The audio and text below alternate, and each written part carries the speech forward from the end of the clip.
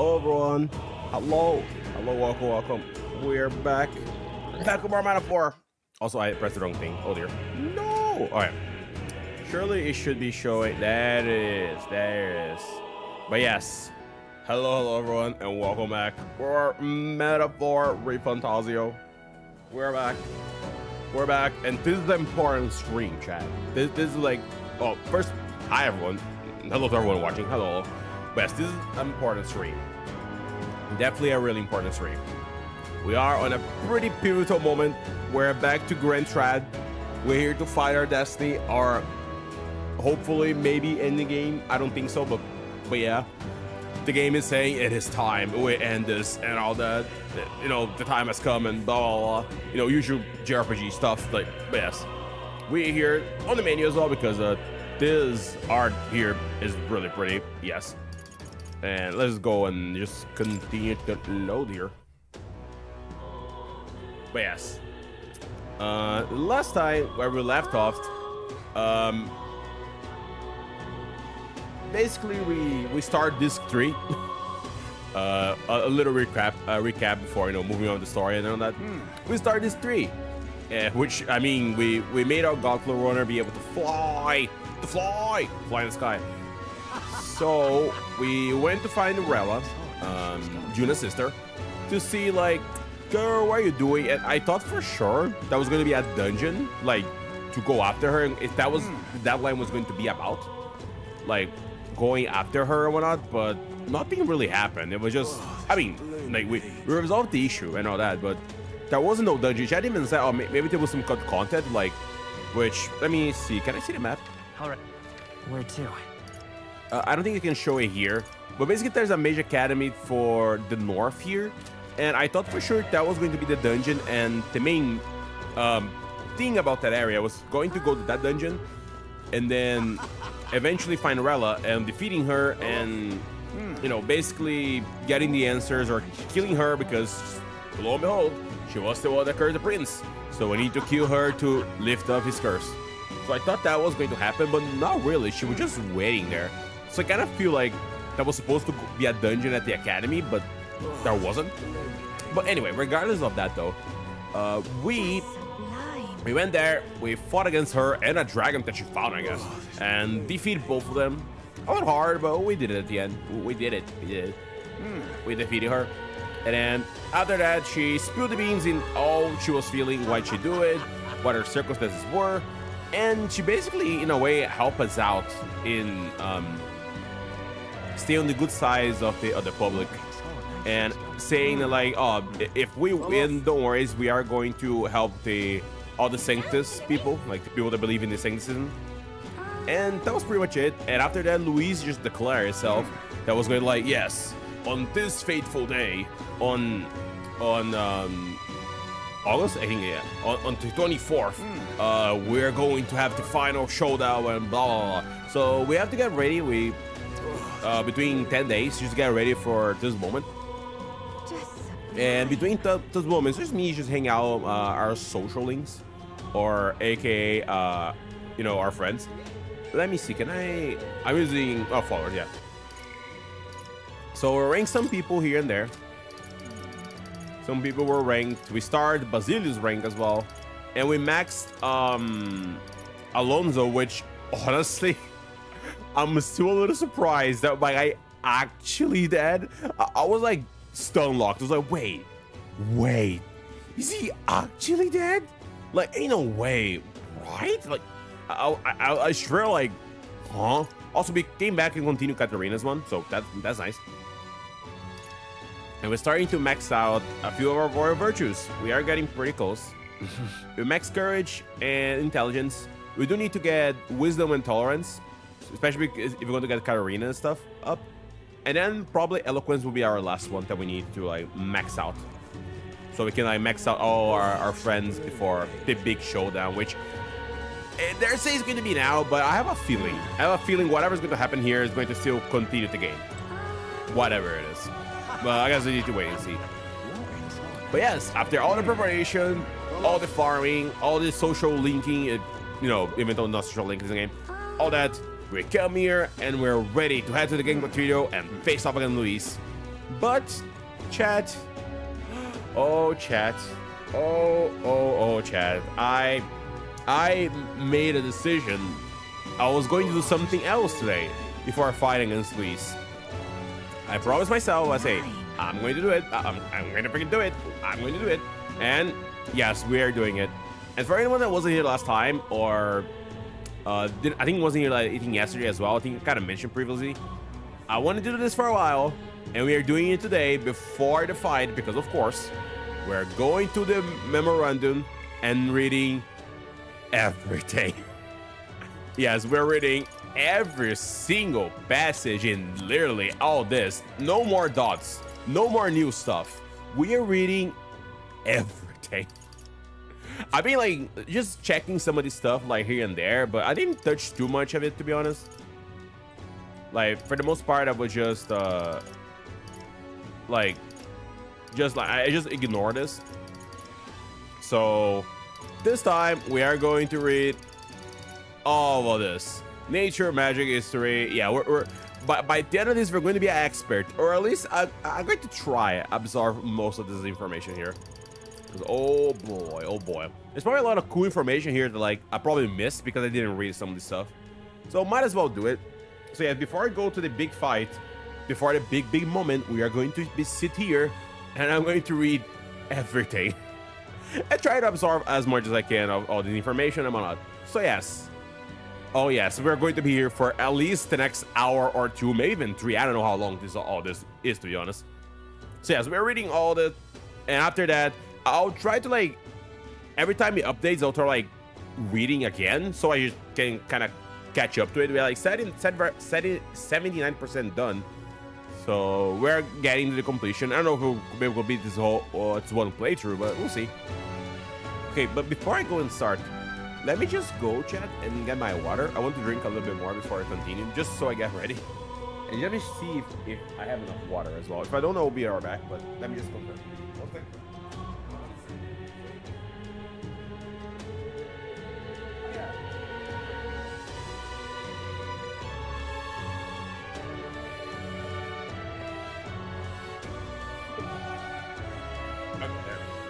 The water is close now. I can just pick it up if I need it.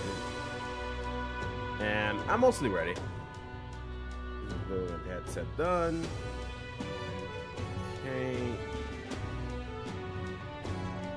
Okay, I think my most of here is done. Let me.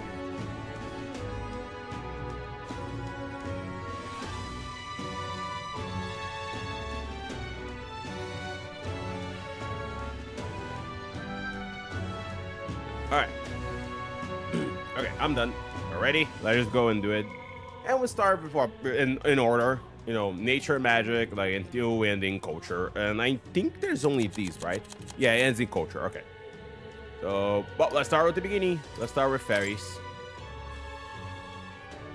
Let me see. If I do this, does it? Oh yeah, it just okay. Let's go. Oh, let's do it. Intelligent life forms that orientated separately from the 8 tribes. Fairies are magical beings whose lives are dependent on magic itself. Their wings are organs of magical conveyance. Yeah, conveyance, making them float naturally, so they only float them to stabilize themselves in the air. Okay.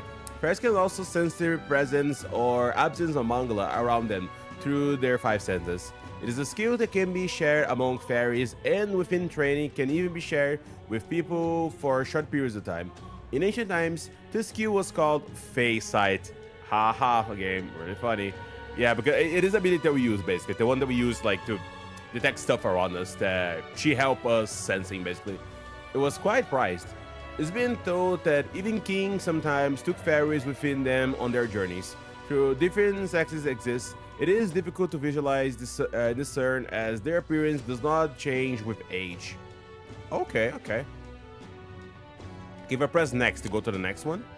Oh, I think it goes, yeah. Okay. Got it. I want to confirm so I know like which one to go and which one to do. Alright. Let's continue then. Dragons. Enigmatic, powerful creatures reign supreme at the top of the ecosystem. Kings of all monsters. That's a cool name, like King of all monsters. They are known as dragons. With their overpowering strength, they could wipe out an entire fleet of military gauntlet runners, easily as breathing. Best not to get on their bad side. Okay, many are believed to possess colossal scale bodies, with membranous wings and rapture-like talons. But due to the lack of personal encounters, the exact details remain unknown. In some areas, they are thought to be a mythic creature of legend, and are not even revered on occasion. And even revered on occasion as gods, as we know it, because we have the dragon god for the the people with the third eye, which I always forget I'll say the name properly. But good to know that now I have a little bit of context about dragon can even be gods, because we met one. Okay, next one. Oh, it's probably that dragon that we fought. Song the Iceborn. The Ice Dragon kept at the Royal Mage Academy and the core of many of his research projects. The Mage Academy itself was built in a remote mountain area primarily to study this being known as a Sogne, one of the most powerful dragons known to man. And we defeated though. I'm saying. I'm sorry.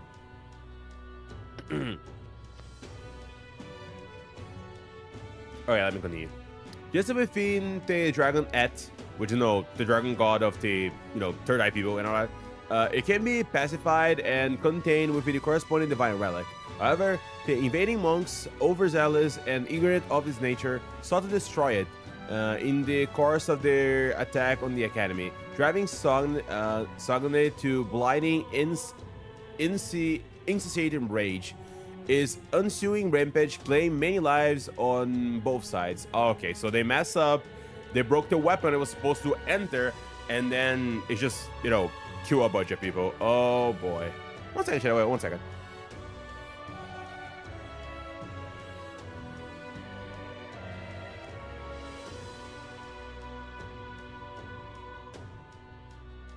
Alright, sorry, my bad.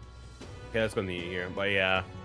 But it's kind of similar to the Dragon God then, but they really mess it up, and yeah. Humans. Oh, they're disgusting. The most disgusting of all, chat. Okay. Unknown monsters with bizarre form, unlike any natural beast. Their bodies hold immensible amounts of volatile mangla, and they rampage through their surroundings indiscriminately. Despite their berserk nature, making little sign of intelligence, they can wield advanced magic beyond the grasp of sentient beings. Many aspects of their biology and ecology remain a total mystery. Given their unnatural physique, resilience, large specimens, and can wipe out an entire armies. Although there's been sights of humans since antiquity, actual encounters are incredibly rare. And they... incredibly rare, sure, yeah. Tell me about it, huh? Oh well. Yeah, incredibly rare, and they have long been dismissed from being any real threat. However, recent years have seen them appear with more rapid frequency across the Crown lands, which has the peoples uneasy. Oh yeah, they did mention apparently in Louis' world, if he win as king, everywhere else is going to have a bunch of humans walking around the land. So I wonder if maybe Louis has something to do, the increasing rate of humans or something. Just a thought. I have no evidence to back it up. I just wonder because they didn't say, oh, it was rare, and then more starting to pop out. So I wonder if it's a reason for it or not. Hey, tooth monsters! Look at that. Homo tenta, a variety of human resembling a tooth, but many overlook the fact that they are humans because they lack any remote threatening features. Upon closer examination, some even find them cute and fondly refers them as wisdom teeth, and they often share intriguing bits of knowledge, as the one we saw in a bit of the news game. Others say they can feel their molars trouble when they defeat them. There is a conjecture they may have been part of a larger giant human, but details on their biology are scant. Okay, interesting. Learning about little good tooth friends, or tooth monsters, I guess. Oh boy, it's that stupid thing. That was so hard to defeat, man. Anyway. Okay. Giant sandworm. The name of the biggest of the large annelids popularly called sandworms that dwell in the sandy environment between Grentrad and Martira. Juvenile sandworms are something haunted delicacy ingredients for some reason. I don't know why they eat these things. I swear to God. Only Hulkenberg, Chad. Only Hulkenberg and the people of Martira, I swear. But the discovery of one particularly dangerous specimen causing travelers to lose their lives has made this difficult in recent times. There are whispers that it's not only enormity that makes it dangerous. Also, wait 1 second. Oh boy, Chad, 1 second. One a bit.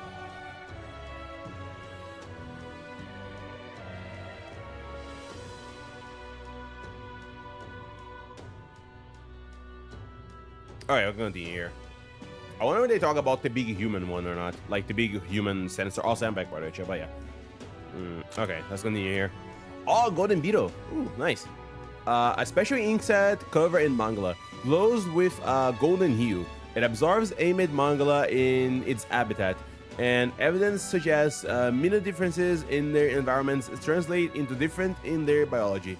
Through they give off a golden light, it fades quickly upon death, so they have no momentary value to the layman. However, there is apparently one eccentric in the world who collects them with a passion.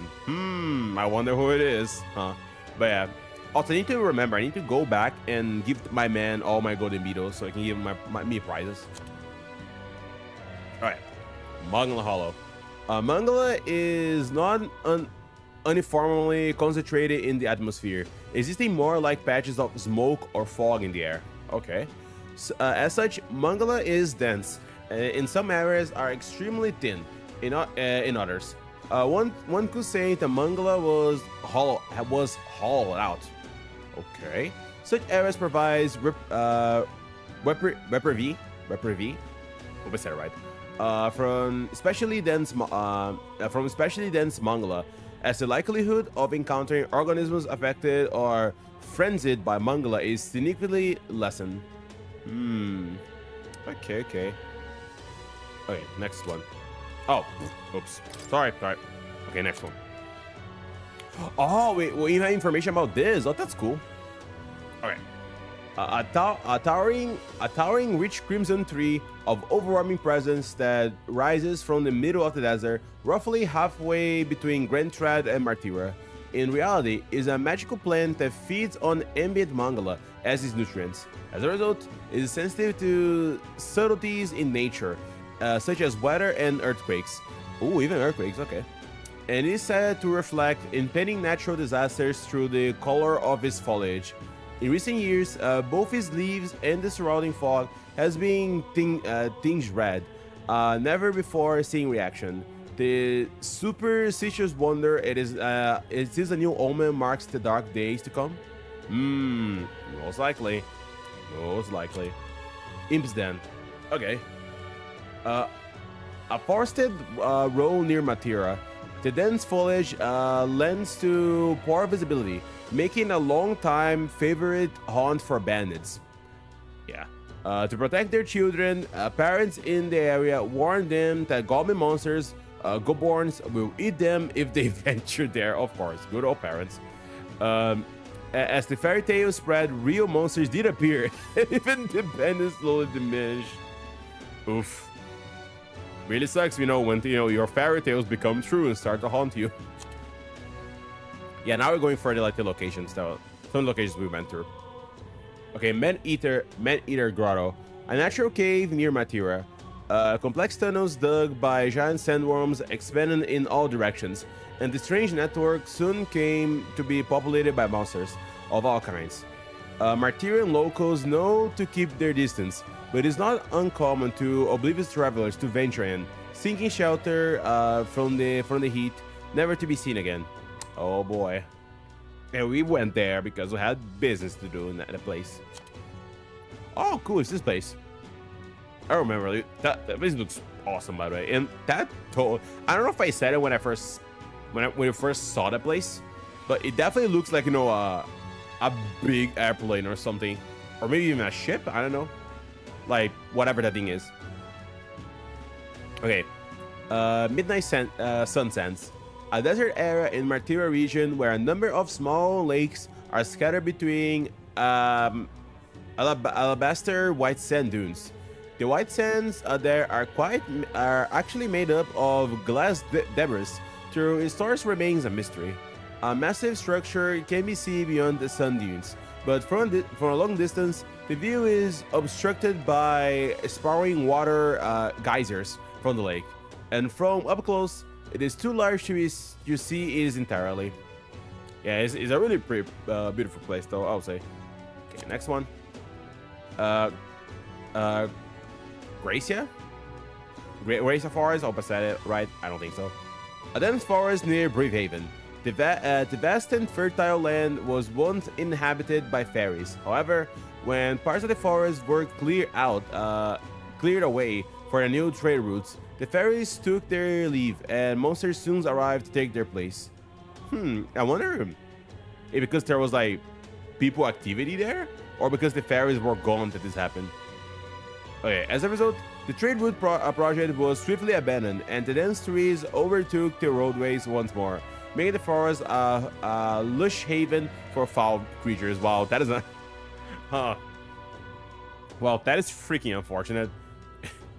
The forest is there, like, just, you know, just there. People are like, yeah, we can make a rate, a route to trade stuff and whatnot. They decided to mess it up with that, and then what happens? It got infested by monster, and then they had to abandon, of course. Oh boy. Okay, let's continue. Next one. Oh, this place. Peregrine Falls with like the totally not real faces on the wall. It makes me wonder, maybe there are actual faces, or someone actually sculpted that, but we'll never know. A large waterfall that cascades through the marshland northwest of Breathhaven. On the rock walls behind its waters are a giant carving of a man's face, but there are no records of whose face it is, or why the structure was built.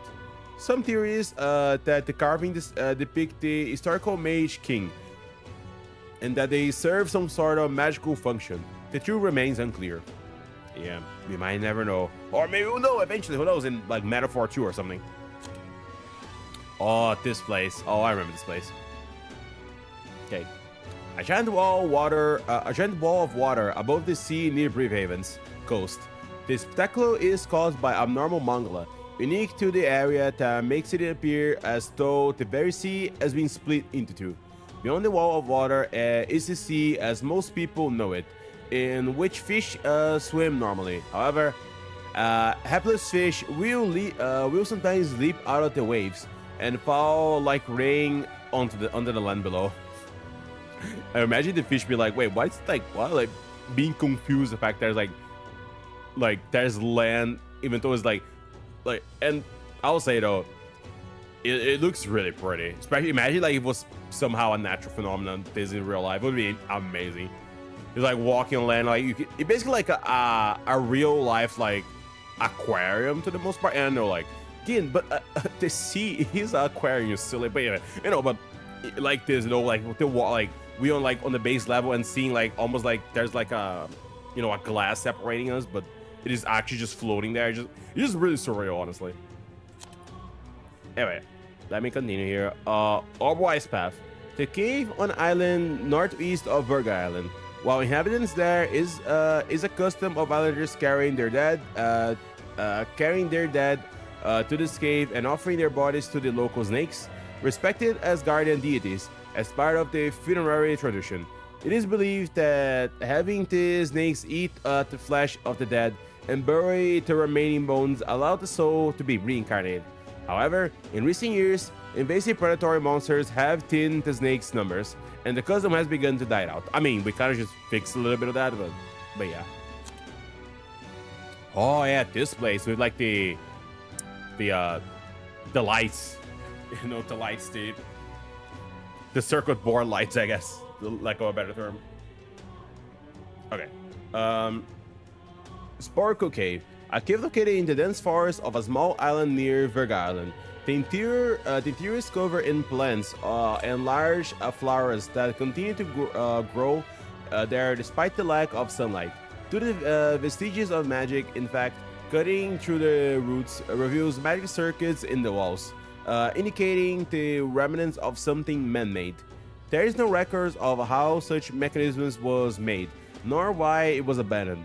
But among the Mustari, it is said that nature demolished the faults of man. Yo, I'm so curious to know like what happened to this world, because I didn't mention when I was reading the human passage here on this, but pretty obvious. Come on.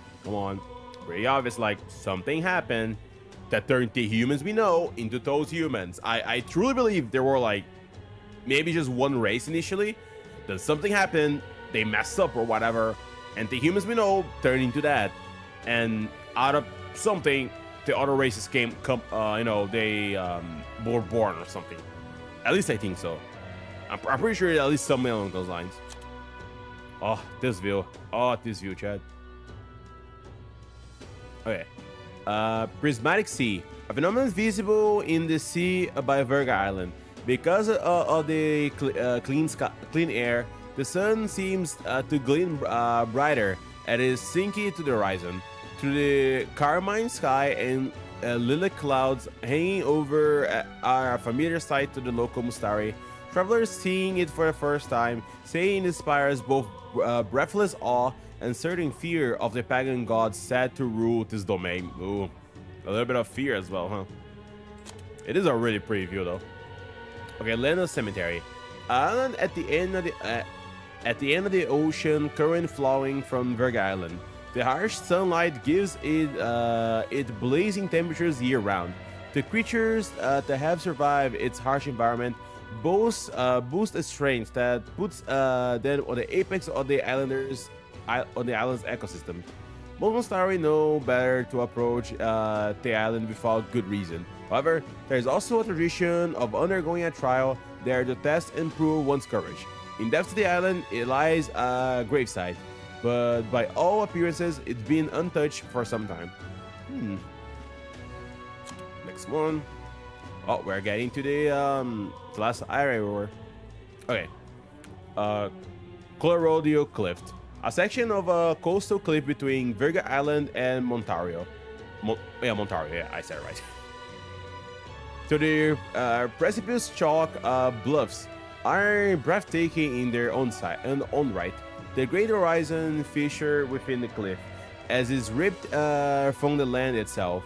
It is said to stir onlookers' hearts to sense the presence of some existence or entity beyond all mortal knowledge.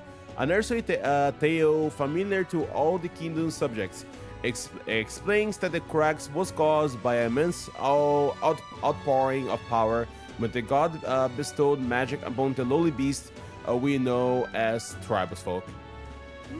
Okay. That's the big rock, the big floating rock. Monolith. A massive natural levitating rock at the highest point of elevating into the heart of Altabury. Said to be a rock shaped by God's own hands. The mysterious site was proclaimed sacred ground by the Saints' Church. It is theorized that levitates because of a large Mangala crystal vein in the nearly land in the nearby land. I don't speak. But the church designation prevents scholars from approaching it. So the surrounding geology has never been researched to full understanding. Okay. Oh yeah, it's this place. Decaying state. Territory on series of floating islands. Their sheer heights put them past any casual observer sight, so almost none know of them. Several massive gray towers like structures stand tall on the islands, glass littering the area around them. I wonder what type of structures they are, huh? On rare occasions, if the weather is just right, the starlight twinkles can be seen in the nearby sky. Most believe that this to mark the giant Mangala crystal floating in the sky. There is actually a trick of the light scattered by island's glass. Okay. This one. Mount Volcano. Yeah, it's that place. I'm not gonna lie. Oh yeah, I do have something I want to say though, real quick, about the game in general. It's the fact that a lot of the dungeons, they feel pretty samey in a way, and like not the main dungeons like the other dungeons, like they feel pretty samey. Like they took the base model and then like Control C, Control V, and then changed some details. They still feel a little distinct, but they also feel like, you know, oh yeah, it's this they used this model of the dungeon and decided to do some different mechanic. It's not too bad exploring it, but it definitely feel like you know, like when you go to a tower, we know it's going to be the same looking tower as we fought before, even though the layout might be a little bit different here and there, but like, you know, it's like they feel pretty similar. It's one thing like I can criticize a little bit of the game. I wish there were a little more variety in dungeon, like in the dungeons and whatnot. At least to do, like, I don't mind being like, you know, like 10 towers or something, or like 5, or, you know, whatever towers it may be. But I wish they were distinct enough to say, oh yeah, this tower is different from the other tower, you know. Just pointing out now because I never fully said it. Especially with this Mount Volcano. I thought we were actually going to have a volcano dungeon, like, you know, walking like near lava or something like that, or not. But it was just a normal regular dungeon with like the almost like a background of like, you know, a volcano background or something, you know. So that's why I'm saying that, because like, wow, really. Anyway, caves situated in the northern Aldebury, naturally formed through the volcanic activity. Once discovered, many expected that they would be abundant source of local ore, and vast tunnel network was planned. However, just as the construction was to begin, horrific monsters were spotted in the caverns, and workers were forced to retreat. In the end, the inside of the volcano remained largely untouched, and excavation plans were halted indefinitely. Oh yeah, this place where autumn always is a present. Okay, Solstice Crossing, a picturesque spot northeast of Aldebury. The vivid contrasts of colors between silver snow capped mountains of the distance of Ontario and to reach autumn foliage at the mountain's base is arresting enough to, I guess it's arresting enough to stop travelers in their tracks. This place where two seasons seem to be thriving in tandem has long been called the land of autumn and winter's crossing. Ooh. Yeah, it was a really cool place to look. It was a really pretty. Alright, let me just confirm. Yeah, okay. That's what I need. Okay, the forest path. Okay, Everfrost Forest, a forest path in the northeastern mountains of Ontario. Rarely traveled due to the perpetual snowfalls obstructing the entrance, and its areas infamously barren yield. Uniquely for its elevation, snow in the region never melts, no matter the season. While some suspect local magic effect at play, the region relatively low importance has stale any actual research into the matter. Okay, Sand Flash, occasional weather phenomenon specific to the Martira region, where sand containing Mangala crystals is picked up by strong winds. The Mangala crystals sparkle in the air, creating a striking and ethereal visual effect. However, the fine sand particles can cause pain to the eye and body, so locals stay indoors during the phenomenon. Okay. Yeah, well, we learned about it. Oh, and now we're going to the, you know, the weather effects. I'll say, unless I'm wrong, I could be wrong about this, chat, but the effects, they don't really affect too much the, like, they're not too different. Usually it only affects the fact that, like, oh, you're unable to get extra turns if you, like, do a weakness. But there's no differentiation effects between them, I guess. Not a complaint, it's just a thought. So, I noticed, like what's the difference between snow and raining, but there doesn't seem to be one. I'm still stuck. Yeah, it was just something that I was wondering, but oh well. Okay, Scorching Heat refers to a rare occurrence where temperatures exceed 35 Celsius around Virgo Island archipelago. You say that, but I feel like the average temperature on day in Virgo Island is like 40 Celsius. And when like scorching heat happens, like 50, which is insane. Holy moly. Anyway, one theory says that intense heat is born of this region's Mangala amplifying sun rays reflected off the water surface, but details are unknown. The excessive heat is said to be induced frenzy on the local monsters. Yes, it certainly does. They certainly become more beefy because of that. Oh, and we did it, chat. We did all the nature part. Sweet. There you go. And we're just 40 minutes in the stream. Great. Awesome. All right. We're going to magic now. How much stuff do they have in magic? A lot. Oh boy. Yeah. I have a lot of stuff to read to gain some knowledge. Who knows? Maybe I actually gain knowledge reading all this. Okay, before I go and check all of these though, I want to we got some water, I got some stuff here. I'm gonna continue. Also, am I using? I am have some honey as well, chat with me. So I just take a little break just so I can like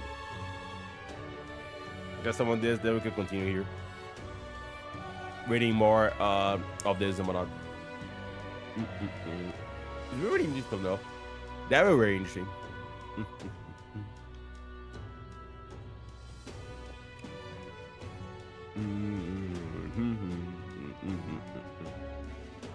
Maybe this is music. Also, I wonder what Luis is thinking while we're doing all this. We are here reading some dank lore, and I was like, I wonder what they are doing right now. I think it's a little late here. Oh, well, not.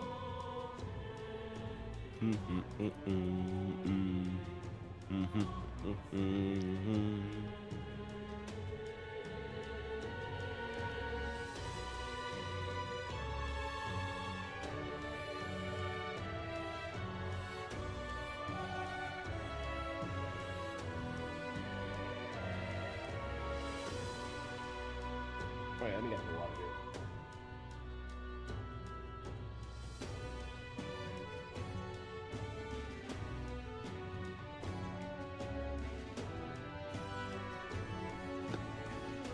Okay.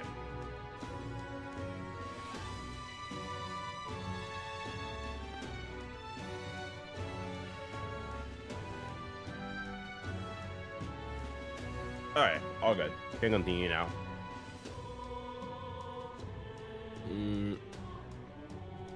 Yeah. Well, let's go and start it. Now we're going to we're going to the magic section of the of this. We're kind of getting to the middle, kind of, but oh well. Anyway, let's do it, chat. Let's do it. I won't lose, I promise. We are continuing this. It's not gonna be only a reading stream, I promise.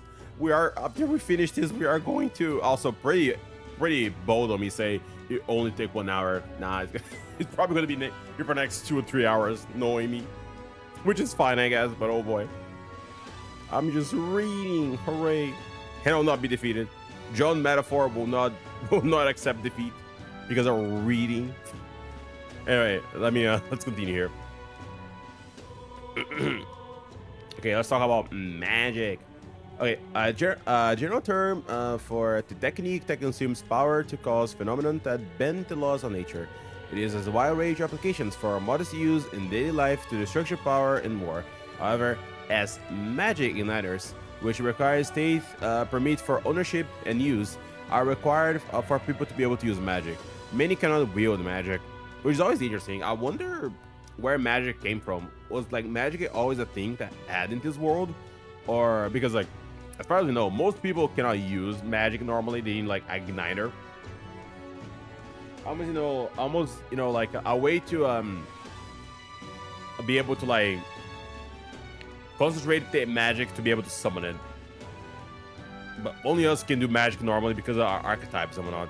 And Gallica because he's a fairy. So yeah. Like I wonder if it was already a thing initially, or it became a thing later for whatever reason. Ooh, Mangala, which is this cool effect that we see while walking around. It's a really cool idea to decide to do, make the Mangala actually visible on game. It's a cool detail. Okay, Mangala. A technical term for magic power that serves as the basics for magic.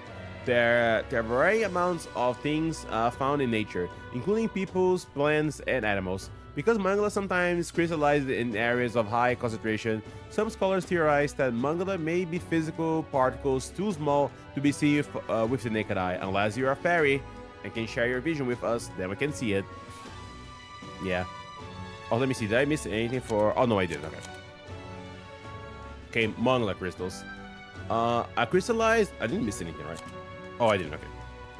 A crystallized cluster of mangala that forms naturally in places where high concentrations are left faster. True scholars have recently developed methods to create them artificially.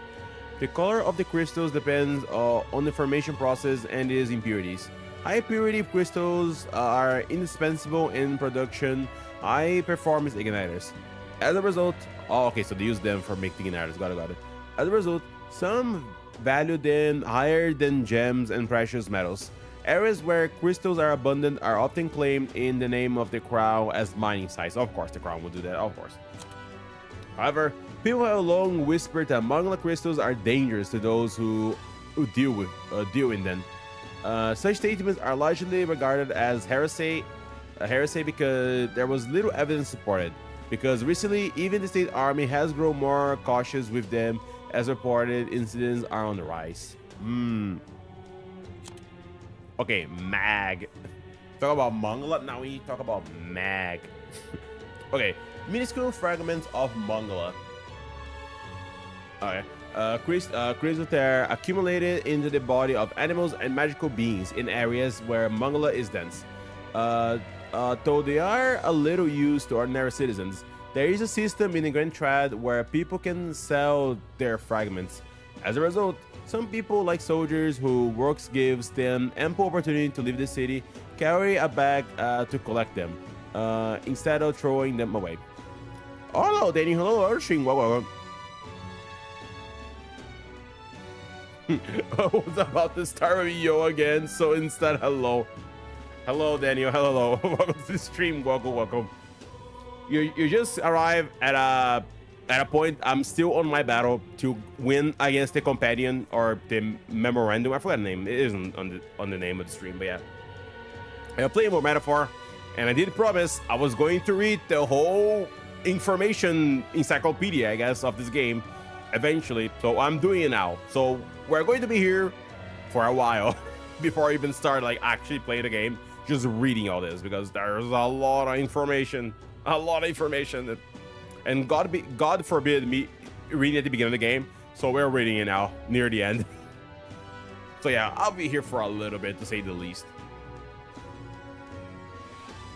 I don't know this game long. Oh yeah, we're playing Metaphor ReFantazio, which is a turn-based RPG made by Atlas.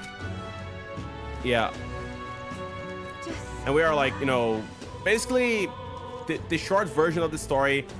They're basically having a race to the throne, and whoever like wins the popularity of the people, like whoever like has the most of the people's votes, will become the king, and that will shape this country. And that's what we're trying to do, become the king. So another my archnemesis Luis doesn't become the king because he's a tyrant. Basically, that's like the short version of the story. There's more into it, more bits and pieces, like why we're doing this, more motivations, but that's the shorter version. But yeah, we are at a pretty crucial moment where we're going to face off against Luis on this big day. But instead of me doing this, I am here just reading cool information about the game.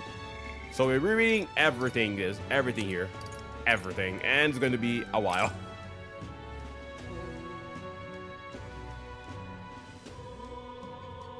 Yeah. I think that was it. Yeah, because it's made by the same devs as Persona, yes. So we're here just reading, reading before I go to the battle. And it's gonna be a while because I am pretty sure there's a lot of reading here. But I decided to do it, so we are here for a long run. So, oh well.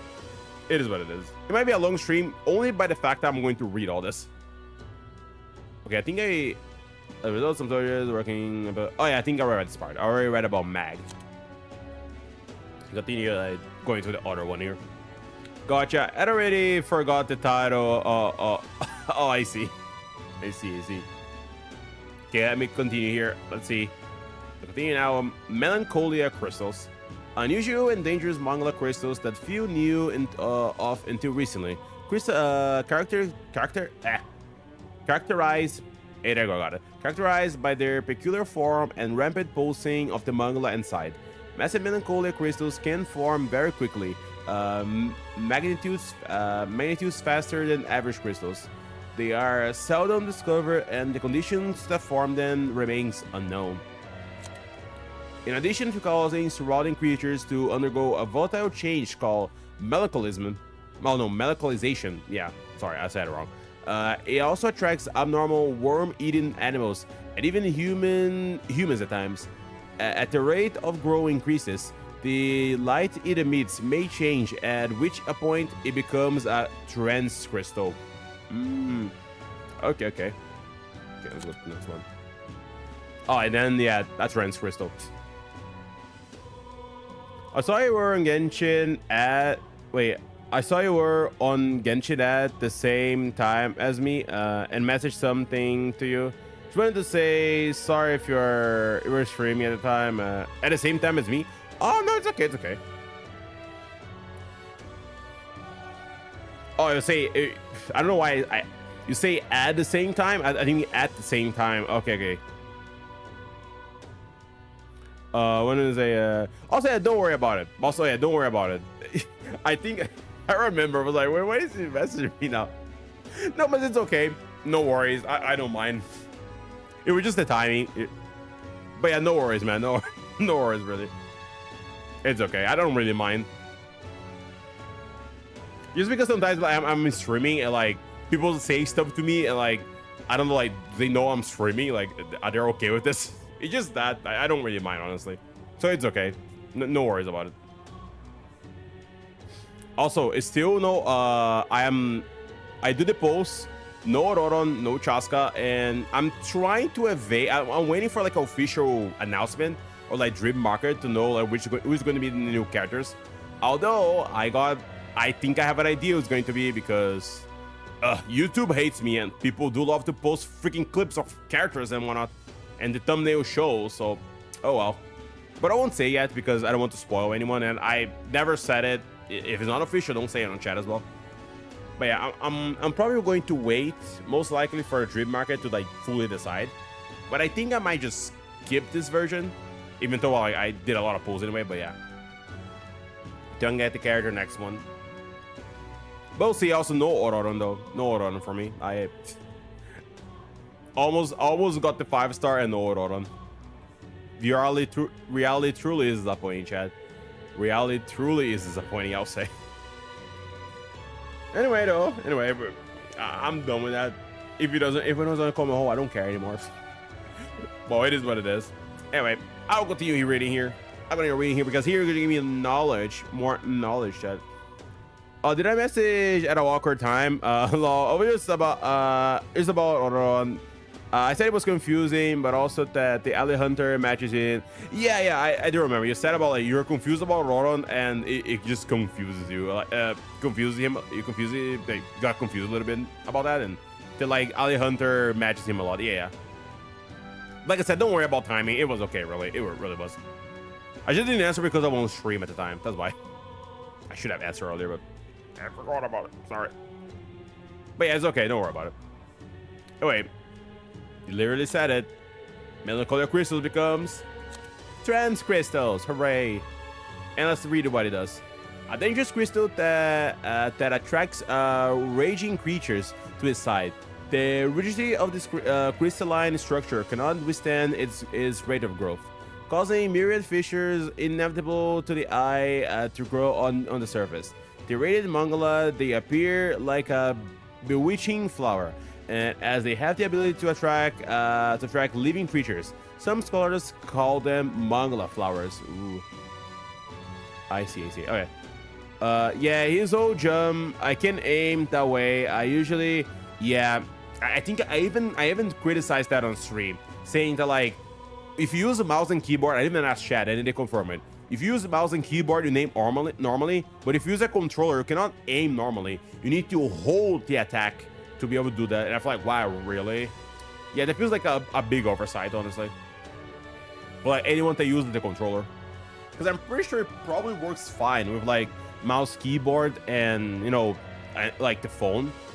But a free controller, you cannot aim while doing that, which is a little unfortunate and weird. I hope they maybe do a patch about it or fix it. Because it just feels like counterintuitive sometimes.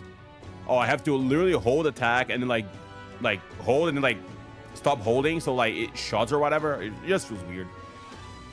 But oh well. And the funny thing is, this is the part that was like, I don't understand. You cannot do this with Autoron, like the playable character that we can get from the freaking gacha. But you know what you can do with this? You can do the same. You can do this, but with the actual you know, dinosaur in Atlan. If you go with the little dinosaur to the little bat, you can just aim normally. You know, take trigger, but not with the character. I don't get it. I truly don't get it.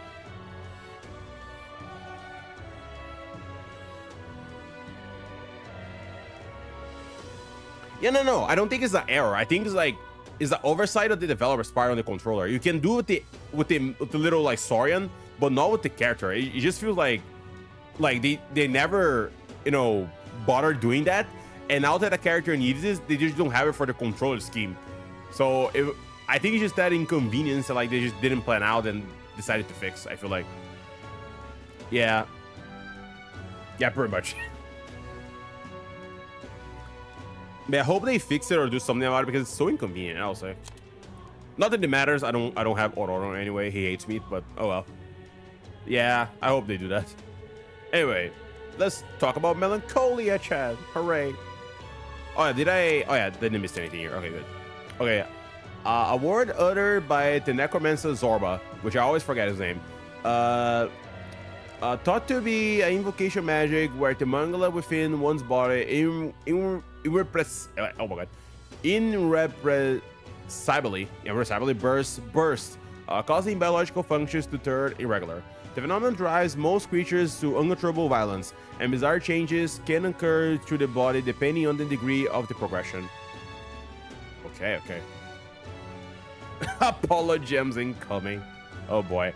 I don't think it's a bug as much as the oversight of the developers. They never like thought about it, but now that that character needs to aim while in air, you know, there's no option for that. Not as much as a bug as much like just the oversight of their design on the controller scheme, I think. At least that's what I think. I could be wrong though. But I hope they somehow fix it, but it might take a while because it's not a glitch. So it might be something like they need to update the game, so it might take a while if they even going to bother fixing it or not. Anyway, let's talk about them, Chad. The thing a lot of people keep using on this game. Magic Igniters. Okay, a tool that acts as a conduit for magic power, without which people cannot perform magic. To own or use them, one must obtain a permit from the kingdom by passing a test. Oh, having a permit for use magic? How disgraceful. Anyway, with some exception, such as those serving in the state army, igniters can be costly depending on power and specifications, and purchasing them is akin to buying a land or housing. Damn, okay. The expense is so great, buying more than one igniter would be difficult even with the entire lifetime income of an average commoner. Wow, okay. In order to prevent accidents and crime, the Crown Theocracy and the Magic Association have exclusive production rights of igniters. Unauthorized production is considered a serious offense. The time needed to cast magic depends on the user's skill, but can also be slightly impacted by the capabilities of the igniter itself. While using igniter while sedentary poses little problem. Activating igniter while moving is difficult, and it is thus advised to use them cautiously. Okay. Yeah, I guess it's our igniter lore. Igniter lore, chat. Okay, I did get him, but I can't use him yet, so I can't tell you how well Alejandro works with him. I can tell you just by reading the description. I need to experience it. I feel like they give Apollo gems for both bugs and oversights, but I could be wrong. No, they give, but we don't know how they're going to handle that. I guess we need to like maybe complain about it. Maybe they'll do something about this, but yeah. Because it's so like you know, it's just like such inconvenience to be able to like just need to hold instead of that, especially if you could, like everywhere else you just aim normally. So I hope it just fix it. Whatever they gives it Apollo gems or not. Anyway. Oh yeah, actually, let me do something. One moment. 1 second. Alright. Sorry. Anyway, let me continue now. Let's continue and read about Mangala Accumulator. Alright.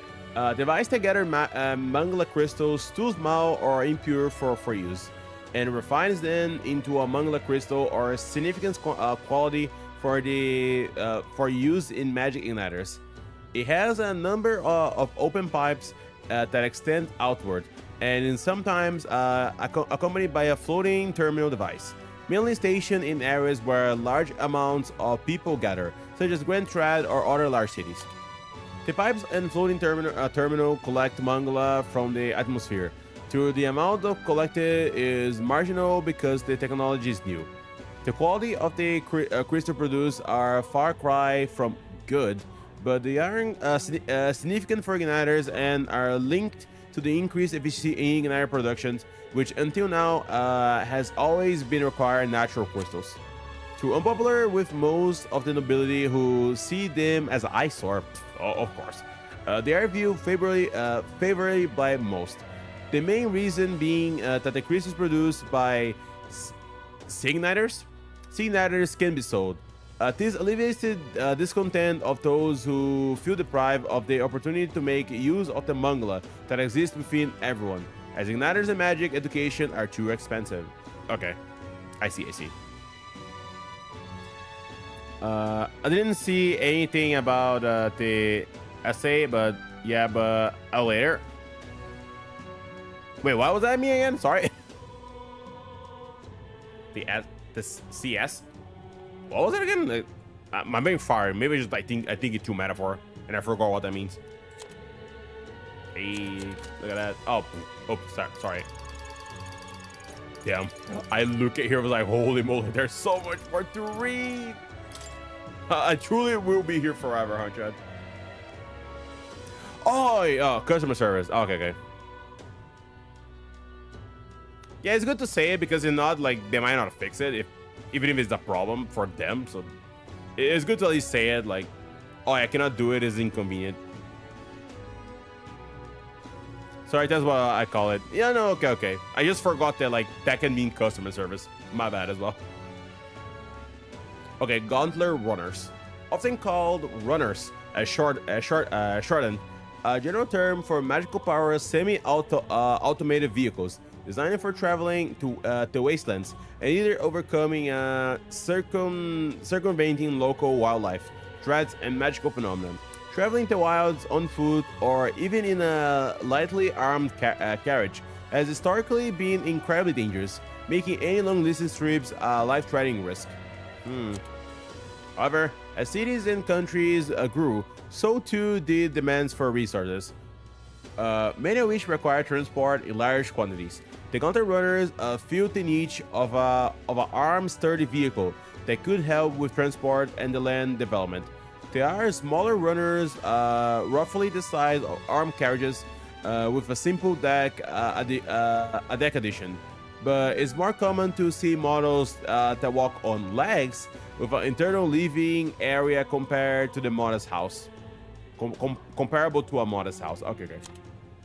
Legs are more common in their design than wheels, partially because of their versatility on all manners of difficult terrain, but more so because adopting the remains of skeleton of large monsters, as it is more cost efficient and stronger than artificially creating all the components. Also, that's why they use legs? Because of that? Oh, interesting. I mean, I know because of its versatility, but huh. But yeah, join your Discord. I'll show you how well Alejandro fits it. Okay. Close enough, but yeah, that's me.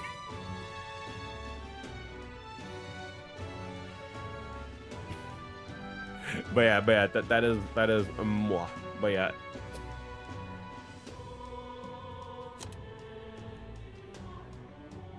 Okay. Skyrunner. Oh boy, let's go. Alright. Okay, some Gotha runners are capable of more. Okay, some sky runners are capable of more than land travel, and can function as a watercraft, which quoted the colloquial term sea runner. Yet in recent years, a rare few even proven capable of flight, and the term skyrunner also came into use. However, those that do fly are rarely only capable of floating for a very short period or getting particularly steep terrain. Luis Caradrius is the first true skyrunner capable of sustaining and controllable flight. It was until our Gauntlet runner could fly as well, Chad. However, this is only achieved through Mangala proportion and constant, dangerously high output with high risk of volatile reaction. Additionally, the Carundrius is only capable of aerotastic hovering rather than natural power flight. In contrast, the dream Nero's aims to realize is something unprecedented and revolutionary: mechanical flight, not through magic lift, but on true wings, relying on aerofoil and aerodynamics as a bird do. Yeah, and he did it. Our boy did it, chat. We can fly now. You just noticed I said Sade instead of yeah. may have autocorrect. It's okay. It's fine. It's really fine. Okay, let me go to the next one. And then, well, about the Carundrius, Chad, the big Skyrunner, a military-grade gauntlet runner that Luis is based out of. The first gauntlet runner in history to achieve sustained flight. It was originally built to be a symbol of a flagship to the Royal Army. Aside from being capable of flight, it is also boasts a colossal frame as large as a palace, with a soldier crew far larger than most runners could sustain. To the Crown Theocracy claims that the runner was stolen by Luis. The empty throne means that it is currently impossible for anyone to charge him with treason. In fact, many soldiers under Luis do not hesitate to claim that they themselves represent the true royal army. Oh boy. Yeah. Okay, now teleport magic. Teleportation magic. A magic of instantaneous transport activated by Curious device installed in Yagami's Gauntlet Runner. My Gauntlet Runner shot. When Yagami imagines a place in his memory he wants to return, the entire Gauntlet Runner can instantly travel there. Unusual magic that defies modern understanding. The odd device was installed at the Royal Palace behest when Nero's was working at the initial design of the runner. Nero's only loosely understood the device as something related to magic, and its true function as teleportation igniter was only revealed when Yagami touched it. Yeah, so I guess it reacted by my presence for some reason. What? What is the reason? We don't know yet. We don't know yet. Okay, let me... Wait. Oh, there we go. Alright, I want to see if this is the one. Okay. Divine Relic. Ancient relics with powers similar to igniters. They are passed down within indigenous communities with distinct religious beliefs apart from sancticism. According to the town theocracy, they are called divine relics because they are treasures as religious objects representations the ancient divinity. But Juna says the truth is hardly so simple. Ooh. Hello, Vals. Hello, welcome to stream. Welcome. You better, Max Yufa. Oh, come on. Give me some slack, okay? We'll get there. We'll get there when we get there, okay? We're working there. I already did the quest. We already did the quest. We saved the little girl's mom. He's saved. She's saved. You need to continue after that, okay? Don't give me that much flack, okay? We're getting there. We're getting there. But yeah, hello, Vals. Hello. Welcome to stream. Welcome. How are you today? We're here fighting against the encyclopedia. That is the... You know, the memorandum. We're reading everything. Everything. So, we're going to be here for a while, to say the least. Which is fine. But yeah, we're reading all of it because why the frick not, huh? Why the frick not?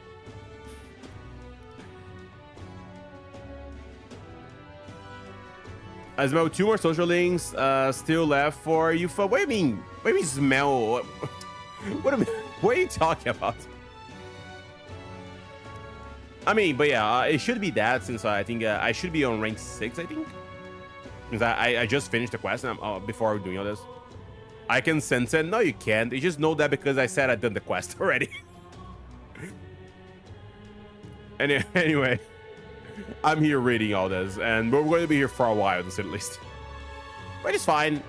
Getting some more knowledge, just reading all that, so it's okay. I should have read it like naturally through the game, but I didn't. So now we're reading everything here. Hooray! Hooray! Anyway, though, let me read about the Royal Scepter. Ornate cane-like scepter passed down through generations of the Elcronian. Hope I said right. Elcronian royal family, proof of their right to rule. A magical instrument of extraordinary capabilities, powerful enough to induce natural disasters. It can only be wielded by the king and the popularity-themed royal magic. It commands several both as a pillar of the king's authority and deterrent to war. Consequently, any king of Elcronia must be well versed in magic, and the boom of royal lineage is not enough to ensure succession to the throne. Historically, there have been many cases where an offshoot member of the prince family has become king, when the bloodline most direct inheritor was judged not to have enough magical aptitude to truly wield the royal scepter. Oof, unfortunate there. And then we're going to learn about some royal magic. A powerful magic passed down through the generations of Elcronian kings, invoked through a unique magic igniter called the Royal Scepter. It has tremendous power that can bring about anything the king desires. There are several records of its use in the long history of the kingdom, be it for revolutionary or oppressive aims, but each is described as a cataclysmic disaster. It continues to represent strong deterrent power to the royal family and the kingdom. And then we got the big moon, chat. The big metaphor moon. Dawn on the first day. The moon's going to fall us all and kill us or something. The big king's moon, kinda. Which I still think, by the way, I think, you know, we're going to enter the moon or the king's face. And the castle up there might be the last dungeon. That's just me speculating, so I have no idea. It feels like, you know, a setup is just made. Just the moment I saw like the big king's face floating at the castle up there, I was like, that could smell like a dungeon or something. But that's just me speculating. I have no idea. Guys, I'll wait and see. Anyway, the royal magic of the previous king. The late Hydolius or whatever I suppose to say his name, was the first king to invoke the royal magic in several hundred years. None could have foreseen the consequences and was planning secrecy and was to be triggered only after his death. Activation threw the kingdom into chaos. The magic he invoked was peculiar. He called for a competition of the people's support, stating that the crown would be conferred to whoever could win the most faith among the populace, regardless of birth or circumstance. At the end of the designated period, in addition, in order to monitor the competition, other phenomena appear, including the royal palace floating in the sky, the giant face of the king peering from beneath it, just like the Majora's Boom, chat, just like the Majora's Boom. And then the face peering beneath it, and the mysterious stones throughout the kingdom that depict those with the most support. No yet knows the full extent of his magic. Oh, god dang it. Man, not showing me Griots, bro. Stop this. Why are you showing me this? What the frick? Okay. Alright, seeing as a way to prohibit the elimination of a candidate through the force, one aspect of the king's royal magic was discovered somewhat belatedly In the event that the top-ranking candidates within the large support is in danger of bodily harm, the perpetrator will be immobilized by a glowing chain-like construction. The protected effect seems to apply only to the top 20. Oh, okay, only to the top 20 candidates, or those whose faces appear on the coronation rocks. Resist the magic chains and continue to attempt harm results in a chains tightening, potentially causing death. Which we saw it. We saw a certain someone to die because of it. However, that constitutes as harm is unclear as unclear. It is not known if there is a loopholes or exception. Oh, game. Oh, there is. Oh, there is. Of course, yeah. Yeah, we saw it. We saw it a few streams ago. Yep, there definitely is some loopholes there. Yeah, protection and dueling. It was discovered that there is we literally just talk now. It was discovered there is an exception to the protected magic that prohibits the forceful elimination of a top-ranking candidate's a duel, a battle in which both parties agree to fight after formally declaring their identities. With then conditions met, the protected magic is revoked, no matter the candidate's place in the rankings. Yeah. Also, yeah, I like that they say. Oh, my bad. I like they were like, oh yeah, it is absolute. It will protect our candidates, blah blah blah. Until it didn't. Until Luis like rolled a natural 20 on the freaking rock and was like, "You see, King, we're near the end of the competition. We don't need protection anymore for this competition, right?" It was like, seems like a valid point. I'll get rid of the protection, and it just got rid of the magic protection, and now everyone can die. And I was like, wow, really? You can just do that? You can just ask the King's Rocket, like, hey, this rule seems a little bogus. Can you change it? Valid argument. I'll do it. And he just does it. Sure, late King's magic. Sure. Whatever. Okay, yeah, guys, we talk about this one. The Rakudus, which is the power. Oh, I'm not talking about the Rakudus, which is the power to break through the royal protected magic, was obtained by the top ranking candidate Luis.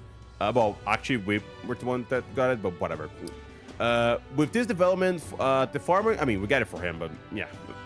The king realized that the protected magic no longer served a purpose and lifted it altogether. Really, though? Did it really? They were like, I see you have a way to break the curse, so might as well me break it anyway.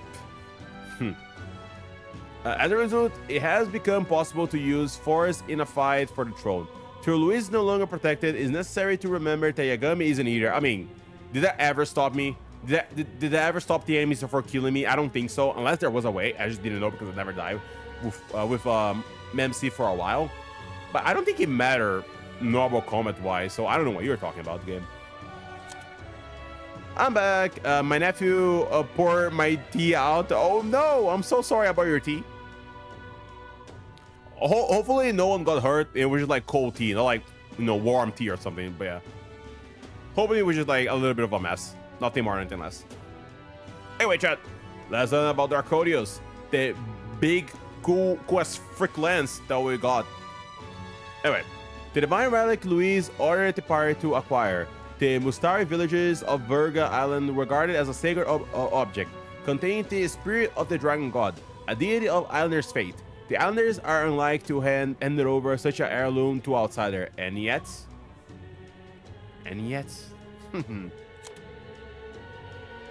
Oh, now we learned the true power of the Arcodius.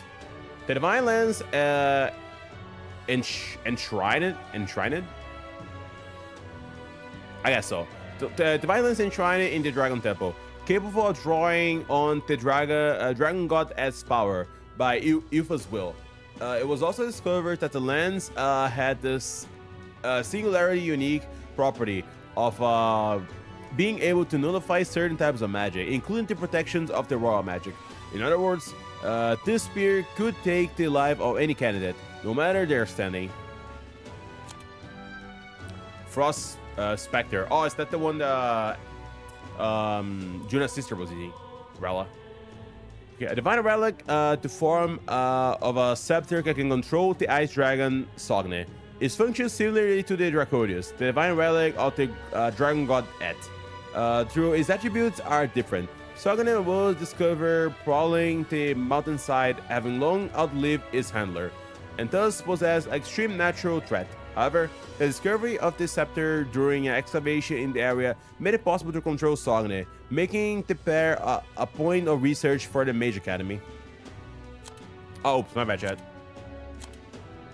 Yeah, my bad. The Sagane ice powers have less to do with the cooling objectives, cooling objects, but rather to decelerate or accelerate their movement. A skilled user of the scepter could easily obstruct a target or make themselves move in high speeds. Hey, oh, okay. However, the only person to achieve this was Rella, who used it once during the attack of the Mage Academy. She used the scepter to secretly evacuate the surviving teachers and students to Aldebury, avoiding death at the hands of the monk army. Oh, okay. Oh, this is information we didn't know about. Huh. Okay. That was interesting. So she used it before during the whole thing that happened with the Mage Academy. That I don't freaking know about necessarily. I mean, we know a little bit, but not like in detail what exactly happened there. Which would be cool to know, but yeah. Okay, so I got someone in another group. I showed it on with the Alley Hunter. They said that's the bow he was using in his trial. I was too busy being confused to notice what now he was using. And it was cold, T, so just about. Okay, that's good. So no one got injured, which is nice. Anyway, let's talk about the Holy Grail, which, by the way, we saw it once and then we just forgot about it, which, yeah.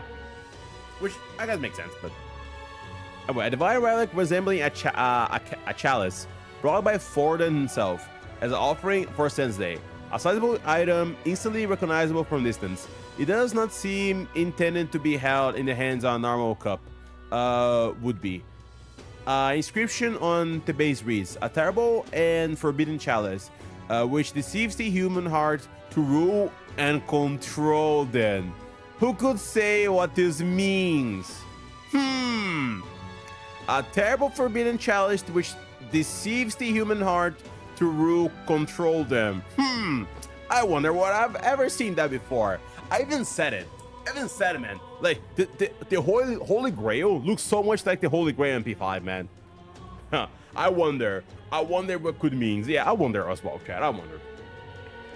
Also, yeah, I haven't played on the channel yet, but no worries, chat. I am going to be eventually play Persona 5 on the channel. We played P3 Reload. We played Persona 4 Golden.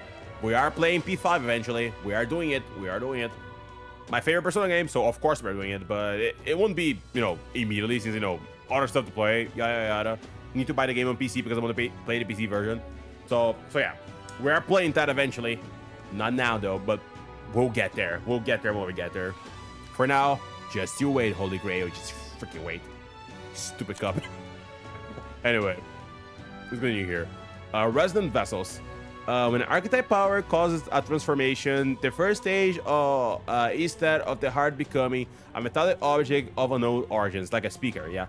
To activate the power, the wielder must announce their determination and their hopes for into their newly made heart, which urges the body to awaken. This outcry is akin to the battle cries of heroes past, who were known to call upon archetypes in the face of danger. It could be said that the transformation makes the wielder an ideal version of themselves. Oh, oops, my bad. So there was more, there wasn't. Sorry. And I will learn archetypes. Okay, a mysterious power that Yagami has awakened to. Shiny Mangala engulfs the entire body, transforming it into a giant figure reminiscent of a hero. It seems to be sort of magic, but unclear, not the same kind as Igniters, issued by the army. Everything about it deviates from what is commonly known as magic. Academia, a mysterious room described by Moore as a hall of wisdom. Reminiscent of the research study, the chamber is filled with all manners of objects, rarely seen elsewhere. From books containing secret knowledge remaining regarding archetypes, to forbidden texts and tools which accurately map the movements of the stars among countless others. Hey, hello, Tarian. Hello, Archie. Welcome. You come here to see me facing my greatest enemy. Reading. Do you remember Gate, the anime? Yeah, I remember. Yeah. I remember Gate. I never forgot about that anime. Unless you're talking about another Gate. If it is another Gate, I don't remember. But I do remember the anime Gate. Yes. Oh, you read the novel. Oh, nice. I like the anime in general. Even though season 2, I think it was season 2 ending was way too rushed. I did remember enjoying it though. It was an enjoyable watch when I did it at the time. But yes, I am facing my greatest enemy now, reading in a JRPG. So I've been here for a while and I still haven't finished. So we'll get there though. Slowly but surely we'll get there. Also, after I read this whole part of the magic section, before I go to history, I'm going to do a small pause and I'm going to get more water, more cold water, so I can like drink a little bit while we do all this. So yeah. Well, let's continue for now though. Prince Curse. The lingering malevolent magic sustained by the prince during his assault 12 years ago. At the time of the incident, great minds from all over the country attempted to break the curse, yet none were successful. Those who can see the flow among us say it resembles poisonous briar vines entwined around the sleeping prince. I just noticed I can get all 15 English volumes for the price of 1.5 Daimachi. Oh, okay. Oh, that's neat. The anime Gate with yes, that one, that Rosemary Mercury. Yes, I'm pretty sure that's the name. You know, the lolly what's the name again?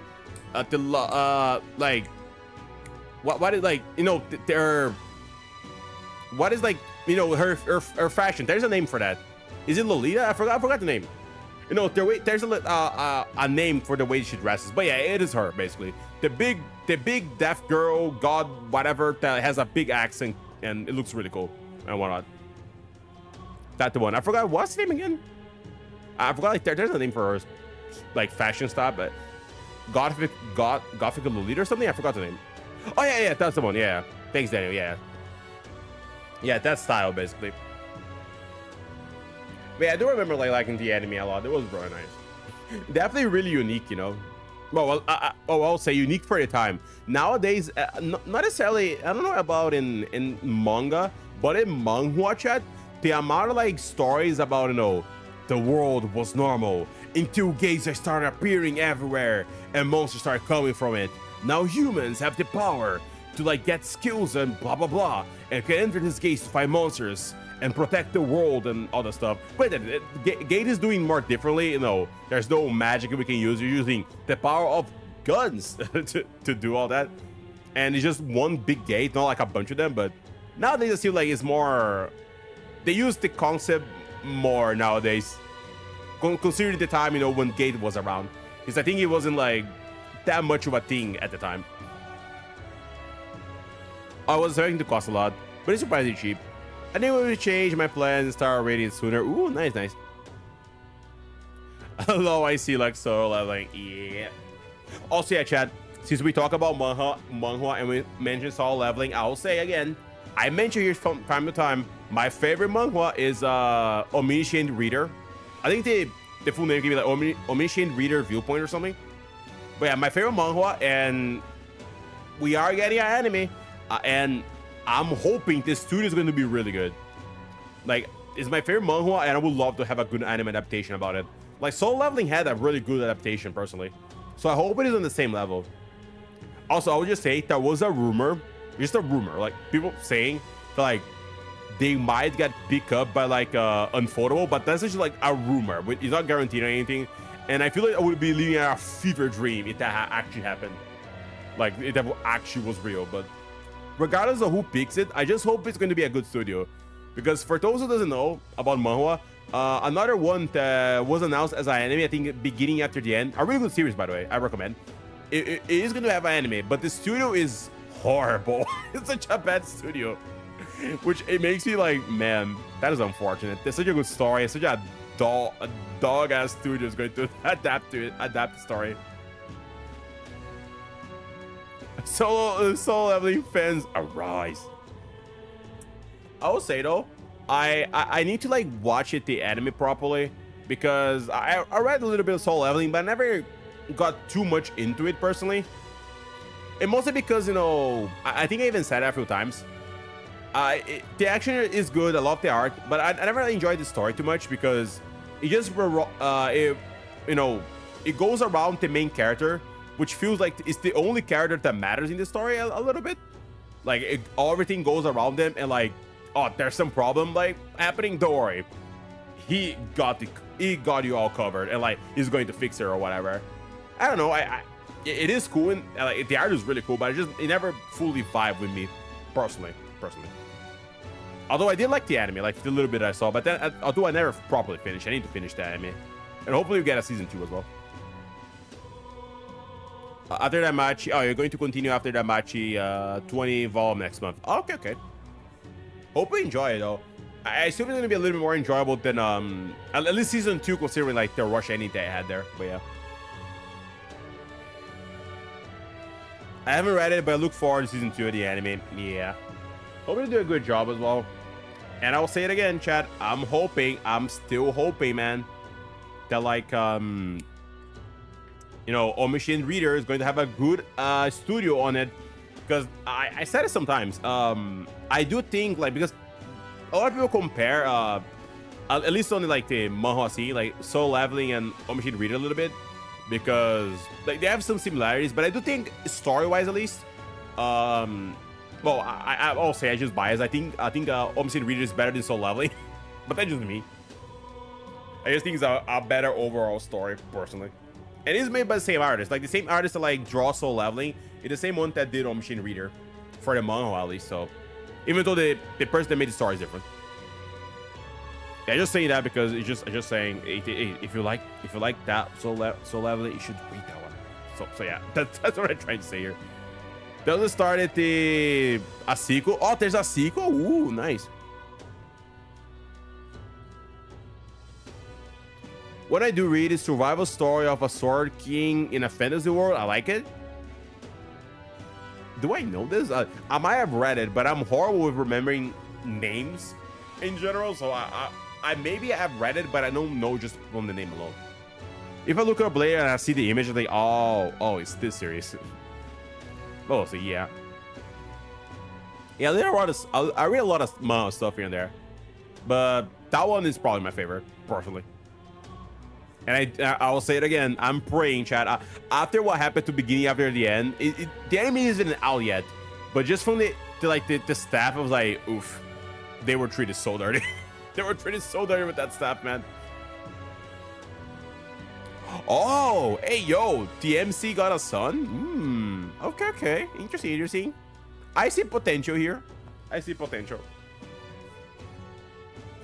I wonder, son with whom though? Who is the mother? I'm curious about that. I'm legit curious about it. Don't tell me though, I don't want to know. I don't want to know though, but I am legit curious about it. Oh, I think I have read this part here. Yeah, let's just go to the next one then. Pretty sure I have read it. But I'm going to need to read it in chat, because I know this to read a little somewhat consistently. If not, we'll be here forever. I think I have read it, but let's read it one more time. I remember Magus staying by the prince during the assault 12 years ago. At the time, these the great minds from voted attempt to break the curse. They are unsuccessful. Those who can see the flow of Magala say resembles poisonous briar vines entwined around his imprints. Yes, I have read this part right. Let's go to the next one then. Okay, curse formula. A diagram of the formula created to cast the curse on the prince. The curse magic is so complex, none have yet been able to undo its tangle weave. The convoluted nature of the spell has led to believe that the spellcaster drew the formula as they compose it. Obtaining a decipher this formula may enable the curse to be revoked. Considering that Louise is protected by the royal magic and now cannot be killed, this is the party's last hope to lift the curse. At least it was, until all that happened. But oh well. Okay, the truth of the curse formula. Louis was not the one who cursed the prince. Naturally, there was no way he could construct the curse either. The formula is found in his private chambers, were merely a collection of attempted analysis of the curse he had accumulated in trying to clear his name after being blamed for the prince's attack. Yeah, now we have the mirror that we always carry showing the prince. Okay, Fairside mirror. A mysterious looking glass tinged with magic entrusted to Gallica by the resistance from her secret mission.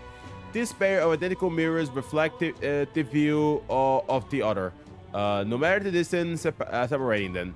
Gallica possesses one half of the pair, while the other remains by the prince, allowing her to check on his condition anytime. Originally owned by the prince, it is a small item that is impossible to make with contemporary technology. Some believe it may be affected by a divine relic. Ooh, interesting. And I have the rock, chat, the face rock. Okay, face rock. Peculiar giant rock with candidates' faces on them. Apparently, throughout the kingdom around the same time the royal magic was evoked, evidence suggests that they were created by the royal magic. The general understanding is that the candidates' faces appear in the preliminary base of their public approval rating, and the rocks constantly alter in response to changes in those rankings. Apparently, candidates higher in the rankings take up more of the rock surface. Gotta leave. Phone is 4%. Oh boy, see you later. See you later, Daniel. Good luck charging the phone. But I think you're talking about, man. See you around, or see you later, maybe. Okay, music and magic. A unusual variety of magic that causes the listener to become aware of their state of mind through the form of sound and music. It is the modest form of magic with seemingly no utility on the battlefield. It is considered a meaningless trifling skill in society, and thus rarely used, even though we're using all the time to hear this banger OST right now, Chad, you know? And we did it with everything about magic, Chad. Hooray! Hooray, we did it. Hooray. It just took forever, but we did it. We're at all the magic passage here. And it was music and magic. So yeah, we'll continue the story part now, and oh my god, there's so much stuff. I think there's even more than magic. Oh dear. Oh my god. Anyway, before we continue, like I said, I'm going to take a small break, chat. We're gonna get some water, some cold water for me to be exact, as we continue reading this. I'm pretty sure. Let me see. Just real quick. There's more people here. There's even more on the people part, apparently. Yeah. Yeah, history is probably the one that has most by far. Holy moly. Anyway, we're doing it anyway. We're going to do it. It's going to work, hopefully. So, buckle up, y'all. We are reading all this. And it is the biggest one, so after that, it's not going to be that bad. But yes, I'll be right back, chat. I need to get more water. I got more water, and then when we're back, we'll continue reading this. So, also, yeah, what is there when you say well? So, you're going out now, or you're saying something else? I wish we could talk more about the current volumes or that much. Yeah, I don't want to spoil anything, which I appreciate it.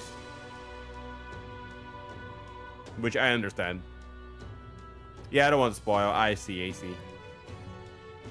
I was hoping you were having fun watching that, though. At least that.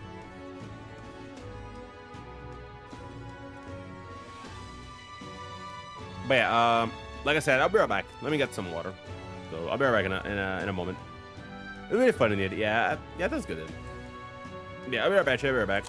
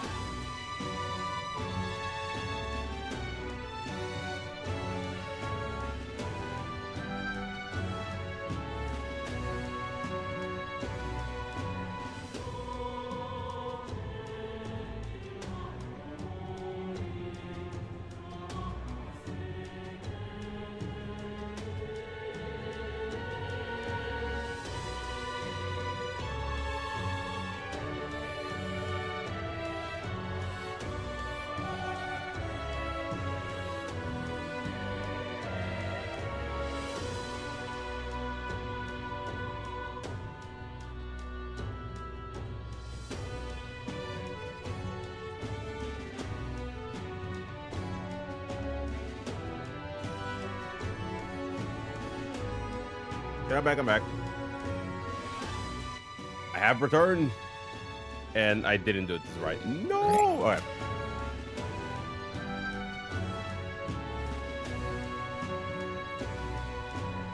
Alright, let me check something real quick.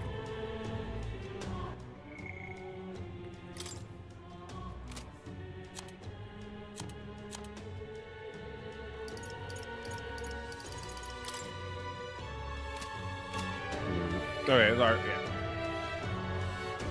Okay, it's up with Nero's, by the way. Not sure, like, oh, what didn't mess up, right? Alright.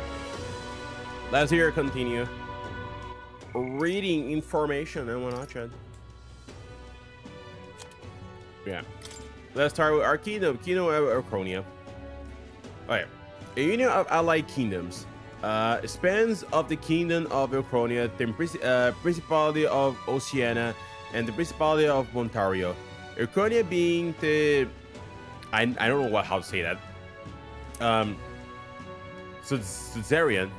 Arconia means the Suzerain, which is the king's holding authority over all three kingdoms. The original king, Aetolios, yeah, the original king, was his United Kingdom first ruler, and it is often referred to as the founder king. Okay. The continent is surrounded by a fast-running currents, and ships can only set anchors from the southern island sea, where the otherwise swift currents are less violent. As a result, there have been few invasions from overseas, and the three countries have achieved long histories. Ooh.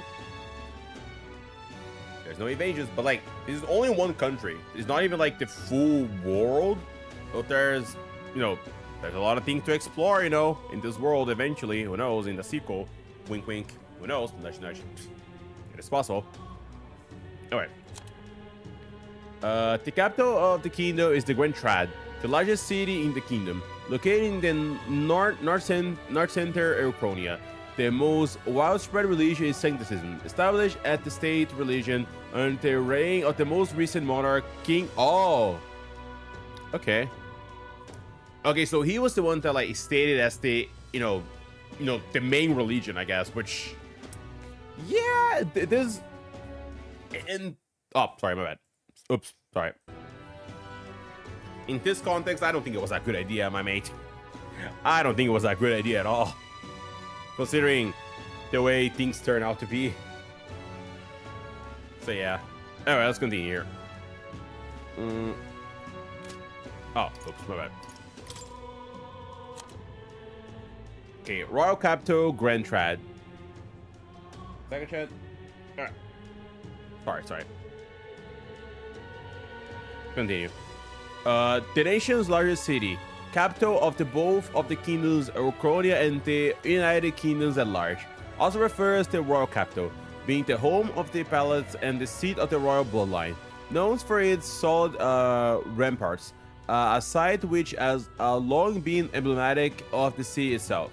However, when the massive regolith Grand Trad was built, the building grandeur became the new symbol of Grand Trad. At the big pyramid, reverse pyramid thingy, or whatnot. Yeah. Okay, Regalia Grand Cathedral. Enormous cathedral built, I mean, I call it like a pyramid, but I don't know if, I mean, it's like pyramid shape or reverse, but yeah, not exactly, but you guys know what I mean, right? Okay, enormous cathedral built into royal capital around the time Sancticism was established as the state religion. The largest structure in this kingdom, entire kingdom. It boasts a scale far surpasses any other sanctus constructions. The land of which it was built was the former cemetery of the Arconia. Wow, they built. Okay. Interesting.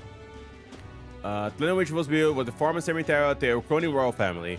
The highest point of the building soars past the palace by a large margin. At least it didn't know the palace was like floating in the air, but you know. Many feel the comparative grandeur of the cathedral implies that the authority of the Sancticism exceeds that of the royal family, which has little more than a few other citizens. Oh, this moment. Yeah. Pictures of past kings. A magnificent room in the Regalia Grand Cathedral adorned with portraits of the kings of generations past. The custom has been for a portrait to be made of a king's ascension to the throne, which was displayed within the royal palace during the reign, and later moved to his grave after his death and burial. However, the cathedral was built on the land they used to be the royal cemetery, so previous king's portraits were moved inside the Gen Cathedral. Construction was complete. Okay, so they restructured the whole thing then. Until, Zorba came around and like, yeah, this guy suck. Only my Luis is worth of his space or whatever, and blah blah blah, and did all that stuff there. Okay, Royal Scepter Chamber. A room in which Royal Scepter is kept, located on the upper floors of the Regalia Grand Cathedral. The chamber exists to safeguard the Royal Scepter against theft in the event it cannot be in the king's possession for the time period, as if the case of the prolonged illness or death. The doors are sealed within the powerful binding spell, making it extremely difficult to open unless a specific process is accurately followed. Oh, I missed something. Did I miss something? Oh, no, I didn't. Okay. Mausoleum. An underground mausoleum that exists before the Gen Cathedral was built. The cathedral was connected to it for the convenience of the saint citizens, and there is a passageway through the basement. A few locals know of this path, and most prefer to the main entrance than to walk among the dead. Yeah. Until we had to, because, all that happened at the beginning of the game. So, yeah. Okay, North Border Fort. A defensive fort on the north edge of the Elkronian territory. Also bordering the country of Oceania to the west. Building before the kingdom's unification. It is an old stronghold that outlived its political and strategic relevance, and is most often used as a training ground for new soldiers. North Mines.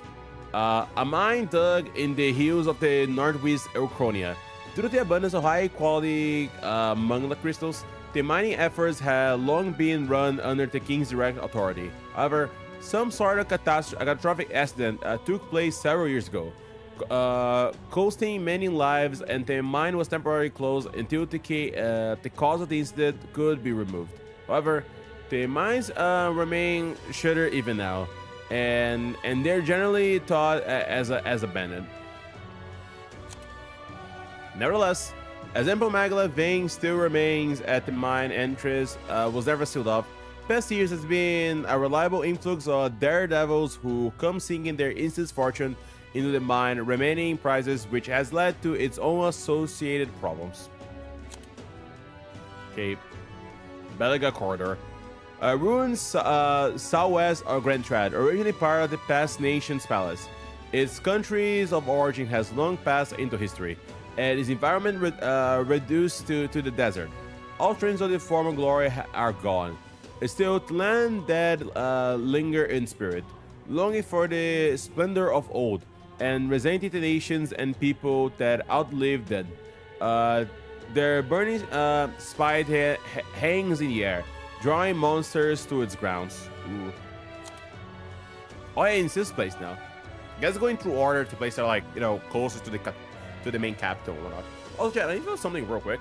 Sorry for stopping now since I started, but now I already started reading this, so I'll be right back in a few seconds. Wait.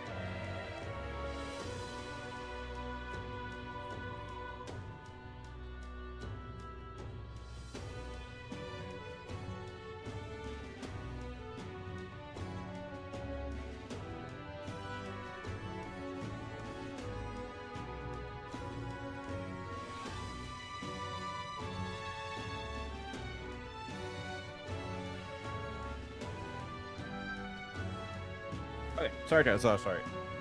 My bad. Sorry for that small pause there. We're gonna do something real quick. Anyway, I'm gonna read here. Let's see.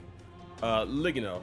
A settlement that the merchants en route to the capital always visit. It is a good place of exchanging for paddlers who pay their lodging fees with rational specialty goods, which in turn allows other paddlers to procure a stock upon rare goods for faraway islands. The village's history is actually rather short, as the entire community moves to safer location whatever war endangers the village. Should the increasing monsters attacks of recent years continue, the village may very well one day disappear. Ooh. I think everyone was kind of pretty chill about it for the most part. Oh no, it wasn't our place thing, but yeah. I see. Okay, Scoundrel's Hold. Underground desert cave, not too far from the gang Trad, and deceptively small entrance conceals vast maze-like expanse. Originally a natural cave, and it became both home of hideous to local bandits of time, and they dug out its boundaries to the grand fortress-like size it is now boasts. Their unchecked expansion, however, led to invasion by a horror of all kinds, and the new threat soon drove the bandits from their lair, leaving it a labyrinth ruled by monsters. Yeah, that's a little unfortunate for them. Halia, a mountain village governed by the house Halidus, the family of Leon Stroll. Not wishing to partake in the extravagant lifestyle of most nobles, Stroll parents were modest in their governance and considerate to their people. However, when human suddenly attacked 7 years ago, the village was reduced to rubble after petitions for the state army aid went unanswered. Stroll parents lost their lives saving their son and their people. Today, the village remains uninhabited. No trace of its former self remains. Yeah. Okay, then we go to Martira. Okay. Martira Old Castle Town. A town southwest of Grand Trad off the main road. Developed from a town originally formed around Kurigent Castle, a military stronghold of the Annex War. The town distance from the main road gives it a sense of isolation, and in some way a certain gloom. One of the Euroconian closest towns to the Oceania border, which made it the cornerstone of Euroconian's defense against Oceanians during the Annex War. Oh, okay. Okay, and the next one. The relatively flat terrain affords the castle watchtower a clever view of the town's environs. Any movement or mobilization from Oceania was thus immediately observed, making it impossible to launch a surprise attack on the town, especially as the war predated the invention of the swift, powerful gauntlet runner's modern wonder fame. However, its time as the keystone on the Ukrainian front lines has long since passed into history. Okay, so it's a strategic place to guard the main country of Ukraine at the time, before you know everything was unified. Yeah. Pragan Castle, resident of the castle of the Lady of Martira, Sanctress Joanna. A long story history dating back to the Annex War. Unlike modern buildings, the castle was built with the many secret passages in the case of armed invasion. Even these days, the castle staff occasionally stumbles across new hidden chambers and corridors. Then, yeah, the little city of Comero, a small farming village southeast of Martira that enjoys stable weather throughout the year, allowing agriculture and carrier pigeon husbandry to thrive. Slightly beyond the capital influence, due to the remote location, the village has long-standing, deeply rooted religious views. People can freely choose their method of burial upon their death, including excarnation with a sky burial. As a result, of Comero is often called a paradise for the dead. Travelers are struck by nostalgia at seeing its idealistic pastoral sites as it is attracting new residents by its unique burials. Okay. Alright, and abandoned tomb. A tomb close to Martyra. In the days when Martyra was a major stopping point on the routes from Gentra to the Oceania, the present noble family was the height of their prosperity, and so in order to be ordered to bury of the grand cryptid befitting their status. However, Martyra gradually declined in influence, and the noble descendants passed into obscurity. The long abandoned tomb is now a den of monsters. Also, I kind of love this small details here and there about history, you know. Oh yeah, this place, it was this and that some good years ago, but now times change, and now it's just like this or that. I just kind of love these small details in stories, you know. Just really nice. Okay, Principality of Oceania. One of the kingdoms of Eurochronia's 3-continent countries. Occupied is westernmost lands. The Oceanian capital, Port Briefhaven, is the largest trade port in the kingdom, owing to the history of extensive sea route trades with civilians and pirates alike. It's been known for its powerful navy since before the Annex War, and rich culture centered on its warriors of the sea.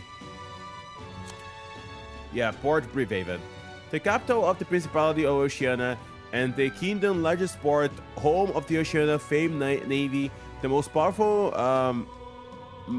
maritime force of the kingdom, known for being a bustling trade hub and by having a free, broad-minded atmosphere. Of particular note, it is Seaside Coliseum, a major source of local entertainment and cultural touchstone, which I should probably maybe try to do. I don't know if I'll be able to do this in this playthrough, but we'll see. Maybe we'll do it, maybe not. I guess we need to wait and see. Oh, yeah, and then the Coliseum. Oh, there's another passage. It's believed that there is a substantial mangala deposits on the ocean floor near the shoreline, the effects which has distorted nearby terrain to the point that it seems to defy the laws of nature. Yeah, the big balls of water and whatnot. However, as the sea is deep and excavating seafloor crystal remains the practical near impossible, the nature wonder is mostly regarded as a tourist destination, full of tantalizing prizes that lie just out of reach. Okay, now I'll read everything. Now we can go to Barmareno Coliseum.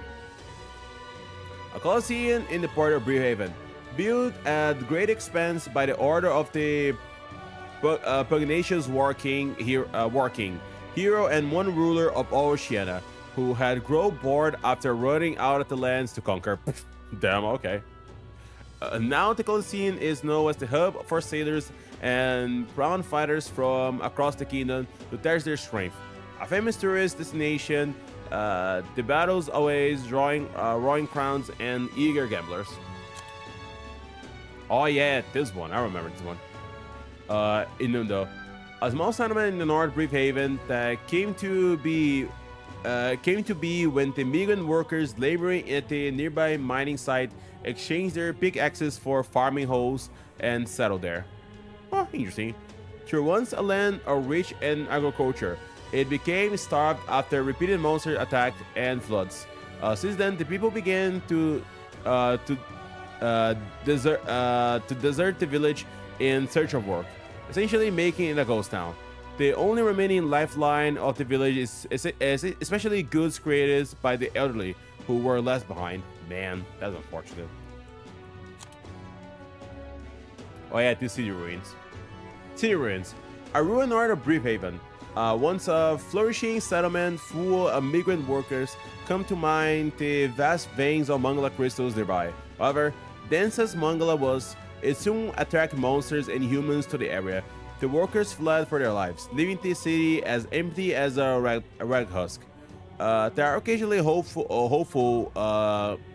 hopefuls who risk expeditions to mine crystals, but it's never long before they return home empty-handed and shaking. Okay. Wait, there's more? Oh no, there isn't.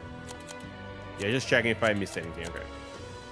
And then Tomb of Lament, a quiet cemetery northwest of Briefhaven, built to mourn the children that died to a local epidemic. One of the most claimed young lives in its passing. As the years pass, however, It came to be used as a cemetery for criminals with no next of kin. Anecdotal reports speak of passerbys hearing shrills and feeble cries, unmistakably children's voice, which has earned a reputation as a tomb of lament. Okay, then Principality of Montario. One of the kingdoms of Urkonia's three countries. Occupy is easternmost land. The Montario capital, Altabury Heights, is the mountain city commonly blanked in the snow, occupying much land held sacred to Sancticism. Infamous for its cold climate, Altabury many prominent Russian and Khmer nobles' houses boost hardy resistance to the chill. They enjoy more direct political influence over Montario than other countries' aristocracies. Tend to wield, currently ruled by a rogue lord. Okay, which I don't think we ever saw this lord, but okay. Yeah, Altabury Heights, the capital of the Principality of Montario, deep into the snowy mountains. Originally a small, empty plateau, most of the city's modern-day structure was developed through workers' labor. The lower levels of the particular was developed over the last century and features vast bridge over a deep ravine.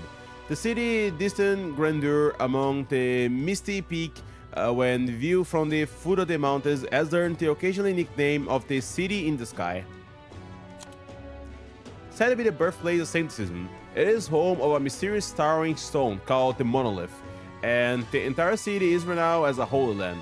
The Saint Days festival takes place here every autumn, with some worshippers making a long cross-kingdom pilgrimage to attend. Yeah, we know what happened on that day, huh? Oh boy. Oh boy. Anyway, let's go continue. Okay, Montario Opera House. An opera house built long ago in the Montario capital of Altabury, mostly reserved for the special Sancticism functions. The theater, unorthodox structure, is born of being carved into a stone from the foot of the Rocky Mountains along the Monolith. Famed for its opulent grandeur, it boasts the highest guest capacity in the kingdom into the building of the Regalife Grand Cathedral. Okay. Let me see. Did I miss anything? Oh yeah, no. Okay, I read everything. All right. Oh, now we go to Mage Academy. Okay, Mage Academy. Once the kingdom's preeminent Magic Surge Academy, located in the Principality of Montario, accused by the Crown Theocracy of conducting dangerous research. The academy was subdued by forces and shuttered only a few years prior. There is only an empty ruin, untouched and unvisited. House Cygnus, an old Monterey noble house of great renown to which Juna and Rella belong. Devotee Sancticism, many of House Cygnus has gone to the earn high clerical or political ties with the Clown Theocracy, a legacy spanning 3 centuries. However, the family has many dark secrets buried. For generations, its members have been called upon to discreetly perform the church's dirtiest work, committing horrific atrocities to further Sancticism's political and cultural reach. Yeah, as we saw happen with Rella. Rella, born with genius-level magic ability, was earned more deeply than any before her within those twisted bones. Okay, then we have Malva. Okay, a settlement in South Montario where the dwellings are caves carved into the mountains. Its people were decently in trade, as they dairy farming from the alpine animals and grants them self-sufficiency. Throughout to be an archaeological site of indigenous people who first carved the caves. The theory holds a little water as there is no evidence of the written system and no historic points of interest. Perhaps attracted by its mystic nature or in order to escape the city bustle, many Ishkia have moved here hoping to enjoy the quiet life, and the village is thus called a place of recluses. Oh yeah, this place. A murky graveyard. A mass grave stretching. Funny that some of these places were like in other wasn't in history. It was like in nature, but I guess it makes sense depending like here there. But yeah. Anyway, also I'm on the half. Oh dear. Okay. A mass grave stretching beneath the bridge connecting to the Alderbury. Tens of thousands of casualties on the Annex War rest here, and in the middle stands a giant memorial monument.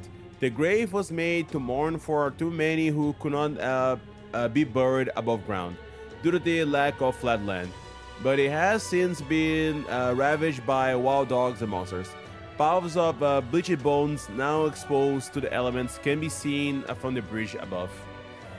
Yeah. Oh, now we go back to Virga Island. Okay, I thought, what about Virga? Oh, I guess we're going to learn now. Virga Island. Island on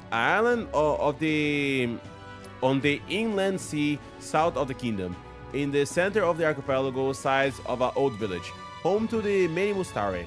It is the sole area of the kingdom untouched by the Saintism proselytity? Yeah, something like that. The Mustari in majority cities on the mainland are often disdained as pagans, adding to the public impression that the island is uncivilized. Oh boy. Ezria, yeah, they added the name, which is pretty nice.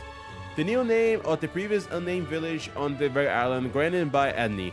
The name means capital of the dragon god Ad. It represents Adni's hope that the village will eventually bloom into a city where people from all walks of life gather. Okay, Dragon Temple. A temple of the Mustari's faith that stands on the uninhabited island in the north of the archipelago, home to the garden deity Dragon God, and likely resting place of the divine relics of Dracodius. Rumors suggest that the true reason the Crown Theocracy has never tried to expand its reach to Virga Island is because it does not want to risk believers seeing something in the temple. What truth lies hidden? Yeah, I wonder what it is, huh? Yeah. This place. It's still... I was like so mind blown by this. Oh boy. Lost Dragon Grace Shinjuku, an untouched city ruin deep underground into Dragon Temple. Despite being underground, it somewhat sits below a sky, and by all indications, it was built by a civilization completely unlike the nations of today, and it stands as material proof that the history taught by Saintism is a lie. Damn. Yeah. Yeah, what is there? What is it? What about the WoW? Wow. What is it? Oh, let me read this part here before that. Yeah. A fishing Silento. A fishing village located within the Virga Island archipelago, which surrounds a large marine cavern. The waves are calm year-round, allowing the islanders to build their homes atop the water. The sinkhole set caused by something plummeting from the sky into the sea boasts unfathomable depths, and it is surrounded by waters. It is possible to catch great harvests of fish not available in other nearby waters. However, it is said that those who have peered into the great cavern abyss are taken away to another world, and many of those who have challenged in its depths never return. Ooh. Oh, the thing you saw just now? You mean this? Shinjuku? This one? Shinjuku? Yeah, I was like, huh? Unless you mean something else, but yeah. Yeah. Surely it doesn't sounds that's crazy. Yeah, surely it doesn't mean anything, right? Right. But yeah, when I saw that, I kind of freaked out a little bit. Like, what? Because I wasn't expecting seeing, you know, traces of us, I guess, if that makes sense. But it definitely makes me think. I think I even said it when I first saw it. If this city is in ruins, surely means the humans that we call humans are the enemies in this game. You know, they were actually normal humans at some point. it makes me like go places. Like they even find some certain items we use nowadays. I think they keep looking at this, like they found a CD. I was like, wait, what is this? It has this reflection thingy. Like what? They were trying to decipher what it was. Like they find out a lot of items. A lot of items like from that we use, and we're like, what is this item supposed to do? And whatnot. It was kind of funny. Unfortunately, they didn't show it. They only did the description, so we kind of had to guess what it was, and it was kind of hard, at least for me, a little bit, like to see what item was which thing and whatnot. But yeah, it's definitely, there's a lot of implications with this. A lot of implications with this, I'll tell you. Okay, Hidden Village. A hidden village whose name and location are kept secret from the world. The prince afflicted by the curse is being sheltered and receiving treatment here. This is also where Yagami and Gallica were issued their secret mission. Okay. Wait, there's more stuff? Oh no, there isn't. Okay. Good. Annex War. A series of intermittent conflicts during the later half of the 6th century of the Elchronian calendar, fought between the countries of Elchronia, Oceania, and Montario until their unification. The war began with the hostile openings against Oceania, and after Elchronia united with Oceania, Montario followed. The large-scale battle fought in the war was between Elchronia and Oceania, called the Battle of Reef Haven. Fierce naval skirmishes broke out around the city with such intensity that they went down in history, passed down orally as valorous and romanticized tales of war. While there were many battles with numerous casualties in Montario as well, they were short and fought far from populated towns, giving them less staying power. Even after the annexation, the momentum to seize the independence remained throughout Oceania and Montario, and it was not uncommon for skirmishes to erupt. These were a stumbling block for post-war reconstruction, and a headache for generations of kings to come. However, within a few years of Louis' rise to the prominence of the state army, he had successfully thwarted the rebel factions and represented the independence movement for the first time since the annexation, and that peace has endured. Oh, I guess more stuff adding for Louis' popularity. While a lot of people believe in him, you know, he stopped these rebels, which helped the country, kinda, even though he's insane, but yeah. The Senate. Oh boy, the Senate, Chad. All these people. Okay, a council of sages who assist the king with political affairs, formed upon the unification of the three kingdoms. It consists of 5 members: the Prince of Montario, oh, also that's what these people were. I was like, wait, who are these people? Oh, also, these who these people were? Okay, I was so confused. Like, wait, who are these 5 people? I thought they were all for the church. I guess they're not necessarily. I mean, maybe they are, but you know, not members of the church. You know, it consists of 5 members: the Prince of the Montario, the Prince of Oceania, the Royal Army General, the head of the Crown Theocracy, and the head of the United Consortium. The offices are held by different individuals, but have no set term. And while each member is theoretically equal in rank and voice, the influence of the Crown Theocracy has been increasing for decades. More especially ever since Folden took the office of Sanctifex and Sancticism became the state religion. Folden effectively became the Senate primary speaker and representative, tingling the power balance. Oh, okay. Also, good to know who these people are. I was so confused. Like, wait, who are these people again? Like, huh? I thought they were all part of the church, but I guess that explains a lot now. Anyway, let's continue. They're the hero. Annual holiday on October 27th of the Elchronian calendar, celebrating the 3 kingdoms of Elchronia, Oceania, Montario, and as a one united kingdom. It remains to this day.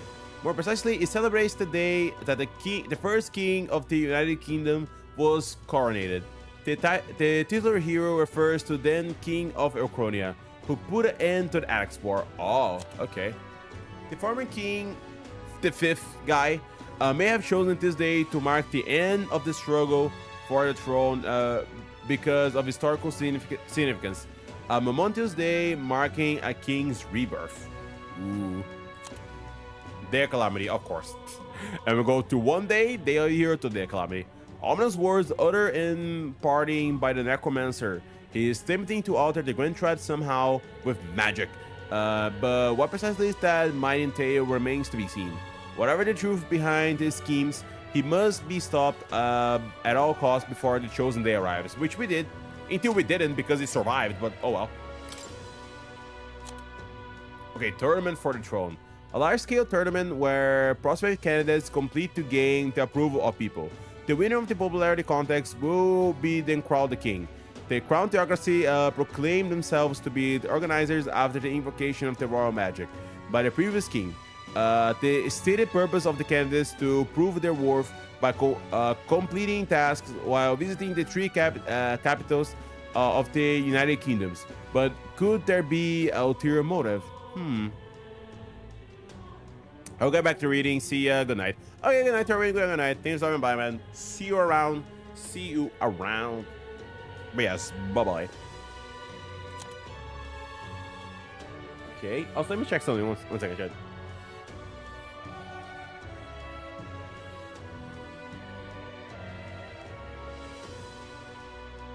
Okay. 1 second, Chad. 1 second. Alright. Okay, continue now. The reading continues. The grandiose event celebrating the first task of the tournament for the throne. For this exhibition, candidates are... Oh, yeah, it's the exhibition of the brave. The candidates are to neutralize a dangerous creature disrupting the peace of the nation. They must then bring into this head to Port Bridgehaven, in the Principality of the Oceania, to await judgment of their assets by the masses. The party will have to prepare something spectacular to catch the attention of Luis, who has refused to participate in this mission. Let me see. Okay, I didn't miss anything. Prince Assault. The assassination attempt on the prince 12 years ago. Assailants infiltrated... I don't know what. Hello, what a shame. Welcome. Hope we're doing well today. We're here reading, my worst enemy. We're here reading and more reading. I said I was going to read the whole companion of this game, so we're doing that. It's gonna be a bit. Let me just finish reading this first, though. Okay, the prince 12 years ago, yeah. Assailants infiltrated the palace to attack the prince as he was sleeping, catching the royal guards by surprise. With their sudden appearance with the security grounds, through this royal guards gave panic chase. They ultimately made the cataclysmic blunder. Not only did they allow the prince to be harmed, but they failed to capture the assailants, or even ascertain their identities. The assailant who made directly contact with the prince was a mage who fled to the palace after casting a high-level curse. Thanks to the efforts of the royal healers, the prince avoided ultimately demise, but they were unable to free him from this affliction. According to the royal guards who fought to the band of assassins, the only clue regarding the identity of the mage was that they were potentially not adults. Oh no, I missed it. Wait, that's one. The assailant was able to arrange a sneak attack within the palace, had a masterful command of high-level cursed magic, and the appearance of a child. By all accounts, the only person to match the... Oh, okay, so that's why they thought it was Louise. I was like, wait, I was always wondering, why they thought it was Louise the one that did this? Oh, because it was a child, that's why, okay. Unique criteria was Louise, who was afterwards strongly condemned by all in the palace. However, no evidence could be found, and all justice still has yet to be served. Okay. Also, yeah, I'm a bit bored, so I'm chilling here. Oh, I finally got the cut to 7. Hey, congrats. Oh, sorry for responding. I was just on the reading trance. I want to, like, keep reading this in a consistent manner since we've been here for a while, and I'm just reading. Hopefully, and like I said, it will be here. At this point, it's going to be 3 hours. And hopefully we'll finish by then, but we'll see. Also, I just saw Fortnite's going to increase the price of the battle pass. Why? What the... Oh, sorry to hear that. I play sometimes casually, but I don't like... I don't like, you know, an average like Fortnite player or whatever. So yeah, but I don't know why. Yeah, just... Is the increase too much, by the way, or is like how much is the increase? Out of curiosity. So let me read it. The truth behind the prince assault. Oh boy. The attack on the prince 12 years ago caused a stir in the kingdom. The perpetrator of the attack was Rella, dun dun dun, only 12 years old at the time, who was called forth to heal the prince as cover. The mastermind behind the attack, Fornan, threatened Juna if she refused, and after much deliberation, Rella decided to carry out his orders. Rella's life of selflessness, her lack of desire to fame and fortune, her tireless devotion to healing magic, and the charity work all stem for her ardent wish to atone for this tragic misdeed. Man, oh man. Got used to love Fortnite. I barely play anymore. Oh, I see. Yeah, I play just rarely. Like, if one of my friends want to play, I just play a little bit with them. But that's when they usually stick playing myself. That's just me though. Oh, I see. Okay, let me. Okay. Yeah. Pirates per riots. Okay. I asked him 12. Oh yeah, we did hear about this. Alright, what is it? Oh yeah, was this moment. The Basilio and Del talk about it.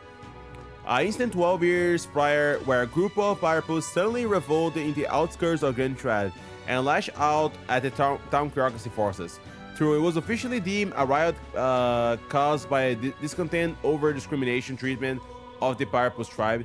There remain some people doubt, as the motives and goals of the uprising seem inconsistent with the number of people involved. Someone witnessed the event firsthand testified that the Pirates in question did not seem to be acting in anger, but suffering from some terrible agony, and thought that they were no longer in their right minds. And then we have the truth of the Pirates riots. Battling a Sanctus Scryer revealed more about the Pirates led riots. According to him, the riots began not of the Pirates' own volition, but instead were the result of madness caused by magic igniter experiments run by the Sanctus Church in the shadows of the law. If true, then the Pirates would also be victims in the Ixen. Jaime, who lost his son during the riots, was unaware of this information. Yeah,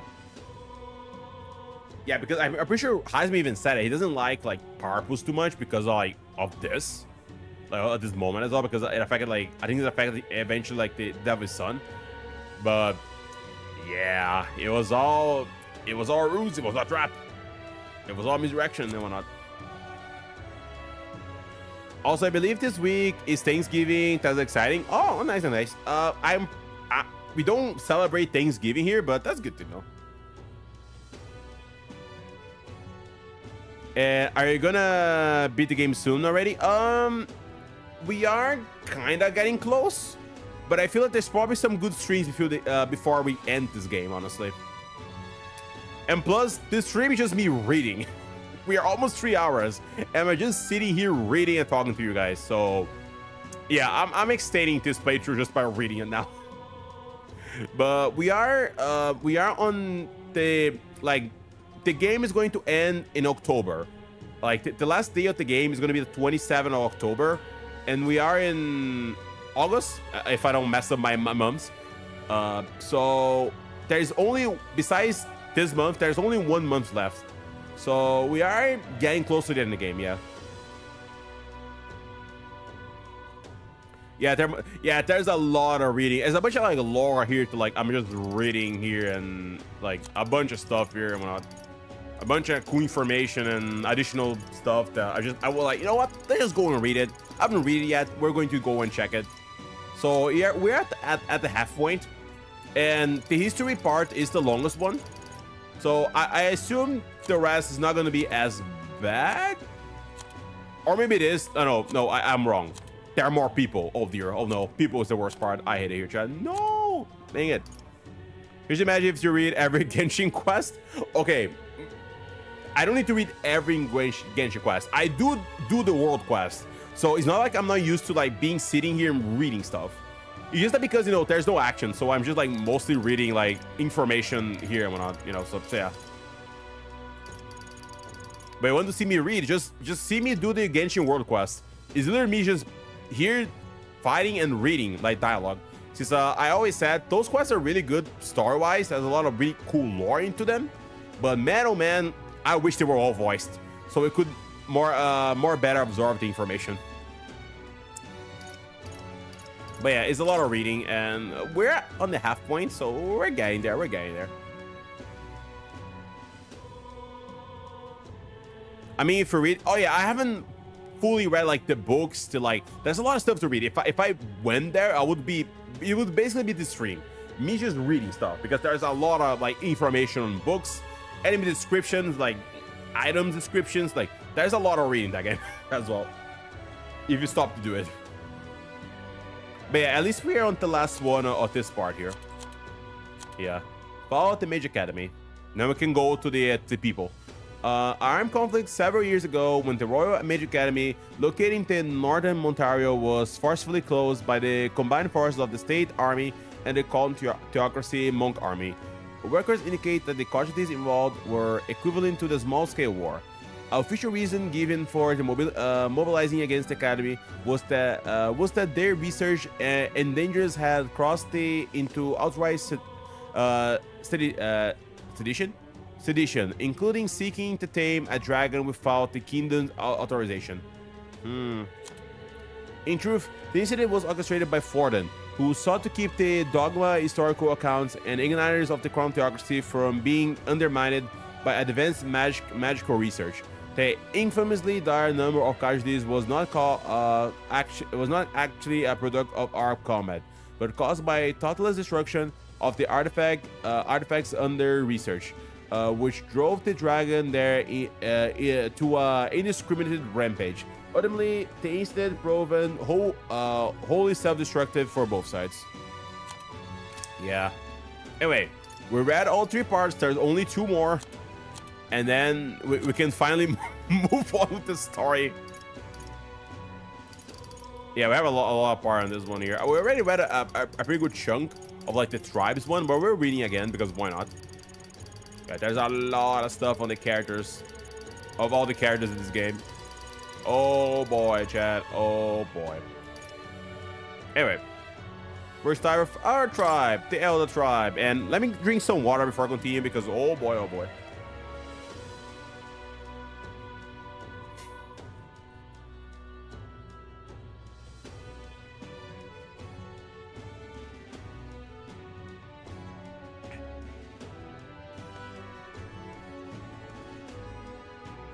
Okay.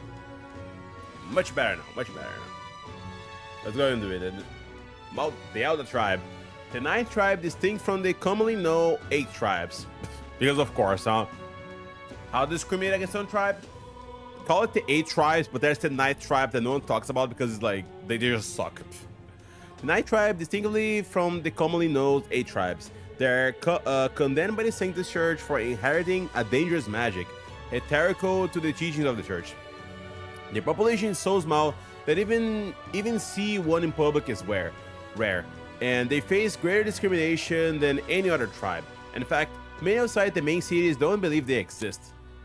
Each of the 8 tribes possess unique physical traits, making them recognizable at a glance, such as the calamar horns or their Rossonant's long ears. The Elder tribe, however, bears no such distinguishing feature, and thus are regarded as inferior beings. Ouch. Oh my god.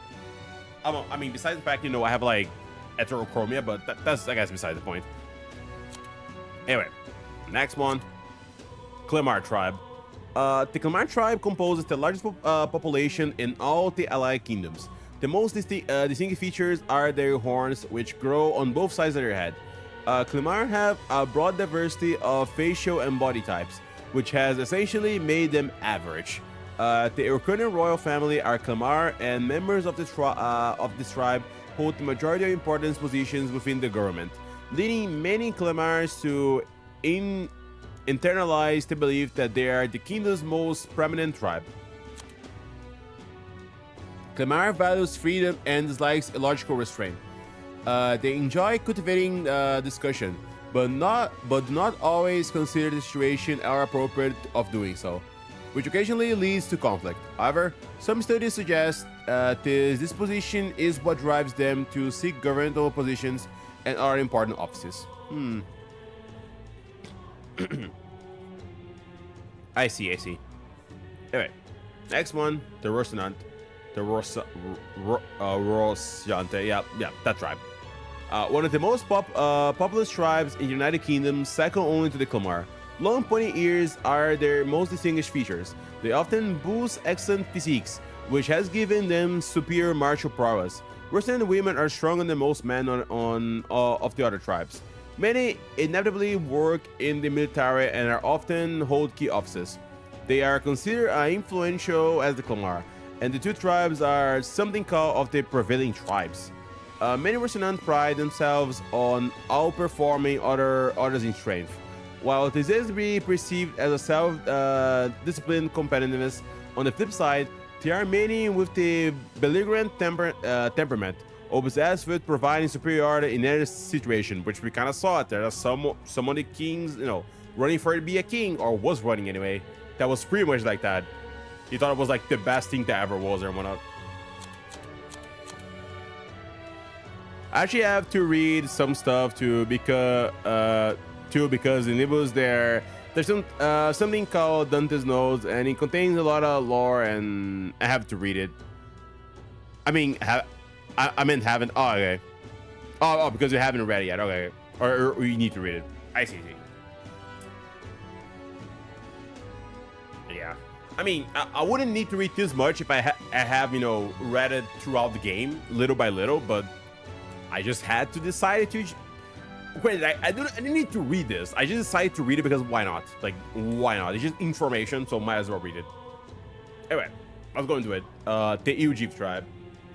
Small in stature, with bat-like wings and ears.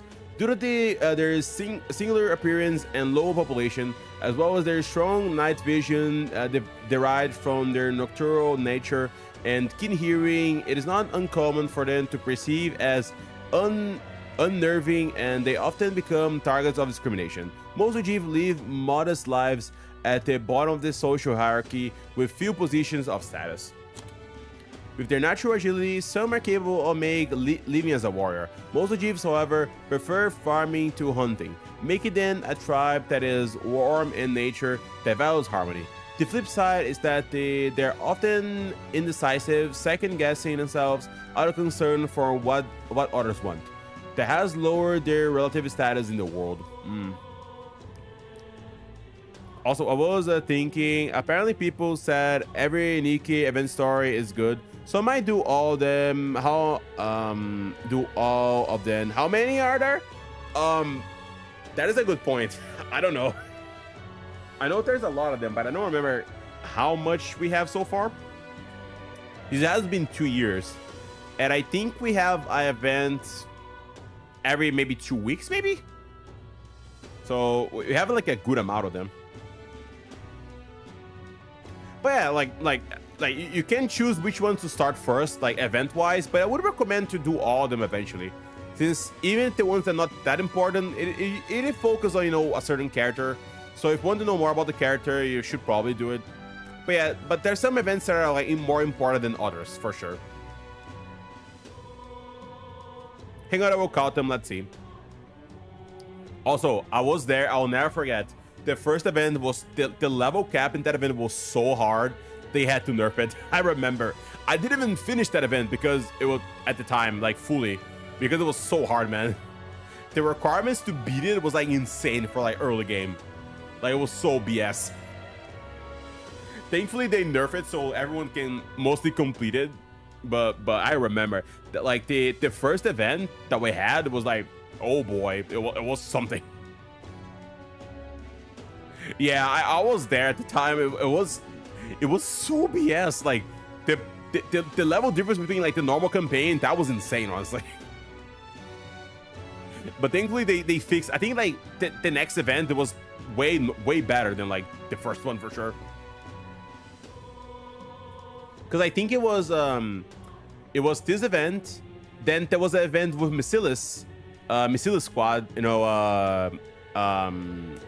Laplace and all the squad, that I think after that it might have happened Miracles No, or I could be wrong. It's been a while.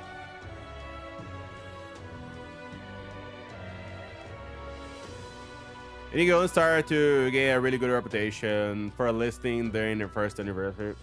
Mm, I mean, I can say that. But it got better later, but that first one was horrible. In the first few collab. I'm still salty about that first collab, though. I never got Power or Makima, man. Screw my luck. That was so BS. Whatever. Let me just continue reading, I guess. I game on about reading, chat. No, yeah. The first event was no caller ID, which was the freaking BS event, where like the requirements were insane. Like, yeah, no caller ID was the first one. Then we had the one which was with Laplace when she came out. Then I think it was Miracles, no, unless there was something between that, between the hero or whatever and Miracles, no. I could be wrong though. Like I said, it's been a while, so I don't fully remember. Was the story good at least? I have that one unlocked. I honestly don't remember. I generally don't remember that one, like what the event was all about. I think it was just meh. I could be wrong, but I don't fully remember too much about it. I was trying more to like do the battles that like actually pay attention to the story, but it wasn't too great. I feel like the first event that was like pretty good was like Miracles though.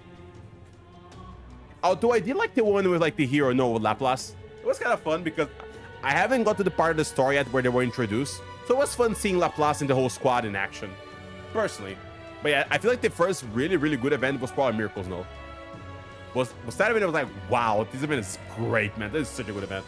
And it wasn't voiced at the time. They only got voiced like a few months later, like a few months ago or something. During I think the 1.5 anniversary, or I think, or second. I think like 1.5 anniversary got voiced because it originally wasn't.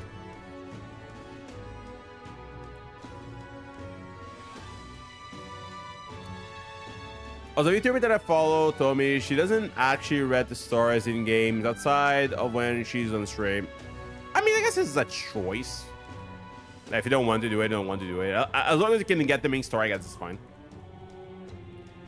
It really depends on the game. I'm doing it now because I kind of want to know more about these characters in the world, so I'm always curious about it. I think it's one that I honestly need to look more into the like side stuff, because I was mostly following the main story and the events, but I kind of want to know more about some of the intricate lore here and there, all that stuff on the game has to offer. So I kind of want probably start doing that in Nikkei as well. I'm like, what is the point of story games specifically? I mean, it should show some level interesting, I'll say, but I don't know. It feels a little like, at least for me, like when I'm interested in a game, especially in a story, sometimes I like to like look at some videos or something if I don't understand certain aspects, or go back. So because sometimes I just don't get it. Like I read some stuff they said, I was like, I don't know what you mean. So I personally like to doing that. She cares more about the gameplay. Okay. Oh yeah, there are some people that are like that. Like they don't really care about story, they care more about the gameplay of the game, which is a fine thing to have. I don't feel as, you know, sometimes you're missing on a good story, just focus on the gameplay. But it is a way to play the games, you know. It is a choice.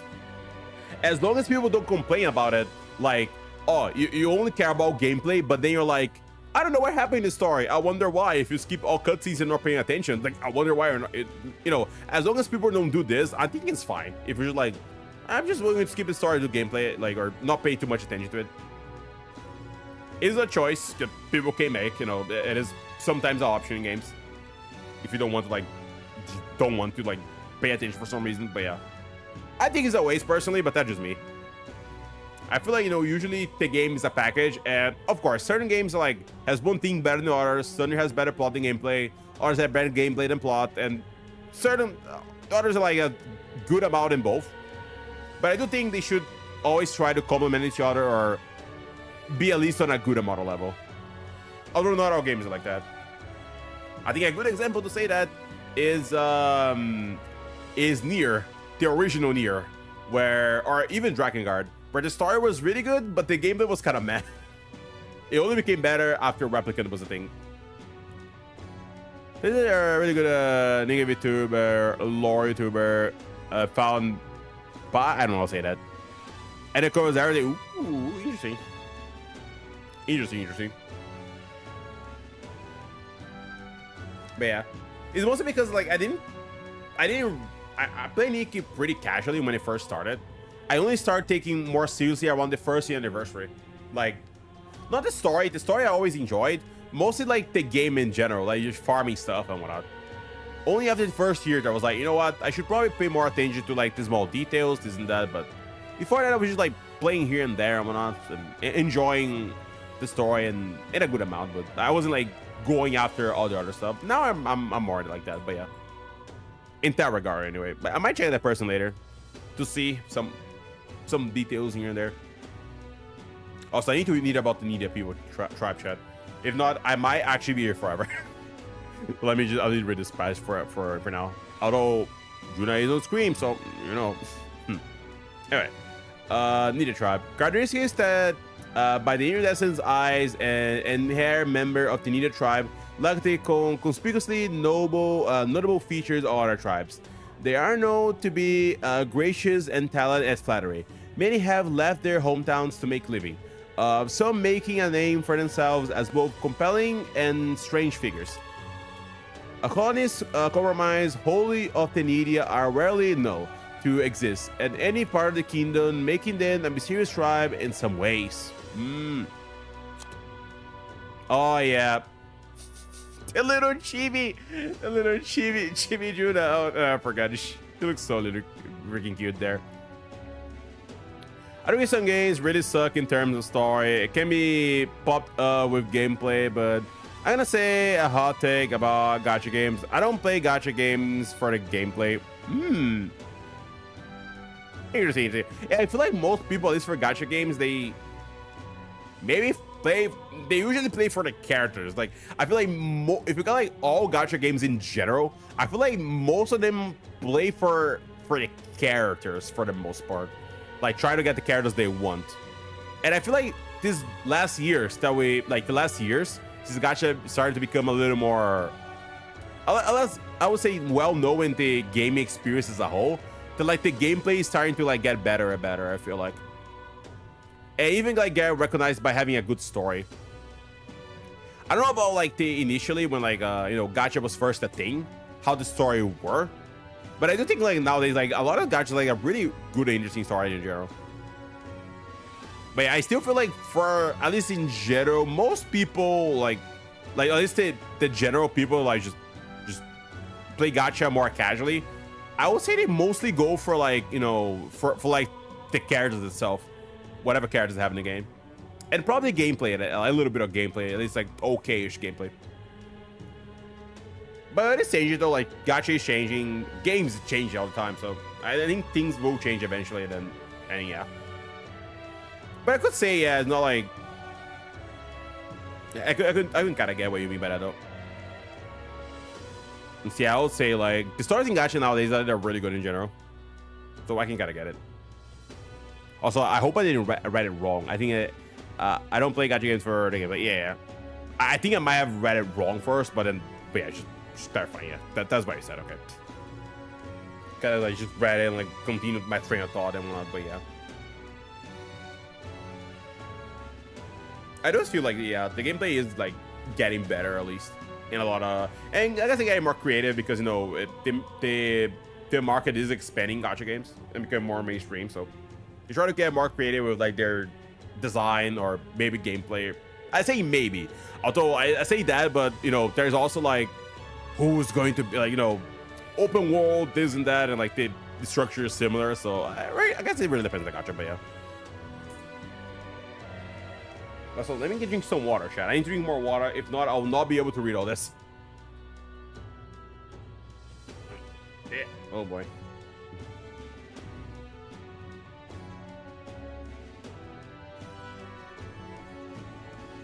Also, I know we already did Juna. I think we did Juna's full rank already. But yeah, I kind of want to see little Juna again. I wouldn't mind. Okay, let's read this part now. The Nidia tribe, glamorous. From the perspective of other tribes, the Nidia tribe, its true facial features and physique are akin to that of a small child. The cause of the tribe's difficulty as they are not taken seriously in their original forms. As a result, members of the Nidia tribe began training when they reached the age of discrimination to transform their appearances in such a way that they are not misunderstood by other tribes. It looks so freaking cute though. The power transformation is a form of magic, but their magic abilities are not only extensive as to adjust the perspective of age to their original form without having to rely on devices such as magic knitters. Transforming, they look at others and mimic their appearance as if performing. This is a special trait of the Ninja tribe unique to them. However, the transformation is meaningless if it is easily undone in the presence of others. Therefore, as general rule, once a member of the Ninja tribe leave their homes, they kept their true appearance hidden for their whole life, not even revealing to the others of their own tribe.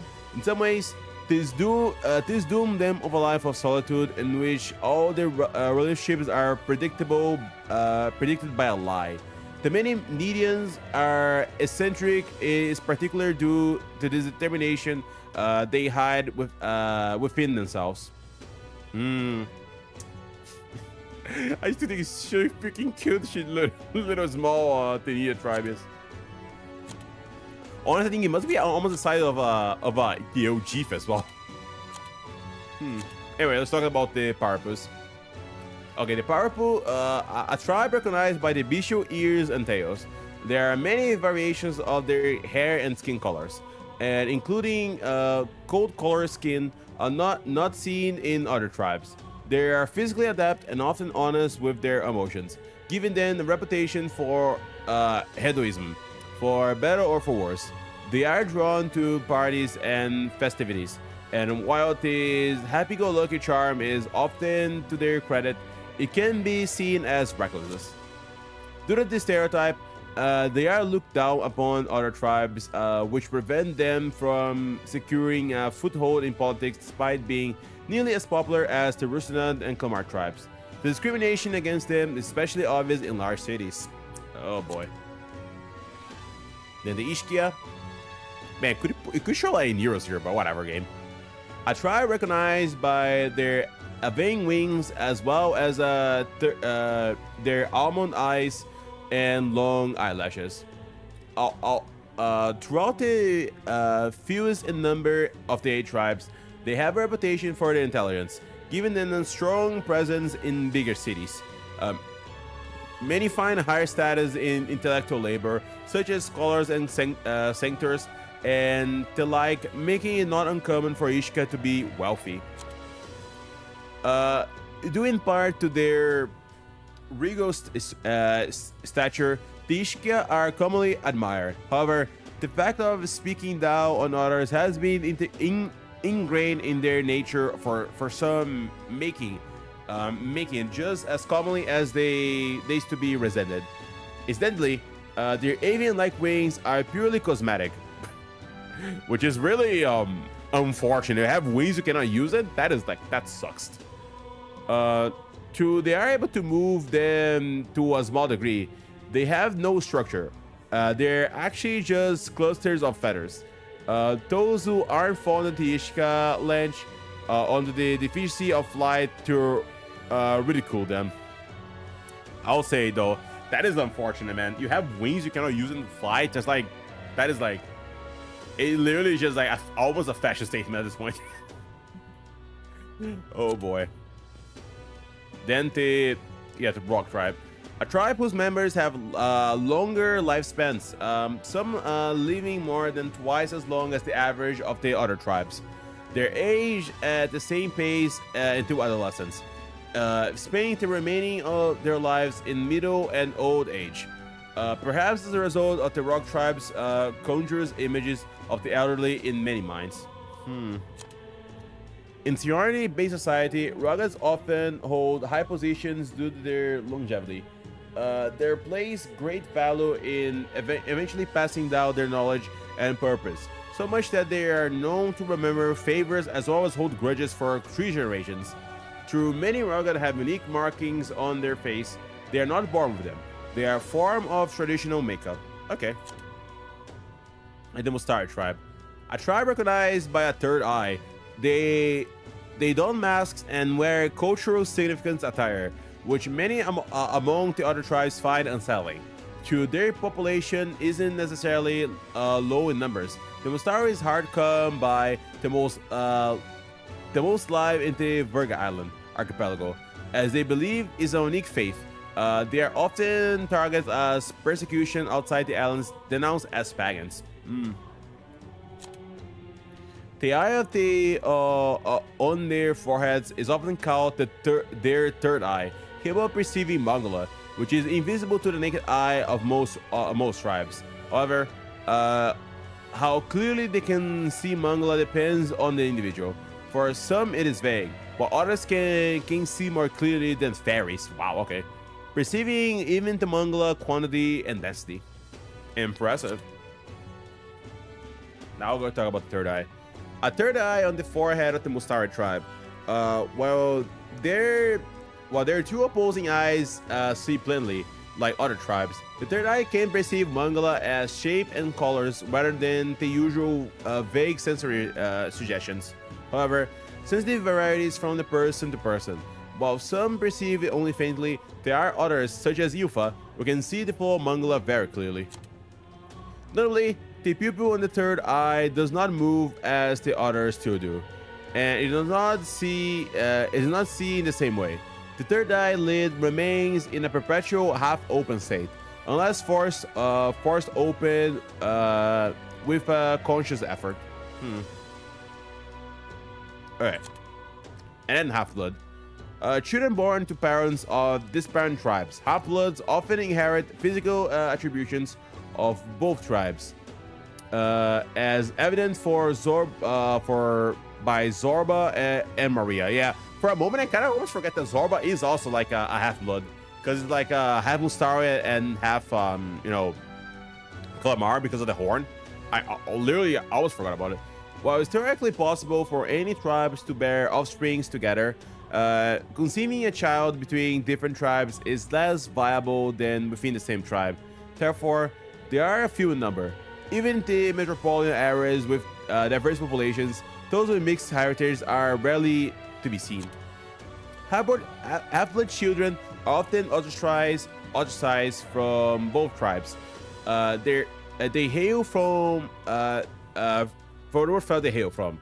Due to their unnatural appearance, the typical characteristics they would otherwise inherit from each tribe can be underdeveloped, leading to smaller wings for half-blood Ishka or a singular horn for a half-blood Clamar. They are greatly misunderstood, generally isolated from others, and face unjust society disdain. Ugh. Alright, 1 second. Wait. Now we stop with the tribes. We are going through the characters, chat. The characters. Oh boy, oh boy. Okay, Prince of Elchronia, the son and the heir of the throne of the King Fifth, whatever I was supposed to say the name. More than 10 years ago, a mysterious attack in the royal palace left him afflicted with a deadly curse. The curse took a toll on his body, and through his bravery and endured treatment, his recovery was interrupted several years later, when he and his closest aides suddenly vanished from the castle without a trace. The king exhausted all the possible means to fight him, but was ultimately unsuccessful. He was formally declared deceased 3 years ago, and the royal funeral was held in his honor. Gallica. Hey, there's Gallica, our little good old friend. A fairy accompanies Yagami on his journey, doubling his chaperone for his special mission. Her diminutive size excludes her from participating physically in battles, where special fairy traits allow her more proficiently than Yagami when it comes to sensing Mongola and knowing magic. Though she can become heated when her personal values are tested, she is a reassuring travel companion. Gallica. On Gallica. Gallica tries to stay resolute as Yagami chaperone, but as he gets involved in unexpected intense battles, she begins to doubt her role in the grand scheme of things. However, with the very unique ability to deflect anxiety, she does her best to help the protagonist in whichever way she can. Hey, there is Stroll, our boy Jet. Leon Stroll, a young man of the Clamar tribe, met at the recruitment center in the Grand Trad. A genial youth who values justice with good head on his shoulders. He comes from a noble family, but seems to have a complex circumstances that led him to enlist into the army. Typically a commoner profession. Through new recruits grumble at being ordered to refer each other by their surnames in order to prevent over-formalization. Stroh doesn't seem to mind. Okay.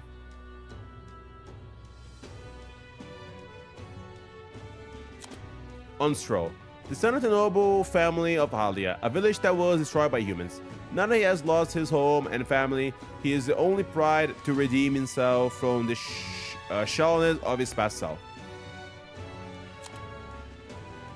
Who bonds unaffected Stroh.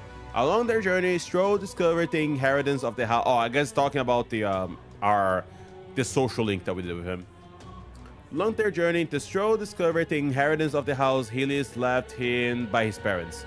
The fortune was in reality the resident of Halia who survived the tragedy.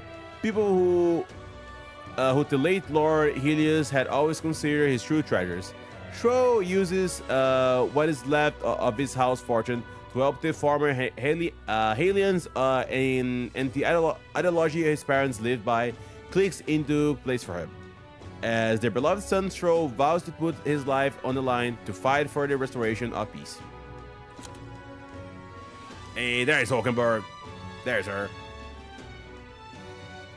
Iselin Hulkenberg, a Russian lady knight met in the Grand Trad. A member of the Royal Knights, she served the prince alongside Grius. Along the prince was formally declared dead. She believed that he survived the attack and searched for him alone. Given her social status, she was called by her family name during the travels, which she has become completely accustomed to the point that she introduced herself that way. Okay. Oh, wait, did I miss something? Okay, no, I didn't. On Hulkenberg. Hails from Hulkenberg's family, one of the most prestigious noble families in Ontario. Also, appreciate I didn't see her house or something, by the way. It would be cool if we could see it, but oh well. While her father and brothers arose to prominence in the world of politics, her youth was marked by merit, not with her wits, but with her martial prowess, leaving her a black sheep among her family. In order to achieve success on her own, she overcame her family opposition and went on a pursuit career as a knight. But after failing to protect the prince, she has been too ashamed to return home. Oh, Hulkenberg. Okay, Bones unfettered Hulkenberg. In Grand Trad, Hulkenberg reunites with her newly minded commander of the Royal Knights, Rodant. She once counted as a friend and ally.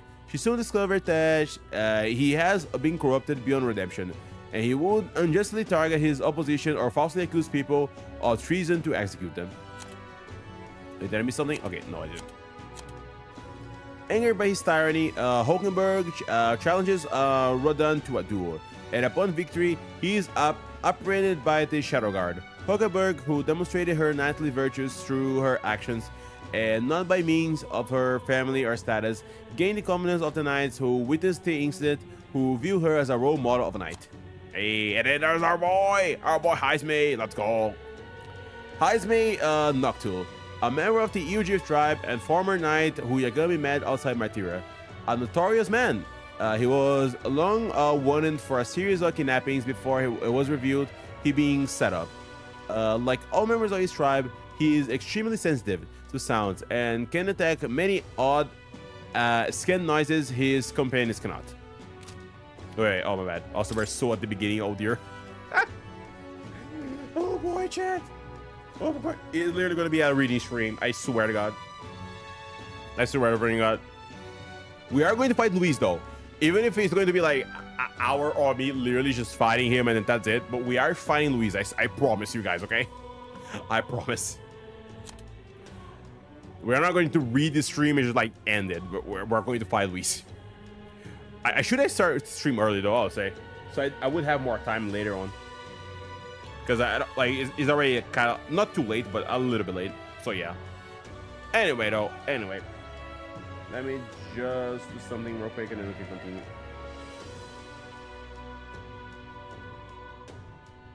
One second, chat, 1 second. Alright. Let's move on. Let's move on. On Haizme. Because of the Pyropus involvement and in the loss of his son, Haizme sometimes unknowingly turns his prejudice against the Magnus brothers, who were unrelated to the incident. He himself is troubled by these thoughts. He feels that he has no control over. Yeah. Bonds unfettered Haizme. Alright. 1 second. Oh, sorry. My bad, chat. Sorry. I hit that mic. Oops, sorry. Okay, let's continue here. Haizme had long been searching for a place to bury the remains of his son, as per tradition of the Ujif tribe, but ultimately decided against it. Instead, he chose to continue the journey with the necklace containing his son's remains kept close to his heart. Haizme believes that that's the true way to mourn his son, will not to bury him as the son of a knight, but to stand tall for the oppressed Ujif tribe and for the sake of the future of all children. Oh. And there's Yuna. Okay. Juani. Oh, that's Juna's actual name. Juani is Cygnus, a beautiful needed songstress who externally voices praise through the kingdom. She often appears at major yearly events held by the royal family and the crown theocracy. She is extremely popular outside the kingdom. Her cohabitation with the Louis lets many suspect they are lovers, though in reality she is more of a adjutant. But I don't know what that word means. On Juna. Alright. Initially thought to be in league with Louise, the surprising truth is that she is actually the second Asian sent by the resistance to save the prince. Her passion for singing, through has been genuine, as needed she has lived her life under false pretenses, extending even to her physical appearance. Because of this, she feels the singing is the only true experience she has ever had. Okay, now the bones of Juna. As a member of the Nida tribe, Juna constantly conceals her original childlike form using magic. Though difficult to imagine, given her songstress status, she bears a complex past, having been sold as a slave by a merchant before eventually being adopted by the House Cygnus. Juna was reluctant to reveal her past. She tells Yagami everything in order to say Mirthu is a singer she met in Brief Haven who interrupts attack on her behalf. Juna says Mirthu is using the knowledge gained for her own trauma. Through this experience, she gains renewed desire to use the song to bring hope. Okay. Now we see Yufa. Also, I know it was during that moment, but seeing Yufa with those like these small shades in her eyes, it makes her a little sinister there. Not gonna lie. Yeah, but I'll later go. Yufa. Oh, sorry, my bad.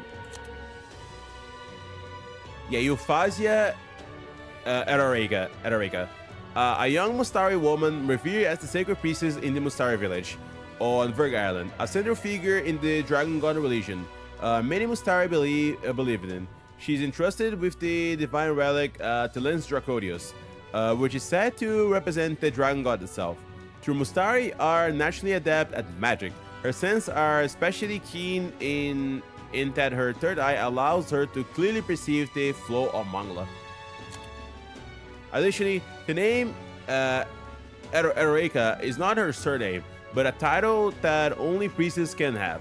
The specific origins of the world are not clear, but it is said to come from an archaic world that means sacrifice. Oh boy. On Yufa. After meeting Yagami and the party, she figured out the legend of the priestess and their relationship with the Dragon God had been passed down inaccurately over the past few hundred years, and that the true meaning involved dedicating her life to oppose threats. Due to her uprising, she is not well versed in worldly matters, and not matters that are common knowledge in the mainland, such as Saintism and the royal family. But because of this, she is sometimes able to make statements that speak the truth behind a issue. Damn, I still remember, I think it was last stream, But like the guy was like, I'm so beautiful, and she just said, I don't get why you're beautiful. There's nothing beautiful about you at all. And I was like, wow, this guy is so dead. She just killed this man right in front of everybody. Holy crap. Hey, oh yeah, we haven't done Yufa's like Rake 8, so we don't have any stuff from her yet there. Hey, we have our boy Basilio. Basilio Magnus, a high-ranking member of Luis' faction and one of his closest aides. Trusts his older brother Fidelio absolutely. They brawl half of the Magnus brothers' partnership. He also has nearly unstoppable bruiser on the battlefield when paired with his brother. He fully trusted Fidelio. Fidelio cautious choices, but conversely, Basilio has good instincts that his brother does not share. His decisiveness, deriving from those instincts, has saved the day on multiple occasions. Though he loses temper more easily than his older brother, wearing his passion on his sleeve often reveals how deeply he cares. Aw. And then Fidelio, yeah. Baz and Del. Okay, Fidelio Magnus, a high-ranking member of the Luis faction and one of his closest aides. He and his younger brother Basilio are known as the Magnus brothers and are highly respected by lesser members of the faction. Has been a trusted aide of Luis his Luis time in the army, long before the incident at the royal funeral. His being a purpose in a high-ranking position naturally attracted criticism, but is largely silenced by Silento's credence via many military achievements. Fidelio, a wary man, unusual calm and wise among his Paripus tribe. However, he places little value on his own life, and despite his caution, he would readily choose to sacrifice himself for the sake of the big picture. Hey, there we have Nero's. Okay. There's our boy. Nero's Korax, a genius engineer of the Ishka tribe. He can single-handedly manage all things Gauntlet Runner, from remaining to maintenance to piloting all the contract to build a Prince Gauntlet Runner before the prince vanished. He comes from a noble, highly respected family with a stately mansion in Grand Trad, but as he shows absolutely no interest in social status or family prestige, it is dismissed by his family as a unmanageable oddball. Oh boy. Despite his pedigree, his appointment to build the Prince Runner was solely based on merit, not his social standing. Since then, Neros has retained a strong sense of gratitude towards the royal family. Unfortunately, as both the prince and the king met successive suspicions ends, Neros was unable to repay their favor, which burdened him greatly. Oh, then we have Grius here. Man. Oh, Grius. Oh, it's been such a long time, Chad. I do miss Grius, man. Arvid Grius, a veteran rogue warrior, a resident member alongside Yagami and Gallica. A resistance member, yes. Inverted the ranks of the army and has been working as a covert operative. Gallica has entrusted with delivering a secret orders to him. Yeah, I know how to speak. It's been so long, Chad. It's been 3 hours. I'm getting there. I'm sorry. His real name is Arvid Alsace. Oh, okay, so that's his real name. That wasn't an alias.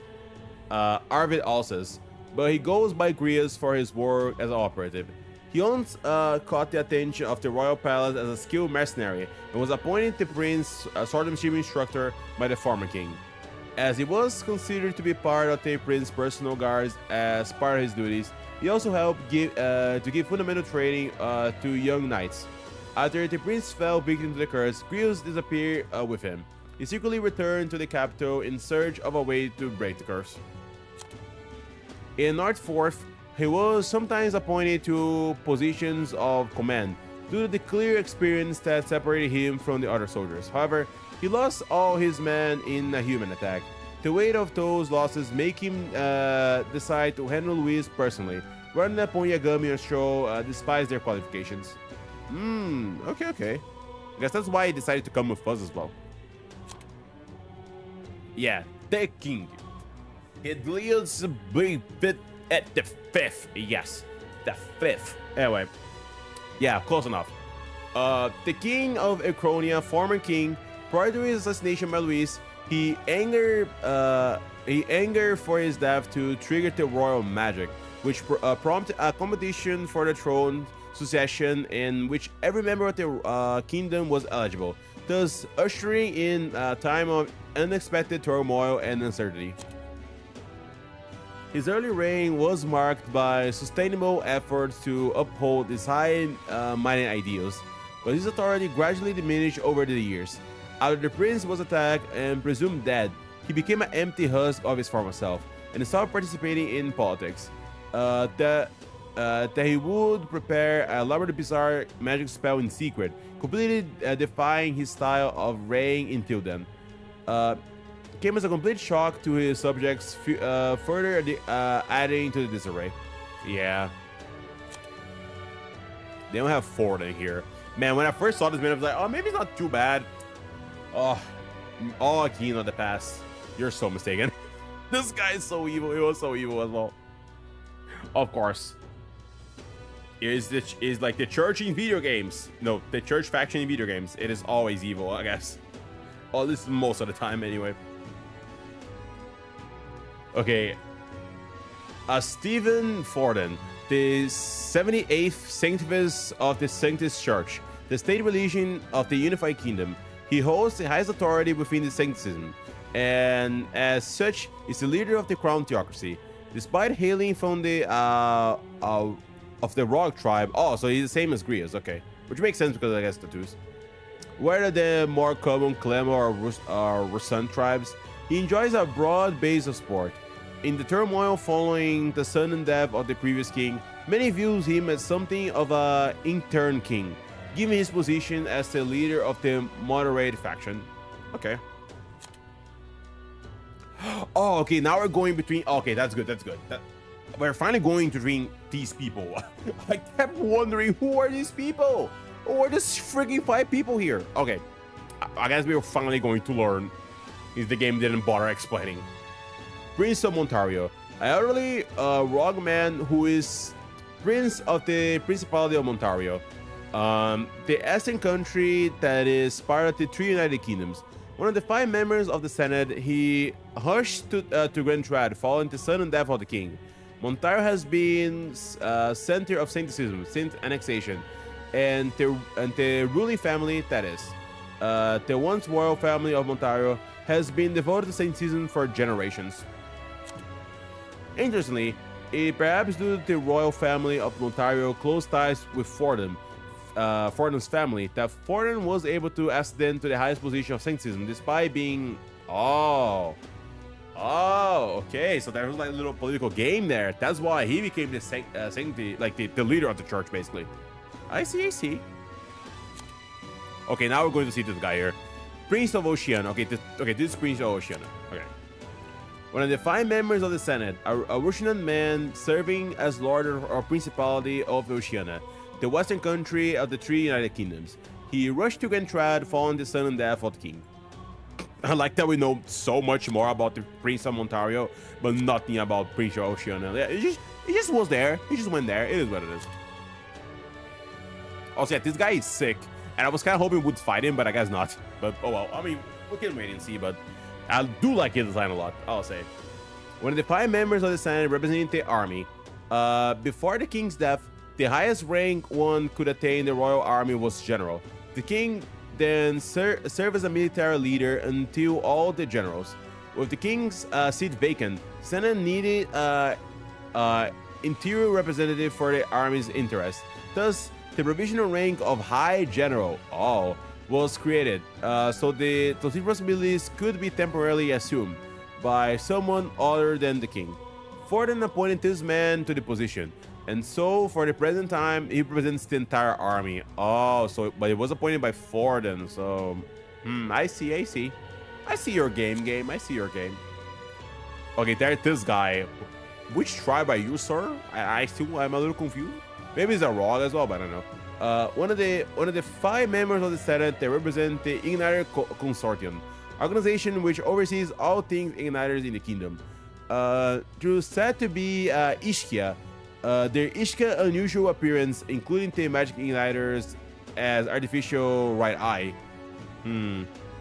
makes it difficult to confirm by sight alone. Oh, so he's a Ishika. Huh. Interesting. Despite his name, the Igniter Consortium isn't actually an independent entity. It's more like a shell company through which the Crown Theocracy extends its reach, of course. It was they who arranged the Consortium monopoly in the first place. The Igniter Consortium single-handedly managed the Igniter production regularly, and military outfitting as well as Mangala collection via accumulators, all the while maintaining tight control over the spread of information regarding Igniter's creation and its inner works, per the Town Theocracy direction. And it also sells civilian-grade Igniters wholesales to Lycon Magic. Oh, okay, yeah, so for like a certain summon shop. I see. Okay, that's the right question. Who these people are now? I was wondering, like, who are these people? What the freak are these people? Okay. Okay, Joanna. Yeah, Joanna Calendula. Okay, so she's a rogue as well. A rogue woman serving Matira. Although she's a sanctress, she's more flexible than Tozingren Trad, in that she doesn't often impose strict doctrine onto others. She is grieved by the continued disappearance of her people, and is so concerned that she elected to use her own private funds instead of taxpayer money to place a higher bounty on Heisme. Yeah. Sure wasn't expecting someone to come here and actually do their job, huh? Yeah, did I? Oh, didn't miss it. Okay. Oh, we're around half point? Oh my god.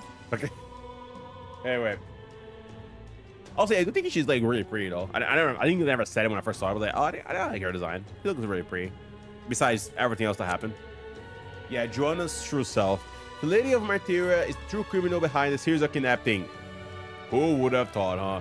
The rocked town. She went mad with resentment after old tradition dictated her child be put to death. But her wits returned after hearing from Heisme, who has also lost his child for senseless reasons. She offered to be the head, brought to the exhibition in place of Heisme, who would be clear of his false accusations. The group trusted her to come to the exhibition on her own, which she did to her credit. Yeah, Evento. It really is a tragic tale though. Or like a woman that just wants to be a mother and all that, and a lot of people like clearly don't approve of that because it is like, you know, not an official marriage. The father isn't like royalty or anything. He's a different tribe, I guess. Then the child got assassinated and all that, and then like all downward spiral until all that happened. Rella Cygnus, a young Ishika woman and magic healer, affiliated with the Crown Theocracy. Her mastery of healing magic is beyond her years, many calling her the best in the kingdom. She was even brought before by the kings to heal the prince, despite being no more than 12 years old. Yeah, holy moly. Healing magic requires delicacy, making it difficult to wield through magic igniters. Does a magic healer often move in heavily circles through the kingdom? Despite her great abilities, Rella has a long served as the healer for the common people in the capital. Her devotion to the public without regard for her wealth or fame has led many to respect her, and she often referred for the title of saint. Yeah. On Rella.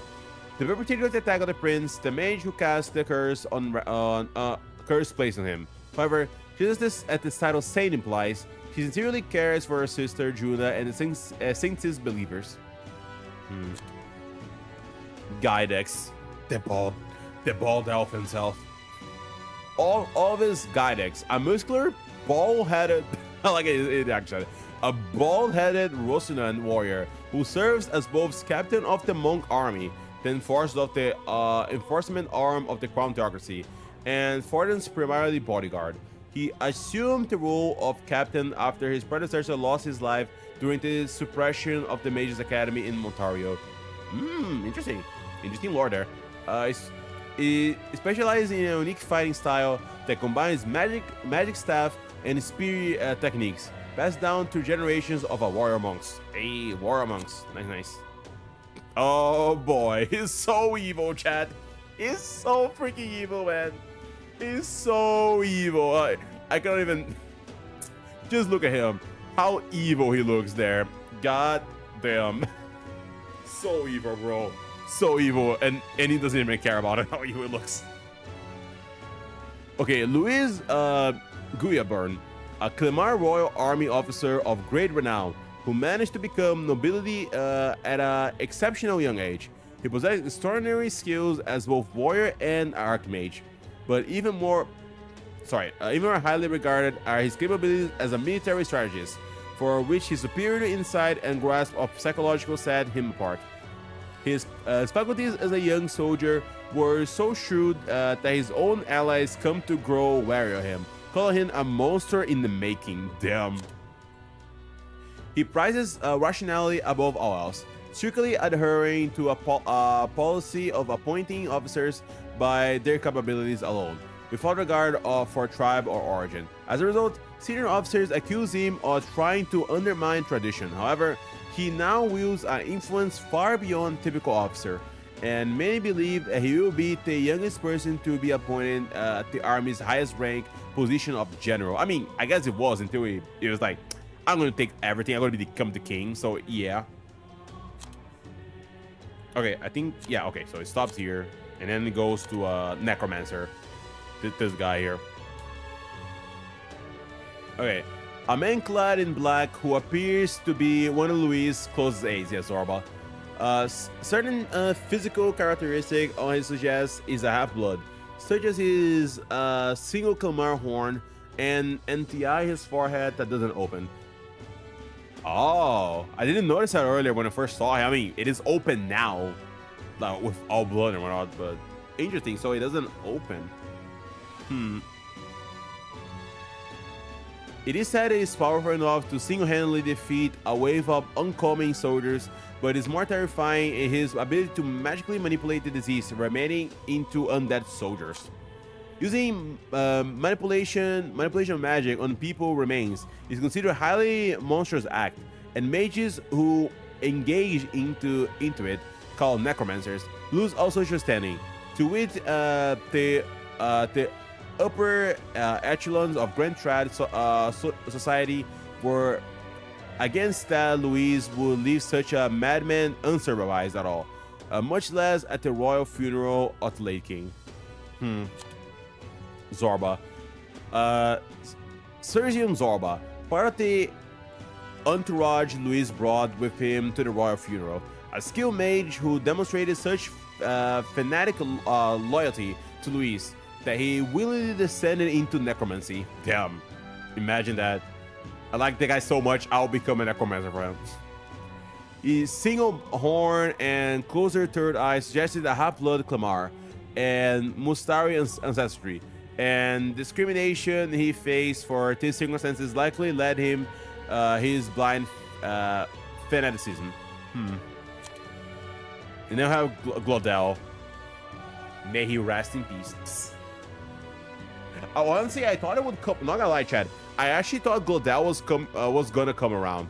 He's going to maybe become a good guy at the end, but he just kind of died. So, yeah. Oh well. Idios Glodell, a young Russellon warrior who serves Louis in his lower rungs, keeping his dog at his side, even in battle. His earnest title of the Black Hound, out of both fear and ridicule, because Louis did not formally enter the tournament for the throne. Glodell entered his own volition to secure Louis' following as a proxy for the sport. He hopes that if he can make a name for himself in the tournament, Louis will acknowledge him. Yeah, about that.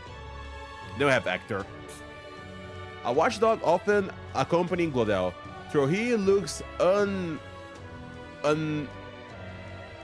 unerringly vicious. It is said it was originally a friendly stray dog before being forcefully melancholised by Glodell, Magic Igniter. Man, really? Man, that sucks. So it was a good dog until this stupid guy just did this. Oh my god. I wasn't expecting to see this guy here. Captain Klinger. Actually wasn't expecting to see him again. Oh dear. The captain in charge of the new recruits at the recruitment center. A short, portly, unsoldierly man called an incompetent fool by Stroh. After an attack on the fourth led him to order new recruits to front lines in panic. Or he made it seem. In actuality, he's a fervent supporter of Luis and always planned to take a mass of new recruits to die in the hands of humans in order to demonstrate his support of Luis' assertions. Oh dear. More. Hey, let's go! The boy! It's the boy, Chad! The freaking Igor! The Igor of the game. An enigmatic young man imprisoned in a peculiar study called academia. His first contact with Yagami during the particularly trying moment by somehow linking their consciousness. Through his undoubtedly ally, many mysteries surround him, such as his knowledge that igniters are not essentially to magic, or his profound expertise on archetypes. Oh, the little kitty, Platoon Chat! Hey! Morris pet cat who lives in the academy with him. He doesn't necessarily resemble the animal necessarily resemble the animal called cats that exists elsewhere? What? The strange charm hanging around his neck, a type of magic igniter according to Moore? Really? Is that is a magic igniter there? Allows for visions of him to oh, okay, so that's why we can see the little cat sometimes. Okay. Maria, bless her heart. Bless her heart. Bless the heart, this girl. Maria Alsas, Gria's daughter, part Rogue, part Ishtia. She lives at the Hush Bean in the Grand Trad, where Fabian takes care of her. A cheerful and lovely girl. She helps out in the inn at night, but is often discriminated against for being half-blood, resulting in the lack of friends her own age. Aw. Oh, Maria. Bones. Oh, yeah, didn't get the bones for Maria. Though she used to be much more withdrawal, Maria is now friends with other children in town and plays outside with them with increasing frequency. Heartened to see her smiles more, Fabian and the honeybee regulars continue to watch over her with smiles on their own. She has also been taking small steps towards her new dream of going on a trip by asking Hulkenberg and Nero's about traveling and golf their runners when they. Oh, I thought that's kind of nice. It's kind of nice of them. Okay, Fabian Volpes, proprietor of the Honeybee Inn and Tavern, a tavern and inn allocated in the backstreets of Gentrad. A beautiful purpose woman of good character. She has a common, that was one thing I didn't know after a while. I just heard someone reading it. I was like, oh, really? She has a common law marriage with Grias and thinks of his child Maria as her own. Aw. Also, yeah, let me check something real quick. I saw that. I just want to double check one thing real quick. One second, chat.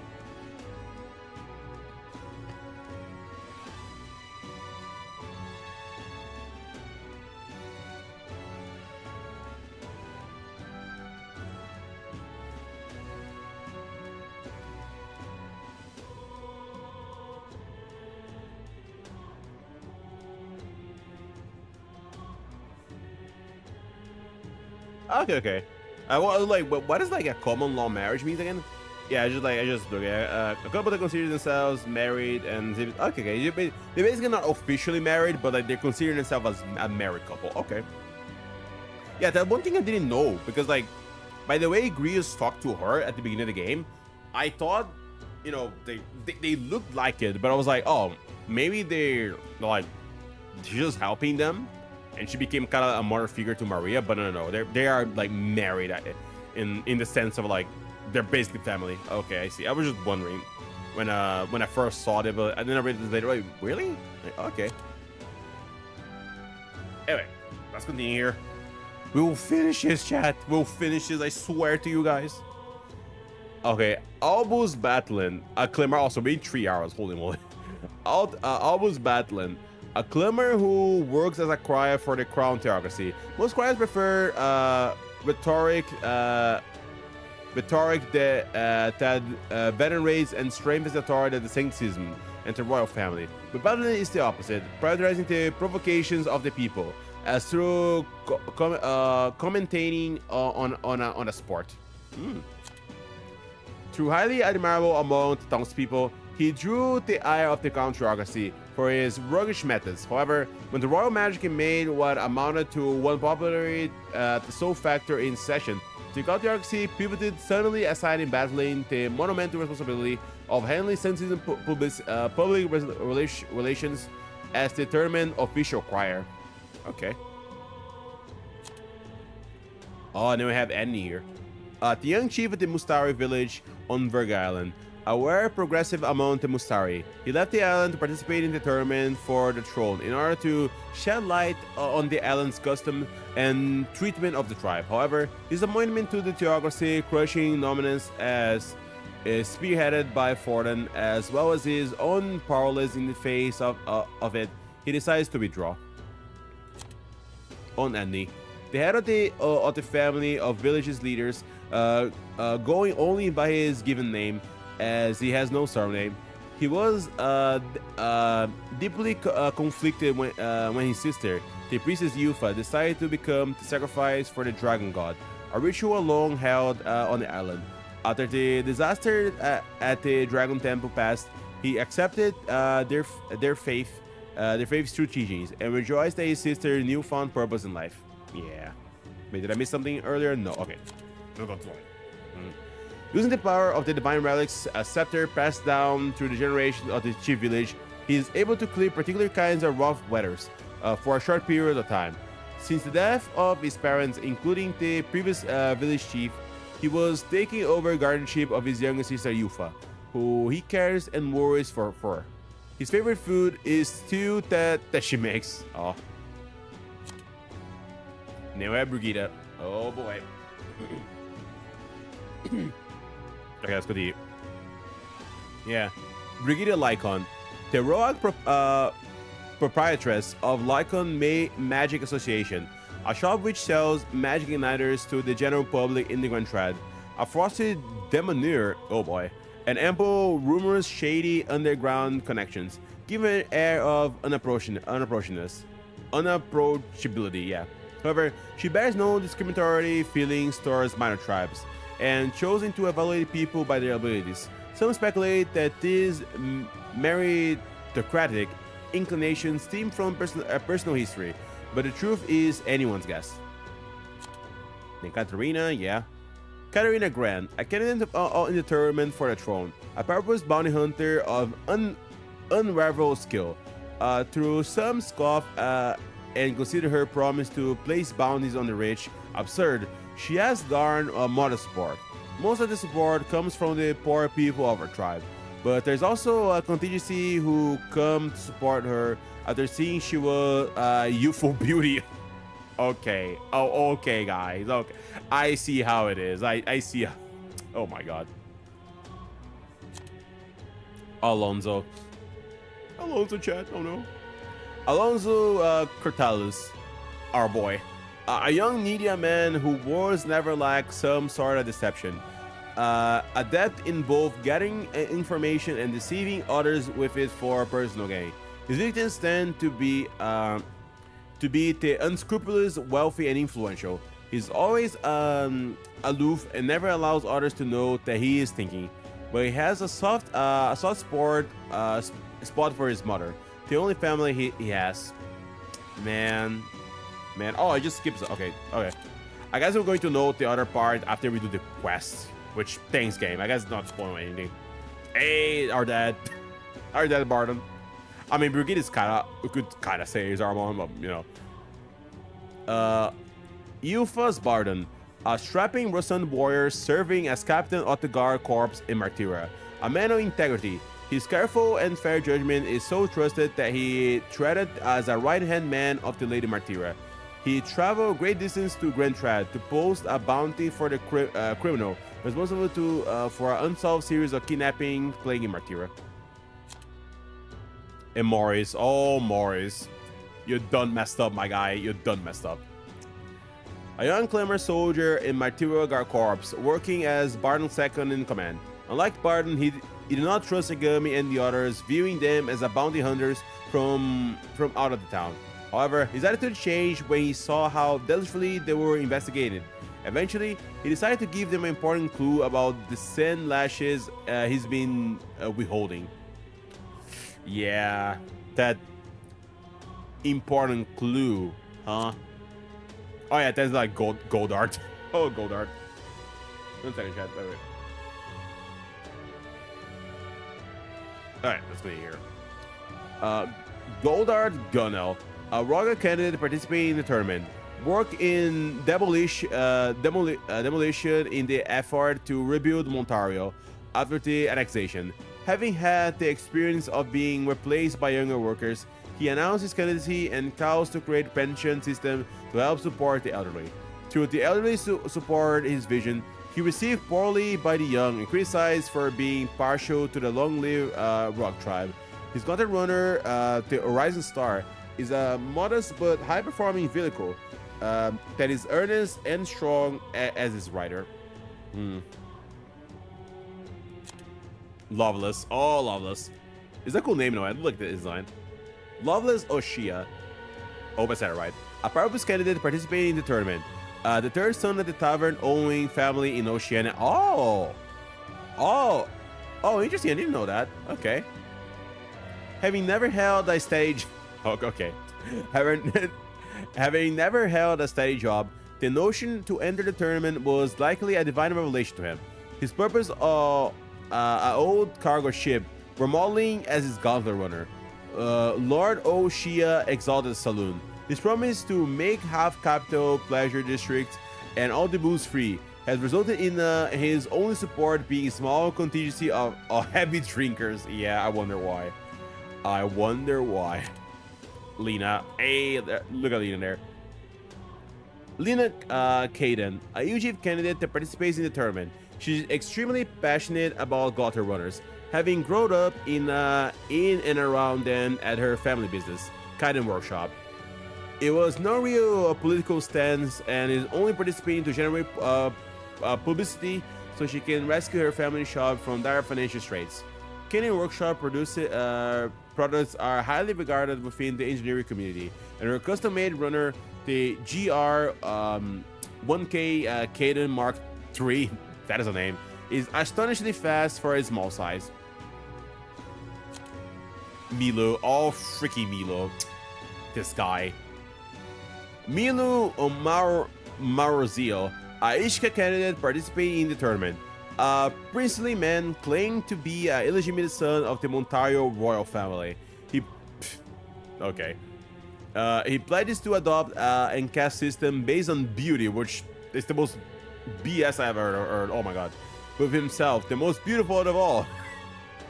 Bestowing grace and honor upon the country and its king. His suave looks and mannerism have earned him a devout following each time he smiles from the stage on the Gauntlet Runner. The Palace of Beauty, Haldebrand. Shrill screams can be heard in the crowd. Oh my god. Alright, there's this guy's got Julian. Yeah, there's this guy. We see him from time to time as well. Unfortunately, he's a lot really generic as well, but oh well. Julian Castilian, a Ishika candidate participating in the tournament. Second son of the noble family and child prodigy who was the youngest to ever gain a seat at the former Mage Academy. However, right as he made his breakthrough as the author of the innovative ideological book, The Future of Magic, and rose to the fame, he expanded his platform as an animal rights advocate. Gauntlet Runner Arc to the Fortuna 3.0 uses no animal derivatives parts, but it lacks power. Oh, okay. And Town Criers. Spokespeople for the Crown Theocracy. as literally as literacy rates are low. They are also responsible for spreading proclamations and other important information to the kingdom masses.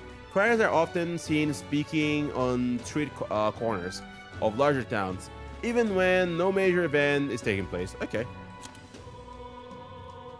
Sanctor or Sanctress, a cleric title of sancticism, permitted to administer rites, ceremonies, blessings, and the like. The title of Sanctors is treated more like a broad certificate of religious qualification, and they are not explicitly required to work for the church. However, those in high positions, starting from Sanctorian and above, take on duties related to parish and church careers. Cleric. Okay. Mage, a general term for those who have good command over magic. Formally refers to those who have achieved national qualification to professionally use magic. However, as many commoners have difficulty discerning those who are formally qualified, this catch-all term rose prominence. Yeah. There are several tiers of mage certifications, with the majority being for low-tier artisans, engineers, and soldiers, which limit the type of use of magic. However, some professionals have fewer restrictions, such as magic professors and healers. The higher the tier of certification, the more difficult it is to obtain. Few in the kingdom hold the highest tier. One bear alone can influence nations. Okay, Gauntlet Runner Engineer. I guess we're going with terms now. Engineer that designs and maintains gauntlet runners. Because Mangala Crystals powers runners, engineers need to be familiar with the workings of the magic and magic igniters. But they also need to be well versed in a wide range of fields, from dragon crystal technology for movement and armament for battle. As the costs required are substantial, engineers almost exclusively come from noble families who own gauntlet runners. Okay. Informant. Okay, those who make their livings gathering and selling information from their private networks, which includes secrets unnotably through normal means. From informal and dangerous labyrinths and monsters outside the city to inside inform from private organizations and scandals among nobility. For those unable to travel, news from informants is more valuable than gold. Informant lives and dies by their source, and they never review who they hear the information from, which makes sense, yeah. Fortune teller. Okay. One who makes a living by forecasting the weather with high accuracy, as they use the staff at the sensitive flow of mangla in the air. Many end being from the Mustari tribe. Okay.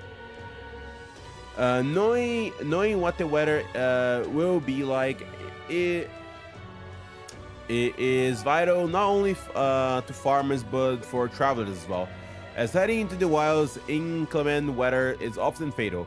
It is said that masters of the craft can use divine relic to manipulate the flow of mangla to bend the weather at their will. Yeah, we know a certain someone that does that for a price. Anyway, traveling peddler. Merchants who travel from town to town, selling regional specialties from across the kingdom at higher markup. They're invariable veterans travelers and even willing to explore caves and other places where the world's monsters are mostly likely to lurk. Their sense of adventure and the rarity of their goods often inspire awe in those who never venture outside their town's borders. Okay, wandering scholars. Academics in various fields are ranging from magic and magical beings to igniter development and gauntlet runners engineering to the historical of the old world. Many studies at the Mage Academy, but when the Crown Theocracy forced disclosure, surviving scholars hid themselves from the church and began studying independently. Apparently, young students of means most continued their studies by roaming to land and visiting their mentors. Okay. But yeah, There's a lot of reading, a lot of reading. I probably was thinking, like I said, it would be good if I read in chunks, so I don't,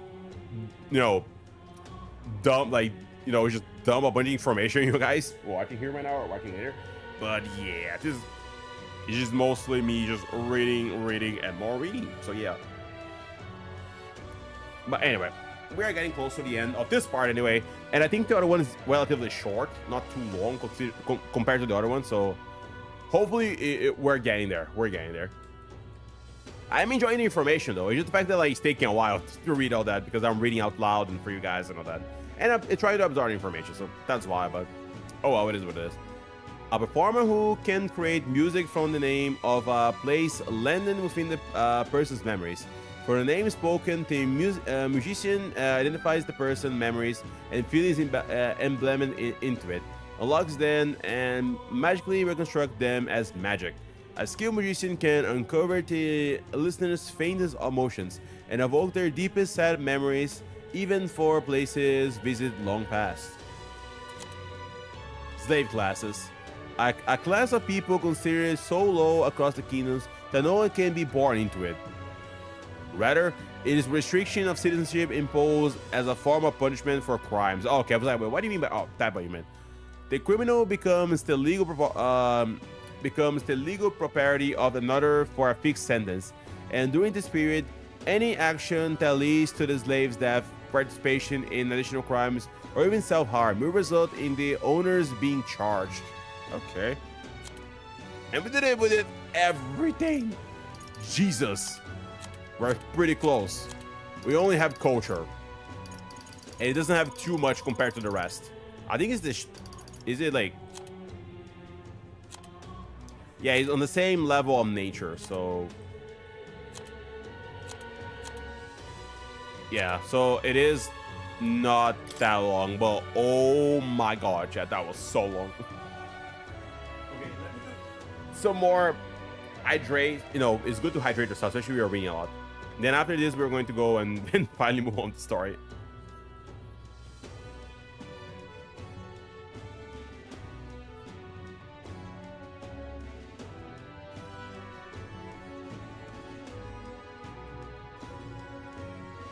Okay. I was gonna okay, fantasy novel. The book Yagami carries with him. It is a memoir-style novel depicting a country with neither magic nor notion of tribes, where people are not discriminated by birth. Quite literally a fantasy world. It was designated for a forbidden text by the Saint's Church 10 years prior, and most copies are thought to have been burned, making it hard to come by in present day. It is well-bound book that would be unusual for a commoner to own. Yeah, I wonder how. I mean, you got for the prince, but I wonder how we got it. Currency. The Reeve is the standardized unit currency in the United Kingdom. Oh, status 4. Holy moly! United Kingdom of Econia. It comes in several denominations, market size, shape, and types of coins, and ranges in value from large gold coins to average silver coins to very copper coins to summit amounts. Oh, my bad. Oops.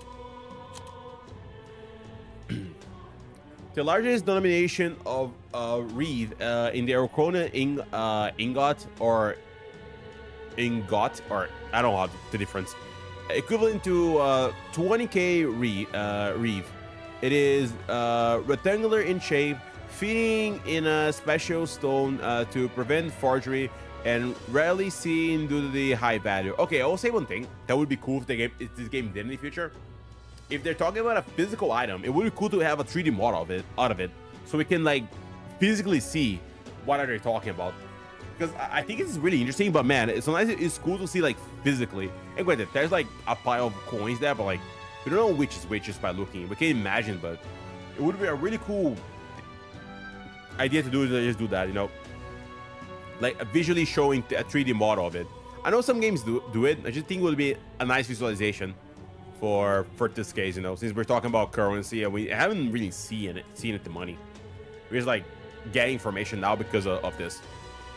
Anyway, though, yeah, the Ukrainian gold coin or gold equals 5k Reeve.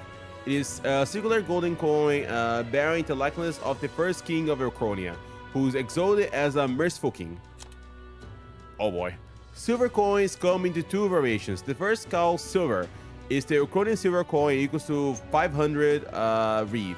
It is rounded in shape and bears the crest of the Urkonian royal family. Second, the regolith silver coin is a relatively new denomination equal to 1k reeve.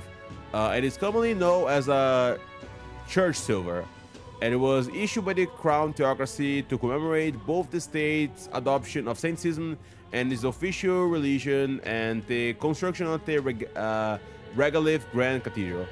It is the same triangular shape, of course it is, as the Saints' crest, and serves to reinforce the political power of the Saints' Church. Okay, copper coins have been in circulation across all three countries since before annexation and continue to be used today. There is no uniform value for them, and they are mainly used for exchanging nominal amounts too small for silver.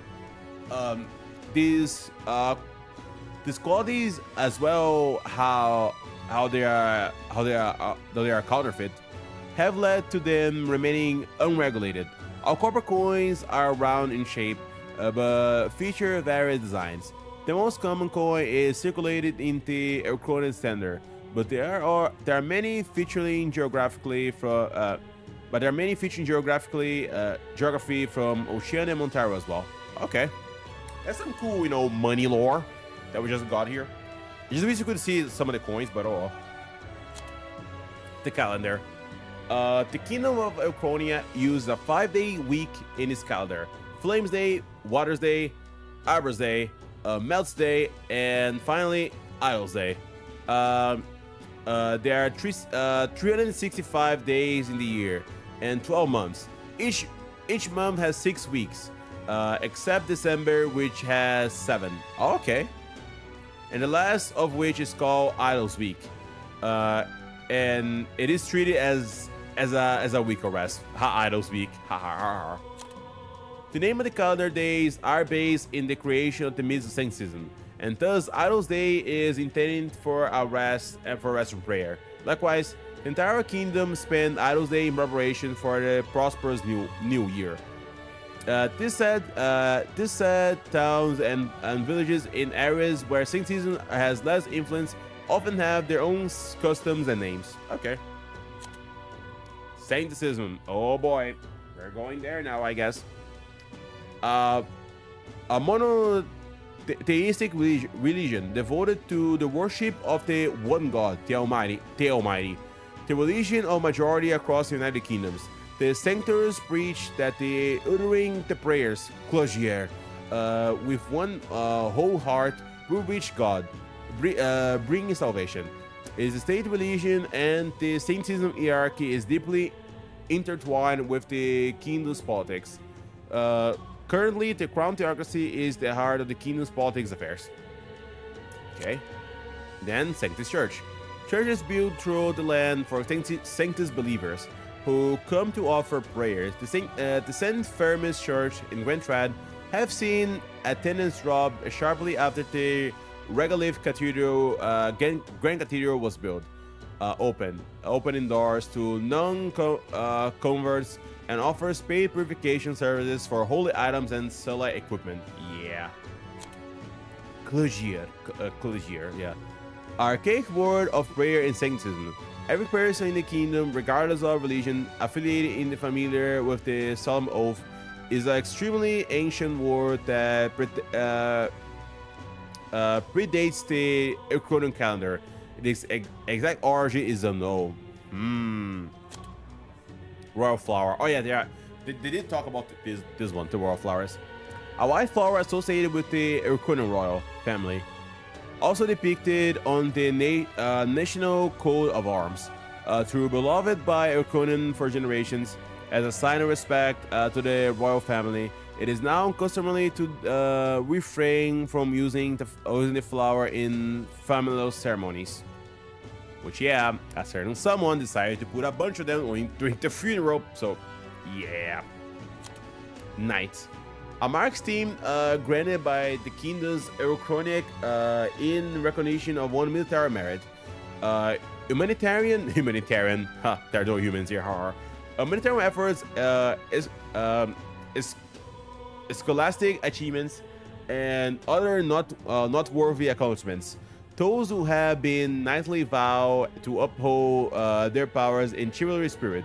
And today, many knights are vowed to defend the Sanctus Fate, viewing as if an intrinsic part of their noble duty, after it was instead as a state religion.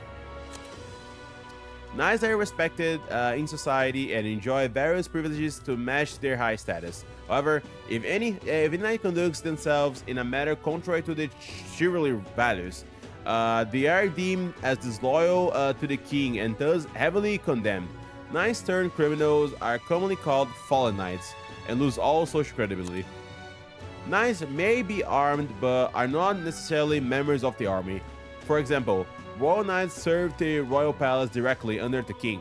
They may participate in the army under the king's command, but they're not subject to the whims of the military. Oh, okay. The Shadow Guard. One of the two divisions of knights that makes up the royal orders that serves the crown. The royal order of the knights are split into the Holy Guards and the Shadow Guard. Through when most speak of royal knights, they're referring exclusively to the former. New members of the Holy Order are announced publicly, and thus require to excel not only martially but also to maintain traditional appearances for ceremonies and other rites. Okay. As a result, unofficial tribes discrimination is rampant, with most knights coming from the Clamar and other similar prestigious tribes. By comparison, Shadow Guard members are not publicly announced and are relegated to less savory tasks. Also, we literally just hit 4 hours. Let's go. 4 hours. 4 hour stream, let's go. Just reading, I tell you. Oh dear. Yeah, right, let's continue. We're almost there, chat, almost there. It is common for knights of other tribes to far removed from the Clamar in appearance or standing to be assigned to the Shadow Guard by default. However, as this means knights are more explicitly chosen for strength and skill rather than prestige. Some say the knights of the Shadow Guard tend to be more capable than those in the Royal Guard. Damn, okay, I see how it is. Forgiveness Day. A single day of the year where all commercial transactions are exempt of taxes in the Kingdom of Elchronia. On this day, from dawn to dusk, everything bought or sold is untaxed. If only that was a thing in our world, imagine. Untaxed. Naturally, the markets are teamed with people drawn by tempting discounts. The day dates back to an incident on the ocean nearly 200 years prior. Oh, really? People were unable to afford to pay autumn taxes due to the crop failure caused by the long rains. The king, who loved sailing but was unable to that year due to the rain, was too downcast to bother calculating the taxes and gave an official proclamation that postponed the tax collection until winter. He stopped all autumn tax collection by giving the noble who had lost their income his money that was to be used for boating. Oceania soon recovered through the king's wise judgment. Damn, okay, so they did that, but they recover anyway because it was smart. Damn. And the event took on a certain cultural fame in the years that followed. Later kings took advantage of the well-remembered ruling that permitted a holiday, known as Forgiveness Day. To celebrate the event, a custom continues to this day. Oh, that's really cool. That's a really cool story there. Okay, Montaro's Saints Day, the largest Sanctus festival in the faith that takes place every autumn in Alderbury. Highly devoted followers will go to the great risk to the pilgrimage at least once in their lives. According to these religious scriptures, God used his precious hands to bless the hand of the earth 4 times. The last of these blessings occur in autumn, and the festival is held in celebration. Okay. The scriptures also teach that the Montario is evidence of God's favor upon the world, and that the plentiful grains harvest autumn through the bounty and glory of His blessings. Okay. Dedication ceremony. A special ceremony announced by the Crown Theocracy to be the central event to this year's Saints' Day Festival in Montario. By collecting and sealing away dangerous relics scattered through the kingdom in the name of Saintism. Yeah. The ceremony will relieve the anxiety of the people. Such is designated purpose, but is effectively a continuation of the exhibition of the brave held in Briefhaven, expected to act as a final leg of the tournament for the throne. What can be seen as an open invitation to loot and pillage treasures of pagan faith, while keeping the Sanctus officials' head clean. Some also note that it is allowing the Crown Theocracy to seize veritable armory of dangerous weapons with no power. A warning sign for the days to come. Yeah. Recruitment Center. A center allocated in the city for people to apply, join the army. For those without families or means, volunteering is one of the quickest way to earn money and social credibility. Yeah, I think they even said it while talking about stroll moment, like the stroll part. So like it is usually a profession like people like would, commoners usually go for if they want money. Recruitment is not always open, but it concerns about publicly safely due to the sudden death of the king, as well as monsters outbreaks in the area. They led unusually long recruitment period in the royal capital. Bounty target. Found in all three major cities, one will find a list of targets to be subjugated or captured here, and by doing so gain a reward. Most requests are made by the state army, which is often short on manpower, and potentially target range from monsters to people. The intelligence network of the state army allows information regarding bounties to be shared instantly among all recruitment centers, which is very convenient for us, I'll say. Ordinary citizens may also post bounties as long as they have a deposit. Okay, neat. Pagan faith. To the word itself merely refers to its different religious beliefs. The kingdom has long been Saintism, and the term has come to refer to beliefs outside Saintism. One such example includes the Mustari tribe and their belief in the dragon god. However, when people are referred as pagans, it is often meant in a discriminatory way. Yeah. To the Mustari tribe's faith is regarded as pagan. Its historical is longer than that of Saintism. Funny, huh? It is polytheistic religion that began with the worship of nature, and through the priests they can converse with the god that resides in objects.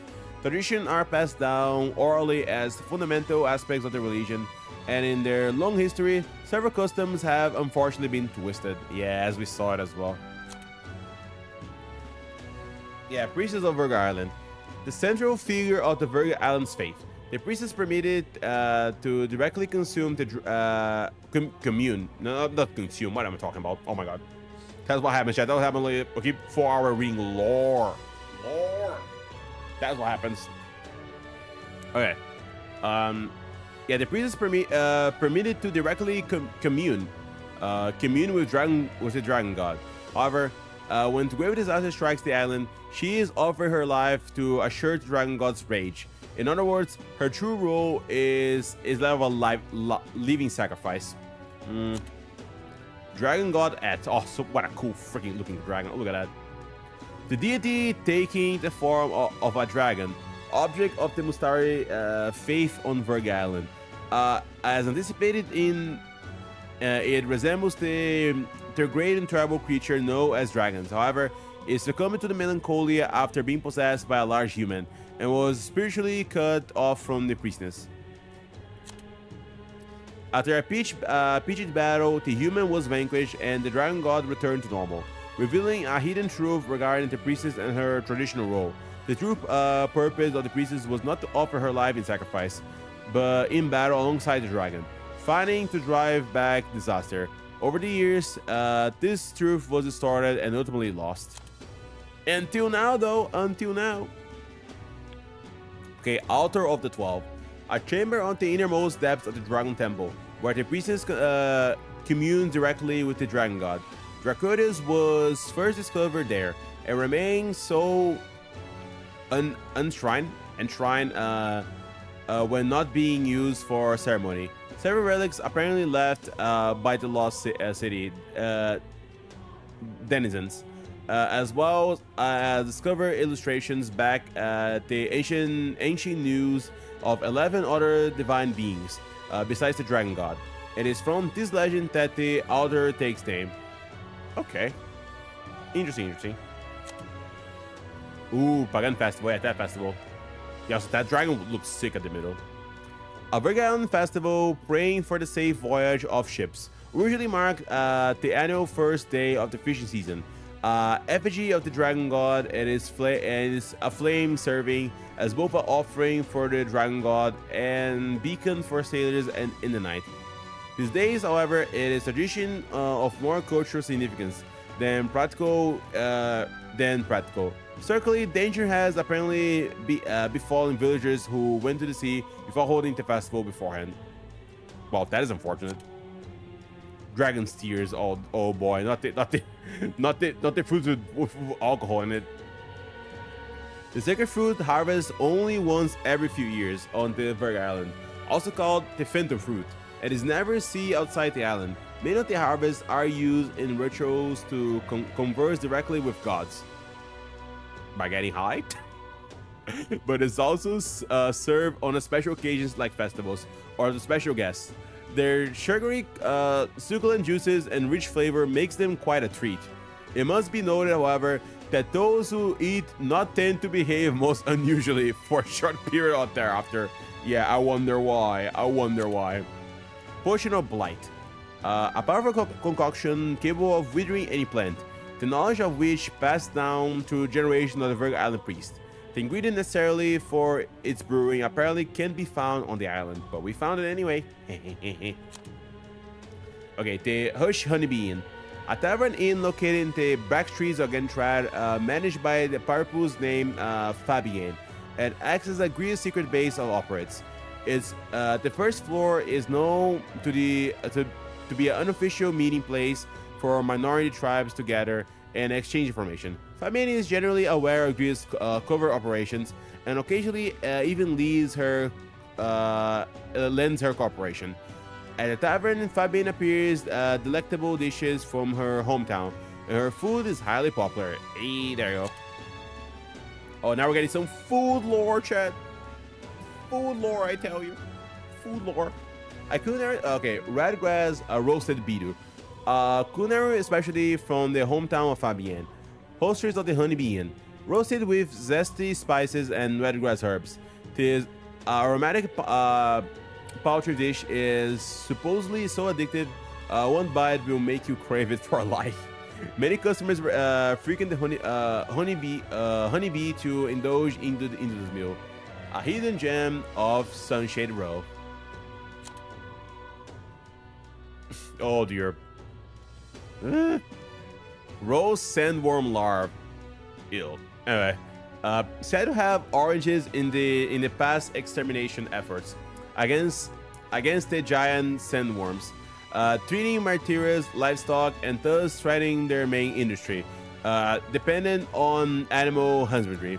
Some theories that the giant worms increased aggression in recent years because their youth are being overhunted to make this dish. Damn. Oh well. Okay, Night Prowler. I did. Yeah, okay. A renowned tavern in the entertainment district of Briefhaven. One generally needs a referee from a current regular just to get in. Expensive, ornate, and lavish decorated. It is typically shady clientele, provides a sharp contrast against the glitz. Caden Workshop. Okay, let's see this one. 1 second, let me just adjust here. A newly found UG based Gauntlet Runner Workshop. Gauntlet Runners are primarily owned by the state and the wealthy. with most orders sent to trading companies owned by the Klimar and Russian tribes. Little care is given to the quality or performance, only maintain the status quo. However, the Kaden workshop has been working diligently to overcome the social disadvantage by demonstrating their technology innovations and has given positive attention in recent years. Hey, nice. Get the little thumbs up, Yuji girl. The workshop prides itself on the superiority of their component adjustments through high precision percussion, a feat capable of only by the UG with their ultra sensing hearing. Teddy's successor Lena Kaden has joined the tournament for the throne solely to promote the workshop. Without regard to the battle for the throne, has become a point of discussion. Yeah. Carrier pigeon. A method delivering letters or parcels reliant on the bird's natural homing instinct. It has become standard to use pigeons to deliver urgent news, as pigeons are faster and cheaper than relying on traveling peddlers or merchants. Pigeons are mostly used, but a variety of birds can be deployed depending on the distance and speed required. It is not unheard for a Kenyan craftsman to accurately send a letter across the entire continent by infusing magic into the letter and employing a bird sensitive to Mangala. Ooh, interesting. That's really cool. We did it, chat! Oh my god! Oh my god, we actually did it! We actually read everything. Ain't no way, chat. Am I awesome or something? Wait. Okay, but no, or seriously, we actually read everything. Oh my god. That was something. I was here for 4 hours. We did it! We freaking did it, chat. My god, we actually did it. Ain't no way. Just sublime. Prince, I root for you. Thank you. Thank you, my citizens. It was a lot of work. A lot of reading, I tell you. Damn. But we did it, chat. We did it. There you go. Okay. Let me save. I need to save this. I feel like this is a moment it should be saved.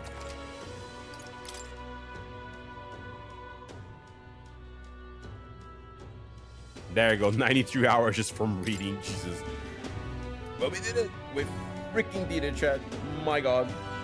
Anyway, before we go and start the actual... Oh yeah, before I go, I am going to like check my party members. I want to have like all proper buffs, debuffs, spells, all the stuff. I will see who is going to have which skill. I kind of already mostly set up last time, but I want to do this again. So I'll be doing that in a moment, but I want to like take a break, a small break, real quick. Maybe even check some more water, just so I have enough for next part. Maybe even get some food. So I'll be right back, chat. Then when we're back, we're checking the party and then actually going to the Grand Cathedral. So I'll be right back.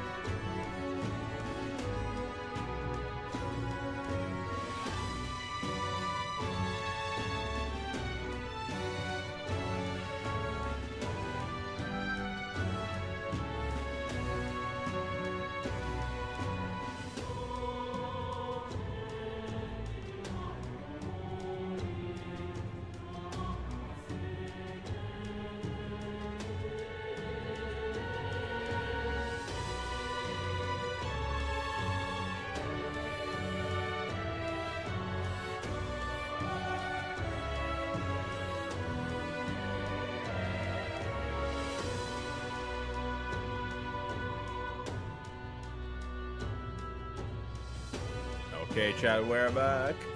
Actually back with this. Oh, wait. There you go. Oh my god. In a way, we actually survived all that. And we are ready. Okay, let me. Just sublime. There you go. Okay.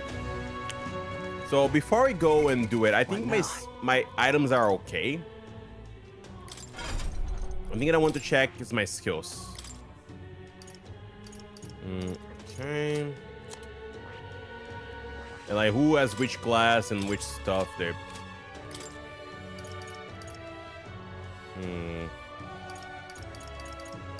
I do think I kind of want to like take scroll with me, to be honest.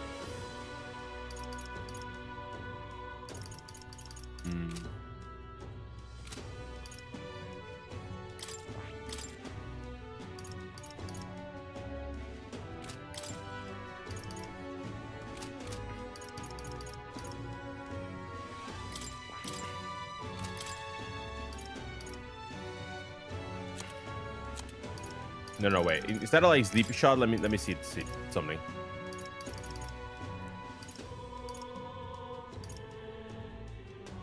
Yeah, I think I'll put the Kunda on her. Yeah. Yeah, remove all buffs from allies. Yeah. So I think I'll go Stroll, Yufa. I'm deciding if I'm going for Hulkenberg or maybe Heismay.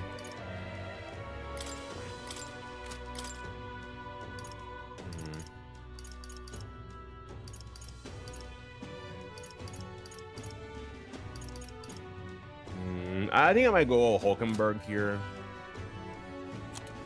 The part of me kind of wants to bring Juna as well. Yeah, because she has like a lot of pretty good useless skills, and you read Riser as well.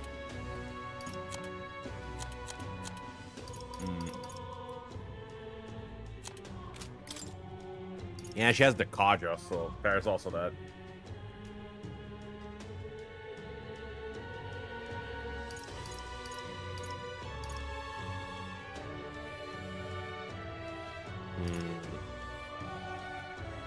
Yeah, maybe I'll bring the two of them, Juna, Yufa, and then Stroll.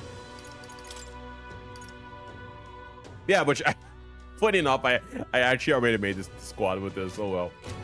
I guess I already thought about this. Like, yeah, let's go with this squad. I guess I just like already thought about it because of buffs and debuffs. Okay, Fargo, I want to check something real quick. Just real quick. I know I was reading a lot, but I promise it will stop in a second. I promise, okay? I want to check this real quick. Mysterious scrolls. World magic, okay. Right. I know now that the language of the formula is from the old world. The king, being the magic researcher himself, likely had some knowledge of some ancient tongues. I also figured out that something about the name written in the scroll in front of his alias, or rather a title. Hi, Veronica. Hello. Oh boy. How are you doing? Just give me a bonk. Oh my god. Sorry I'm late. It's okay. In a way, we're just starting. Kinda. I was in a incredibly battle against the lore of this game, reading for 4 hours since straight, and I just finished it. So we're actually in a way starting now, because I was mainly just reading for this past 4 hours. Was it good though? It was good to know all the lore though. I like stuff I haven't read yet. How are you doing though today? How are you doing? I did promise we were going to play the game, so we're actually playing the game today, Chad. We're actually doing. Right, True Seeker. Frigging by the secret tab, so I think I haven't read this part, right? Okay, I probably read this. Oh, let me do this. There you go. There you go. I'm ready for battle now, Chad. You'll come again. I am indeed ready for battle. Okay, I know I said that, but before I go officially, All right. Where to? let me simply go and check the weapon shop. Let's go. Yeah, real quickly. But I can see if there's any weapons or something I look. can like get ready or not.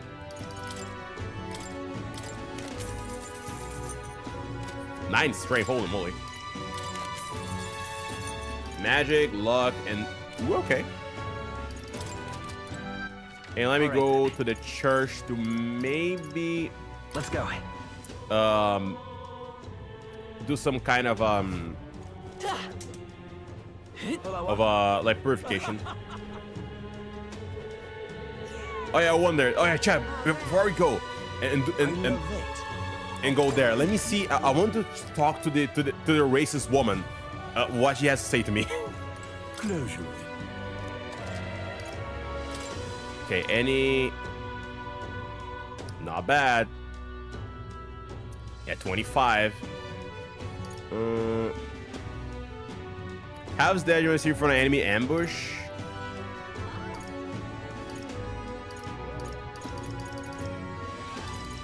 Yeah, there's no one app weapon here, but there's a lot of good equipment. Okay.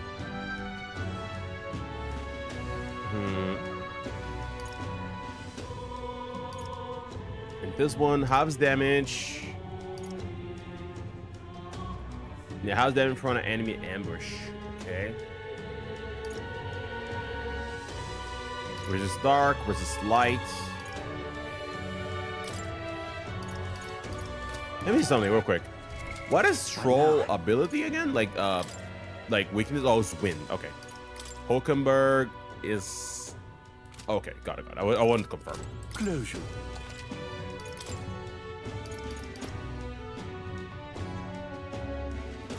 Okay, what is my class? My class is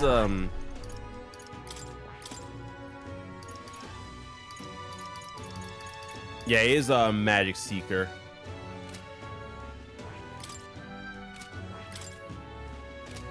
What was the class again that was like weak to dark? Was it cleric? I think it was cleric.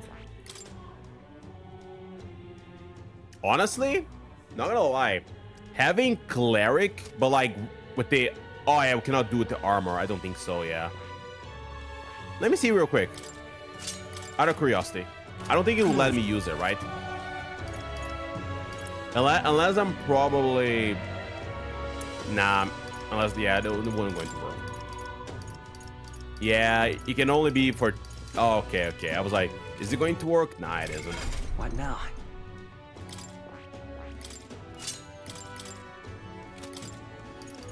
I was like wondering, is there a way? No, there isn't. Okay.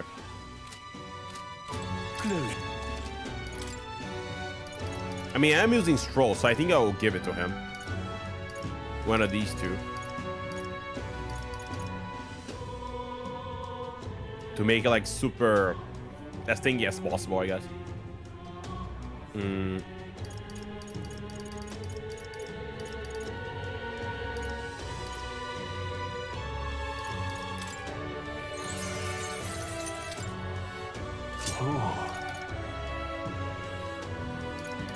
Okay.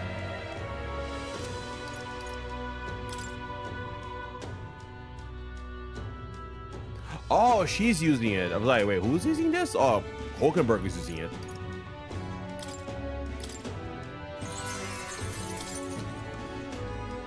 I thought like Stroll was it, but oh well.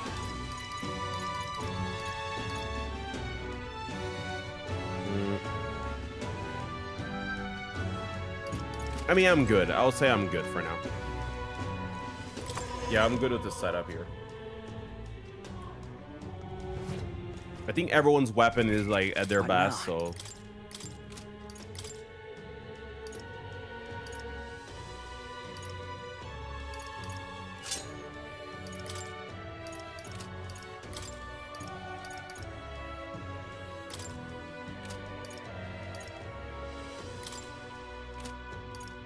Okay, sure, okay.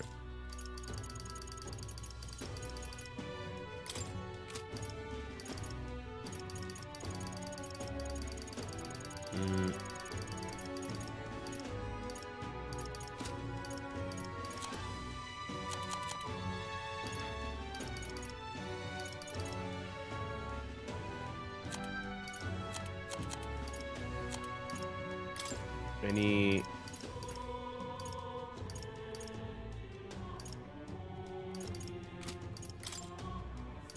Magic 7.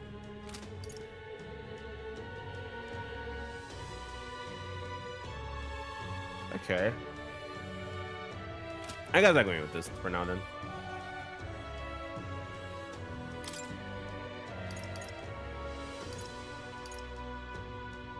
Yeah, he's got Riser because of me as well.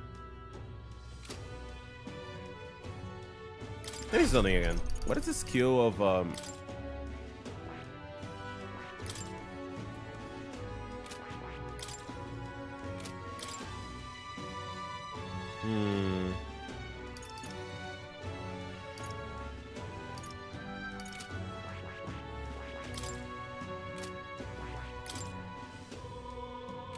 It's like maybe there's another one that can instead of like give another like the same class, maybe something else maybe would be good. Just to differentiate for like what I'm doing right now.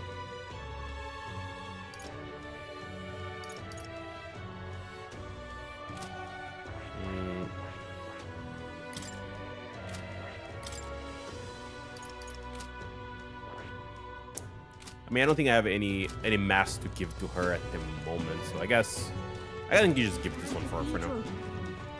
So, Yeah, let's talk to the lady first. I want to see what she has to say. I wish you could go full magic, but not yet. Yeah, I need to get Gallic at level 8 so I can become a wizard. Wizard, Harry. Oh yeah, I do need to eventually go and become an assassin though. If I want to go and become this one.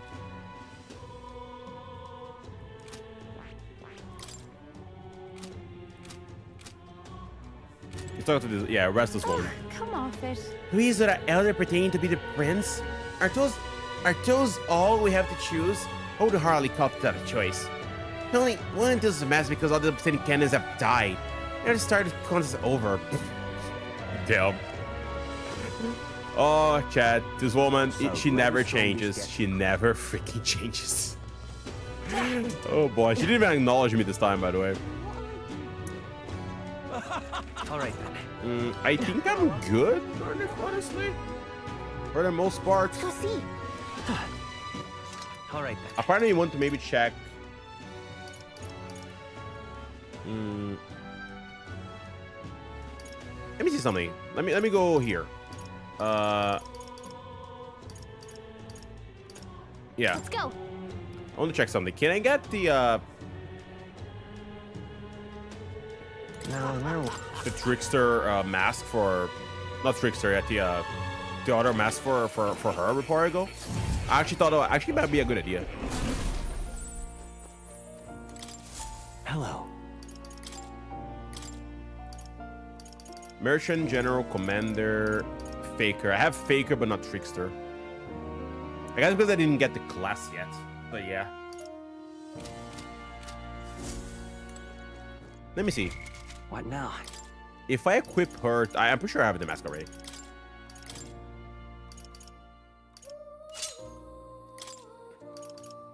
The Kaja, Makarakan.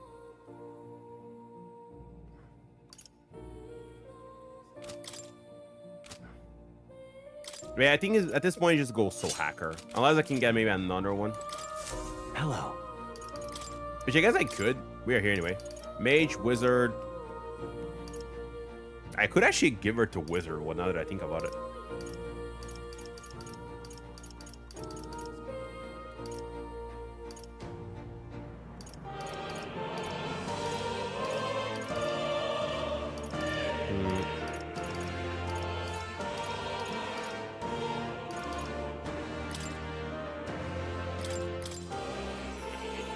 Okay, look at this.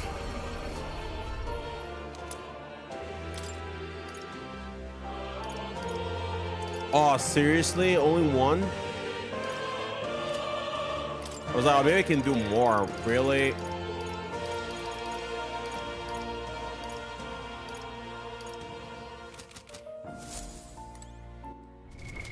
What now? Can I reload here? Let's see. I saved here a minute ago, but let me see. Where? I was walking around. Let's see what. How good of you to come. Oh, okay, there you go.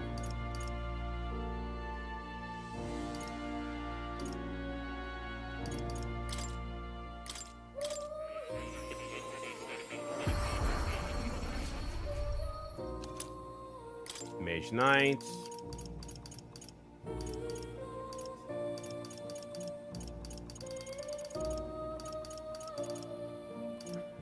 Yeah, they can make Dark Knight here.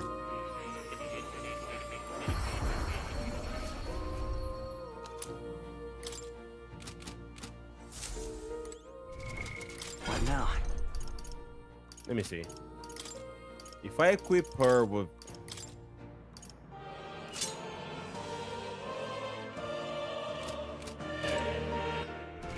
Let's see her now? skills.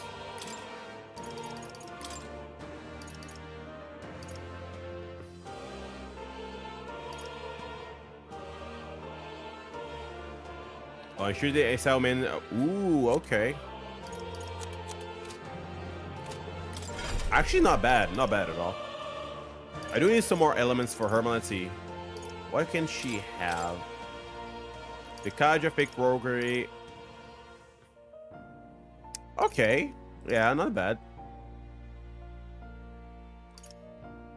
A little lack of, you know, other spells, but...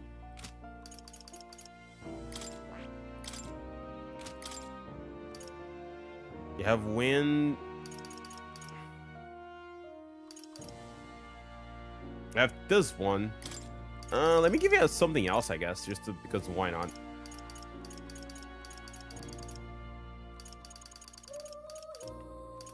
I mean, I have Medigo, but you know.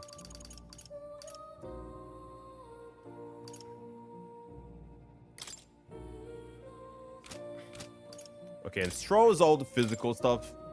I don't even bother. And Yufa, oh, Yufa is a good, yeah. She has ice, fire. Okay, so I guess I should probably go lightning just to be, just like cover all the stuff. Yeah. All right. Yeah. There we go. All right. Okay, I think this is a good squad. I think we're good. We can officially go there. I can stop procrastinating and just like keep doing stuff. Can officially go there and do the fight of our destiny or blah blah blah. I think this squad is good. We have a good synergy. We have a good amount of spells. We should be able to handle it. All the stuff that comes in our way. All right then. All right then. Let's go. It's time, Chad. It's time. I'm a little nervous. I'm not gonna lie.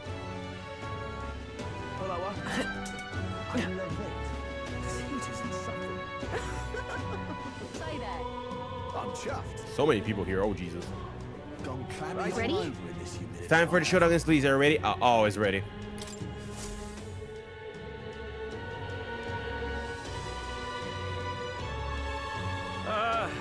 Well, bit of a tricky situation. Can't exactly say I'm the tournament's official crier anymore, things being what they are. I mean, he's not wrong, I guess. I mean, Sanctifex Forden and St. Rella are gone.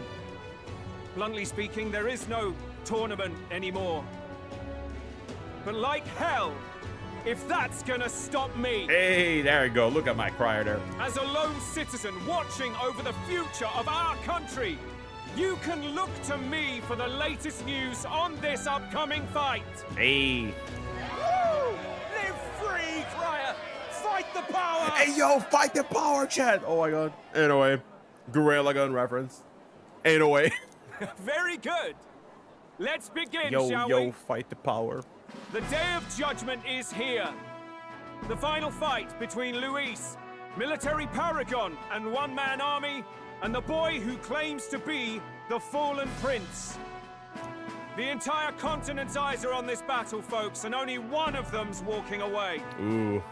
Let's see a show of true strength, worthy of our new king. Your Highness, you can win. Give Luis the boot. Oh boy. Count Luis! Kill that imposter! Some of these people, I swear, some of these people. It looks to me like Luis hasn't even bothered to show at the royal capital. Well, there's no way he'd run away from this. Any time now. Oh boy. Whoa, over there! It's Luis's gauntlet runner! Yeah, the Calandrius. And so the leading candidate finally makes his appearance.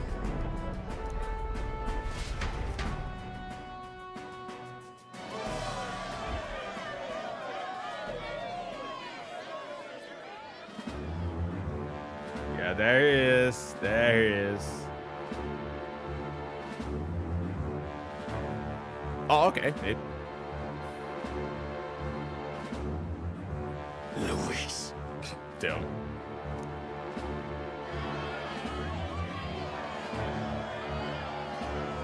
We're just standing there, all menacingly, Chad. The two titans of this race have finally come face to face. Let's introduce our candidates once again for this final bout. Our first candidate, Count Luis. Adopted son of a minor nobleman, he rose to fame on his incredible military merits, quelling domestic conflicts and almost becoming our nation's youngest general. Yeah, as we just learned. Suspected of attacking His Highness, he was denounced and cast down, but his name has since been cleared, and now here he stands, closest to the throne. Then we have the Elden candidate. The elder who boy. claims to be none other than His Highness, the Prince. Though his identity is uncertain, his strength is undeniable. Through his campaign, we've seen his team flourish, counting even the songstress Juna among them. The time has come to demonstrate his power. Will it be enough for this youth to take the throne? I have to commend you. A lesser man would have run. This all began with the king's failings.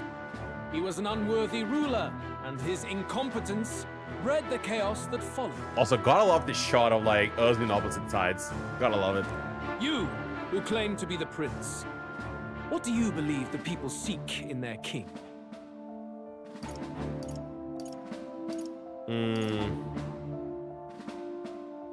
Okay, what most people seek.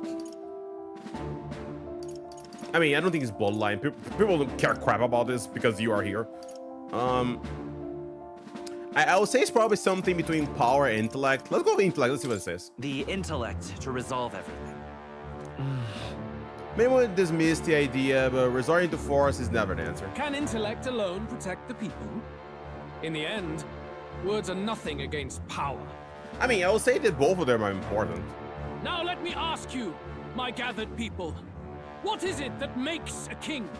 Power! My Lord Luis, kill him now! Only the strong can rule! Oh my god. Your Highness, show us your power!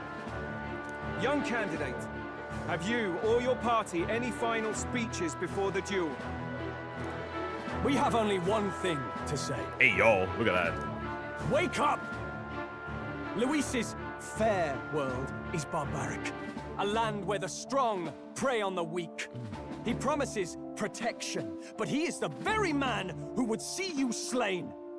Hear this. Luis ordered my home destroyed by a human.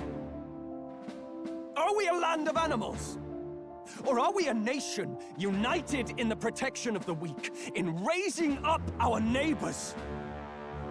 He's the type of man who will kill anyone who gets in his way.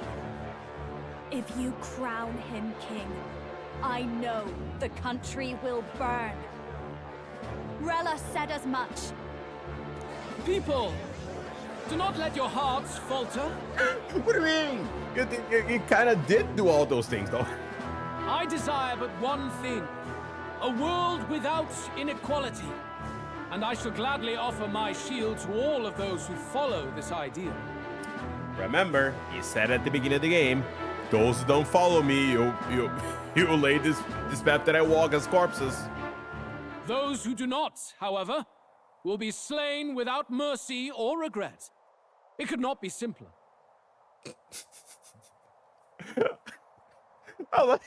I like he literally said like what I just said. He's like, yeah, don't worry, just follow me. It's all good, bro. But everyone that doesn't, I'll go kill you all.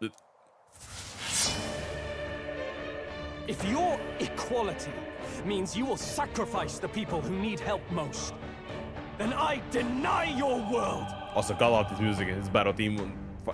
So, you think you have the strength to protect the weak? Then prove to me these are more than empty words. Ooh, it's time, Chad. It's time. Come then, and act your part in this showdown. I have a new world to build, and you will die in its name. The time has come. We're finishing this, here and now. With the music. Devil Summoner! This may be excessive. Oh, souls of kings, give me strength. Okay, raise barrier to repels. Let's see. Cerberus! I want to see if this weak against any team, but I don't think so. Defy the rule of strength, then die by it. Persona Master! Yeah, Persona Master.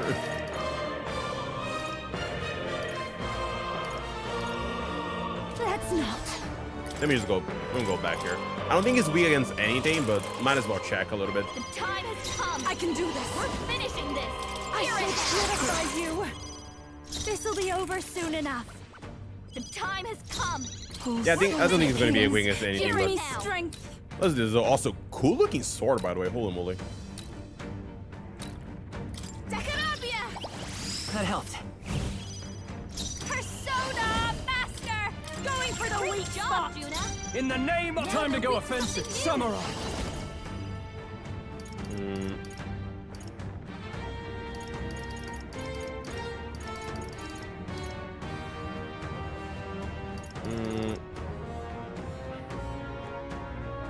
Yeah, Chris. Yeah, concentrate. I think you should concentrate first. Yeah.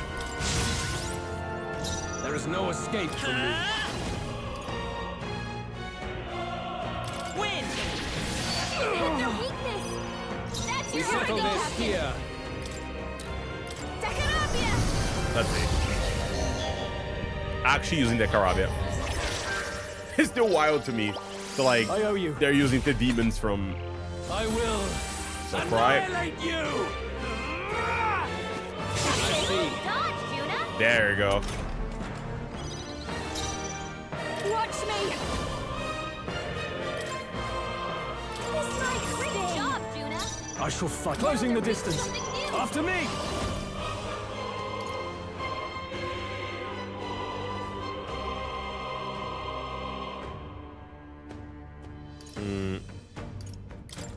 Together then. Let's see. Let's do this one. Let's do this.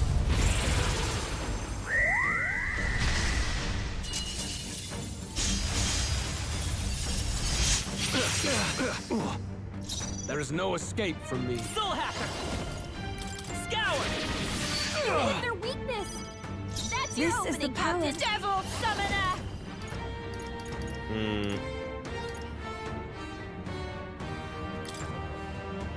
Kahulan!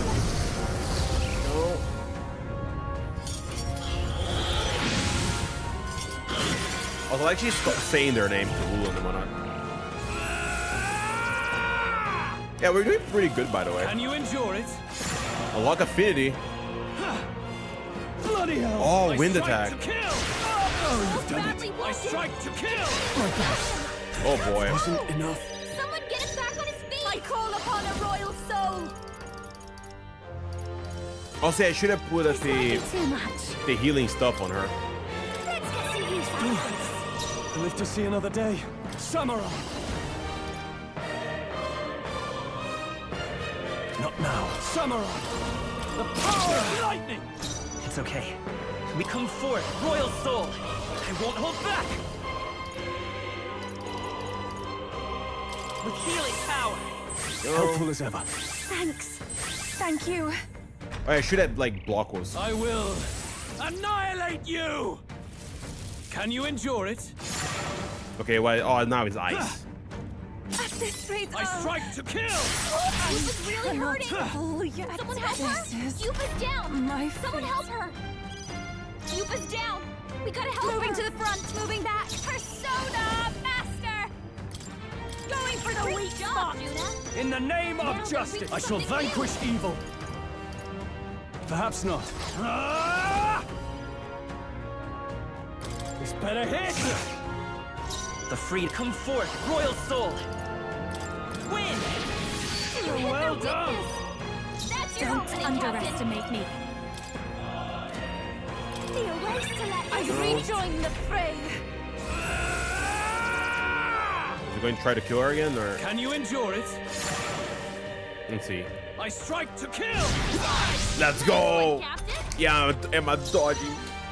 Dodge try to go crazy, trap. Samurai! We settle his this power. here.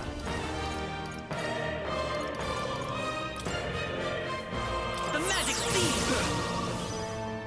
This is the pool, souls of kings. Give me strength. Hey, hello, stream. Welcome. Just came out. Oh, just give me the time, but I'm finding you'd help. a certain someone here. You defy the rule of strength, then die by it. Behold this power. I think I'll just heal here. Yeah, I'll just use some items to heal. Wait, how are you doing today? Can't let it go unused. I owe you. That was helpful. Yeah. I will annihilate you! Can you endure Oh, I was it? going to switch. Okay. Oh, win back. Bloody hell! I strike to kill! I'm good. That's good. What can I do? Badly Come, wounded. accept my If challenge. anyone Oh, that's not good. Stroll can't take any more. Someone No heal him. holding back! Let me stepping back. Stroll, they got you with multiple All yours. elements. I will fight with you. Come forth, royal soul! Scour! I can do this. Hmm. Allow me to knew you'd support you. No. Thank you.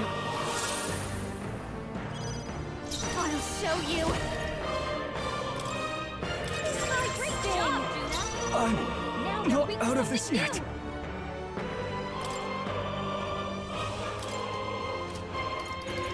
Let me. Let's try this. There you go. I see. It would appear you have the metal to defend your claims. Also, yeah, I should probably And like I use need a not wind item. hold back either. Oh dear. Scream. Oh my god. Can you endure it? I strike to kill. No way! Oh, he's in I darkness. strike to kill. I can't believe I this! strike to kill. No! Ah! You're badly hurt. Get her to Tilly! He's knocked out. He's got away Also, yeah, from Chad. him. One thing that I should have probably done. I didn't like. By this power! I didn't like hit me earlier, but I should have probably Hit their weakness. That's like I have like Tetrakarn, but I should have Makarakarn here for this guy. It would be really good, honestly. I just like didn't didn't even hit me. Just hit me now, but like. We have provisions. time for my grand comeback. If I can get moving to the Persona Master.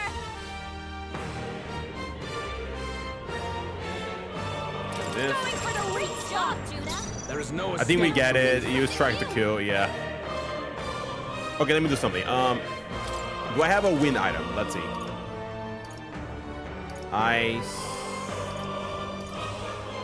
I do. Okay. The freedom of a wanderer. Yeah, we'll lose the defense buff, but I think it's better just to heal Let's everyone go. here for now. We're not out of this yet! Helpful as We can ever. get to like the defense buff in a moment Thank again. you. I will annihilate you. Can you endure it? Okay, now is I think it's Come, light. accept my challenge. Strength is fading. I Oh, strike to kill. ha! Get repelled, fool. Stroll, if I can get close to the multiple Devil elements. summoner. The situation. Here I go! Be Okay, de funda. My thanks. Thank you. I'll give Persona Master!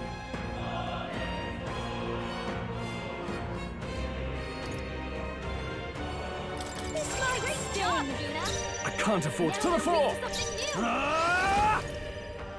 This better hit. We settle this here.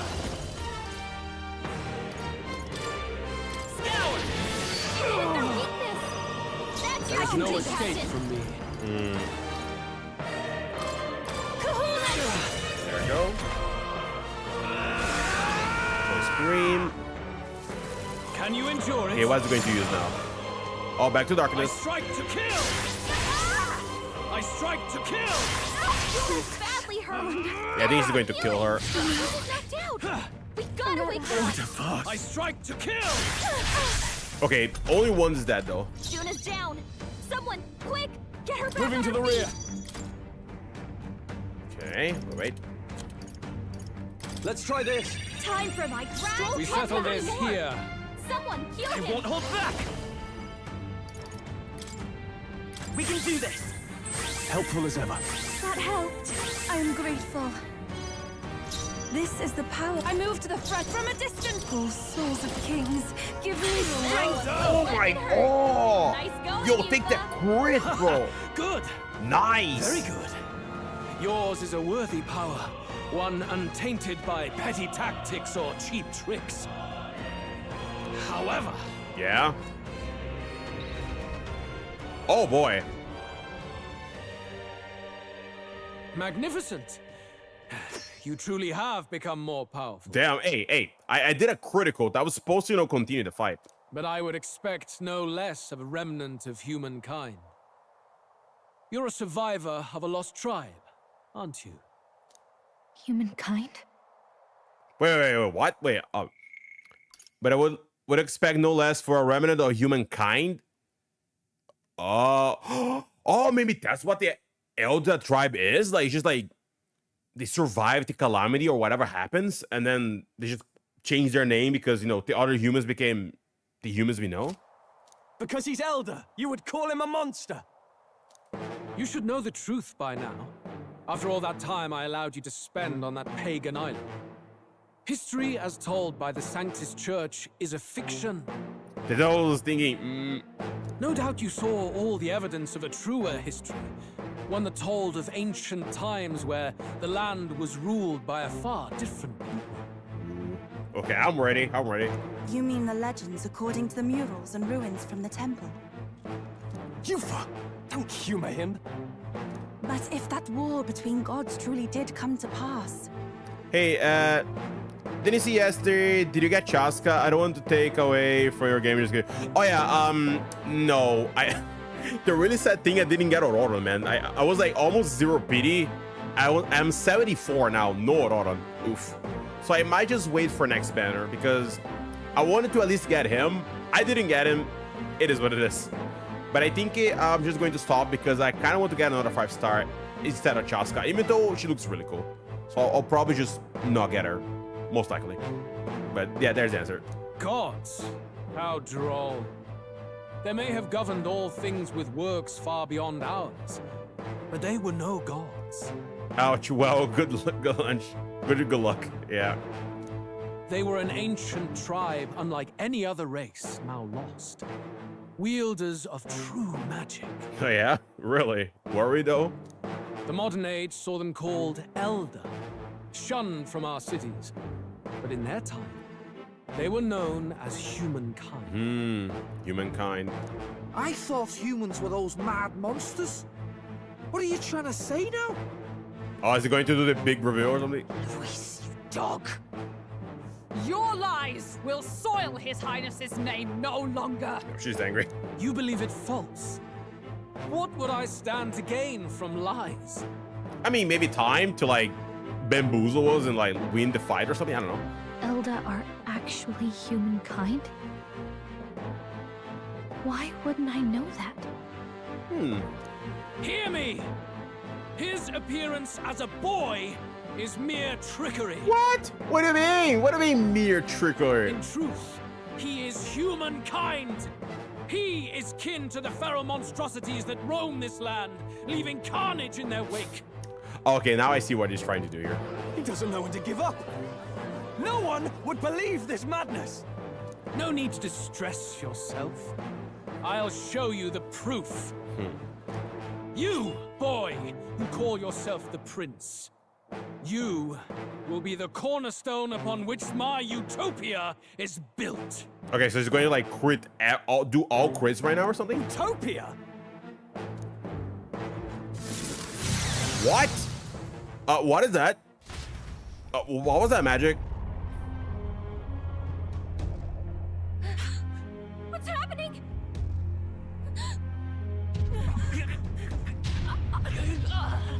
Oh, he's activating my archetype or something. What is he doing? What is him? Witness the truth, good people. You would know the identity of your would-be prince.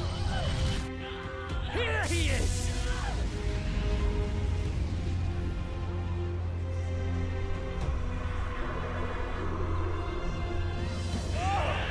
It's a monster! It's a human!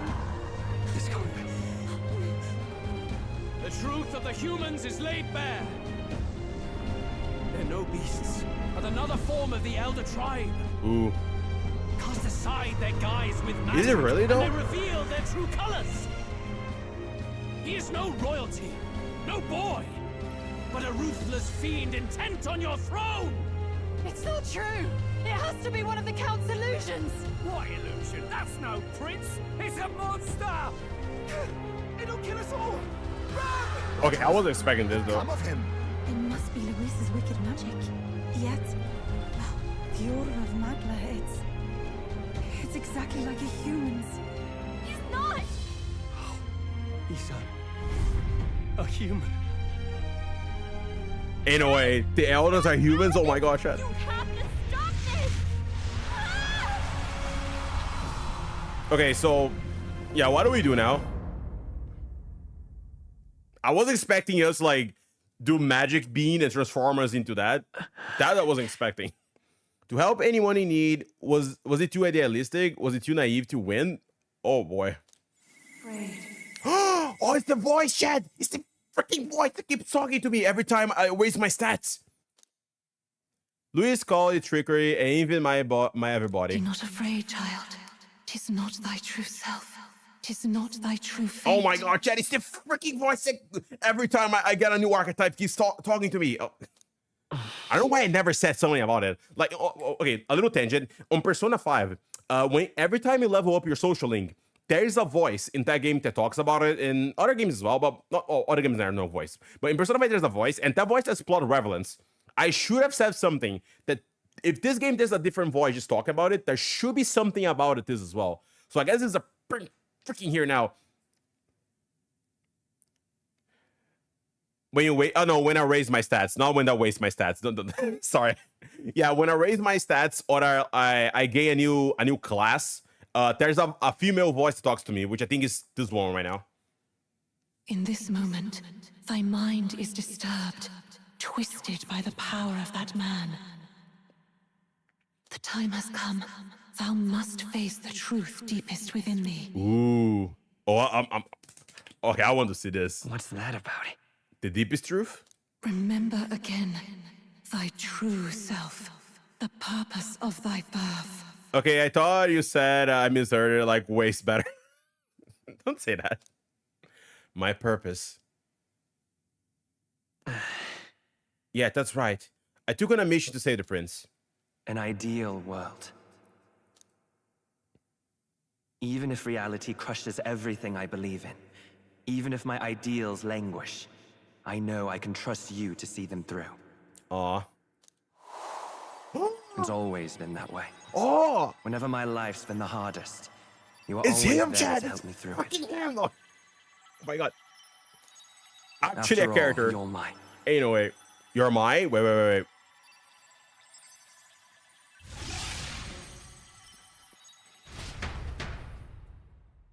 Wake up! Wake up! Okay, what happened?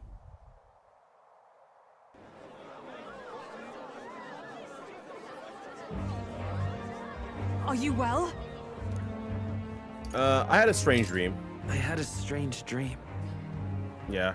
You seem coherent at least. We saw you take on a terrible, monstrous form. We knew not what to do. You had vast reserves of magic poured into you. It was eating away at your body and mind, but I've managed to suppress it. He may be back with us, but without rest, he will surely succumb to the spell. I don't know if he can withstand the same magic a second time. I wonder what we're going to do now. I will not let you die. It would appear the throne is now mine in every sense. None remain to oppose me. Bro, shut up. What do you mean, none? Your vengeance is at hand. Will you not finally slay the monster and avenge your people? Shut up! Unfortunately, the prince is finished either way. Both this imposter and the true prince at death's door, Oh boy. deep in the woods. The true prince? You bastard! What have you done? I wonder if we're going to do something about this, or we're just going to escape Bloody now. hell. Is that why he called us here? It was all just a bloody distraction. Your part in this has ended. Go where you wish, but I advise you run fast if you would outpace your hunters. Seize the monster! I don't care if you have to kill it! Ooh. Attention now. This looks dire. Oh boy. How could you deceive us? I knew all along that filthy lowborn was hiding something. Of course, now Monster! everyone's saying this. Oh boy. We retreat to our gauntlet runner. We must find him safe haven to rest. It won't be long until the entire kingdom hears of this mess. We've no safe haven left. Gallica, we've only got one option now. I'm worried about the prince too. I know. We'll head to my home and the prince's refuge, the Elden Sanctum. Ooh, we're going there? Okay.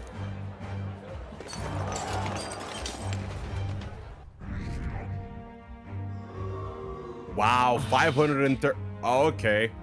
Yagami support has begun drastically declining in numbers.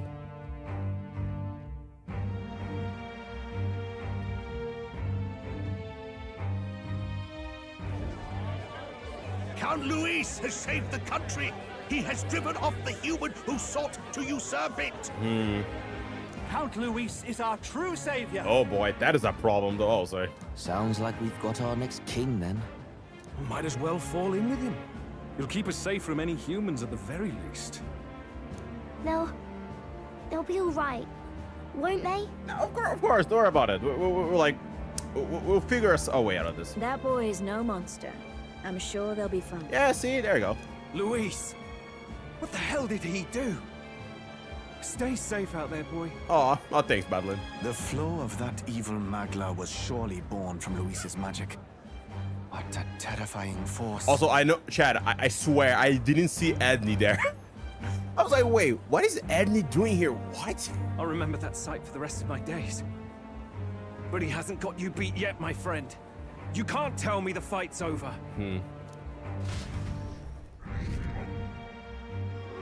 Oh boy, man. He's literally dropping so much. Yagami's borders are continuing to decline. Why? How did this happen? Anyhow, there's no time to waste. Let's secure let's set source for the ancient Elder Sanctum. Don't lose hope, Yagami. Okay, we're moving with this then. It was more of a defeat than it was a departure. Ooh. They board the gauntlet runner and rush from the capital, as though hiding from the shrieking animosity of the masses. What more can they endure? There is no light to be seen.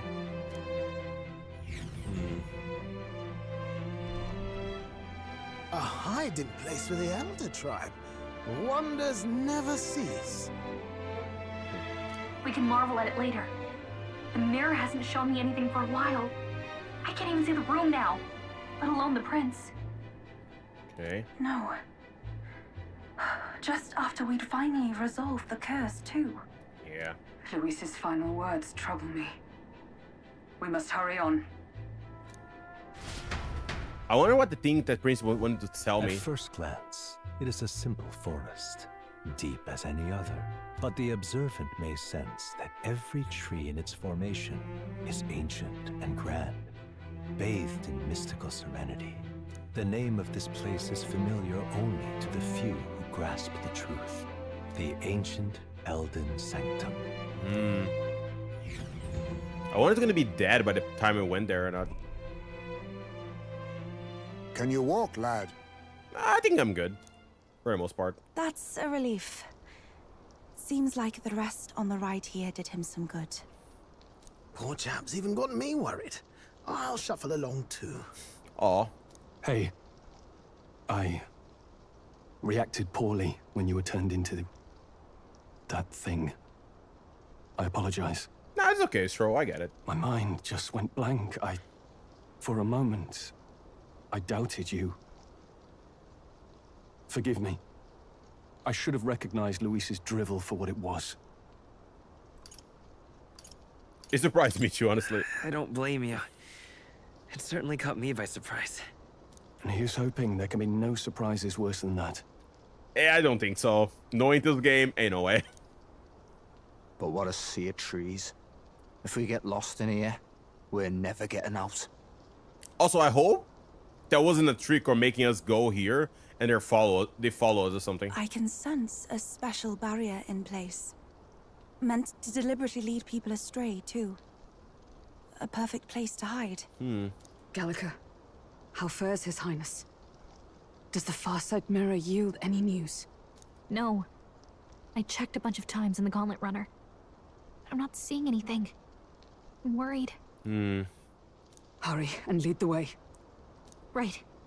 Everyone stay close so we don't get separated. The village is this way. Okay, let's go then. I'm worried about the prince. His life is in our hands. He believes in a world where people can make their own future just like you. He's the only one who can dream. You can see the dreams become reality. What now? Okay, let me see something. One thing that I should probably change is Hamon and this one. Where is it? Yeah, put Recarm here. Do I have Makara Karn here or something? Let's see.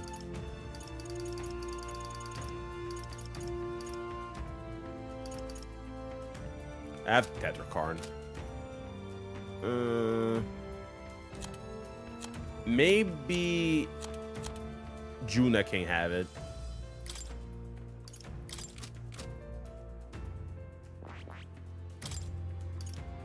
Pick Kaja, pick Roguery. Let's see.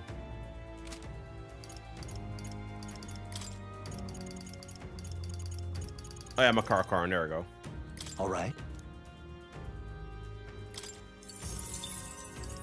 I'll give it like this maybe for now.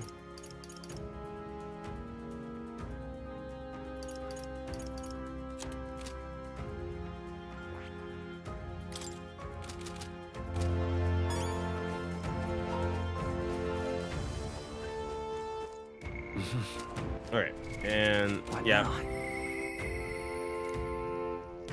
Fallen in existence, also has lost sight into herself. To the heroes of your king in this land, to the much reach, to the power of the heroes' souls, with their shroud in darkness, is my definite point of view to say so. What happened in front of you? I'm not surprised your ranking faltered, but we got more important things to find out right now. Okay, let me adjust my party. Unless he's going to like spot a bunch of BS in front of me. No, I guess I can keep scroll here. Yeah, but let's keep it high to me as well.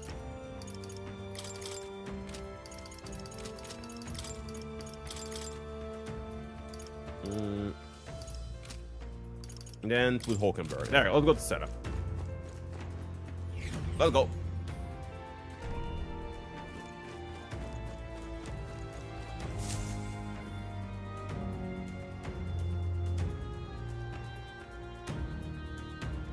Huh?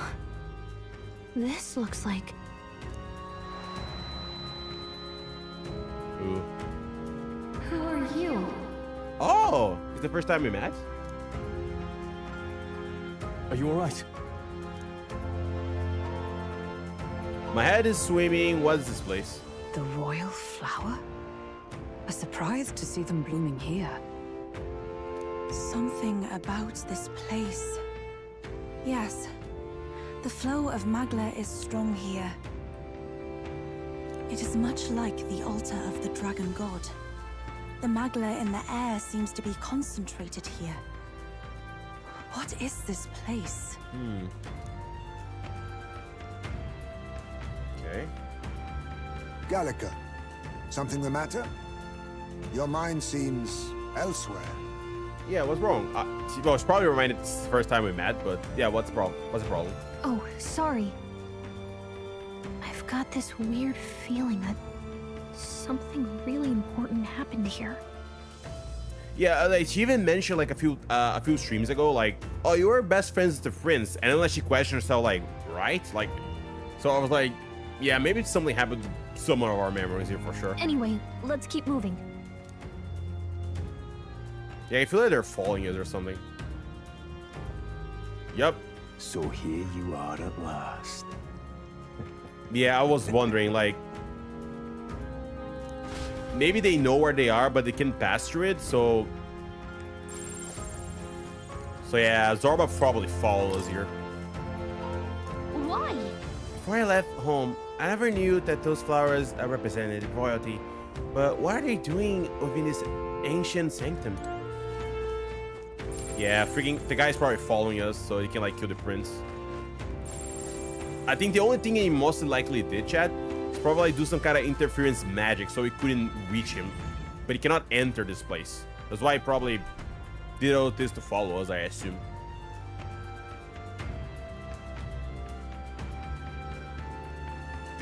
How odd.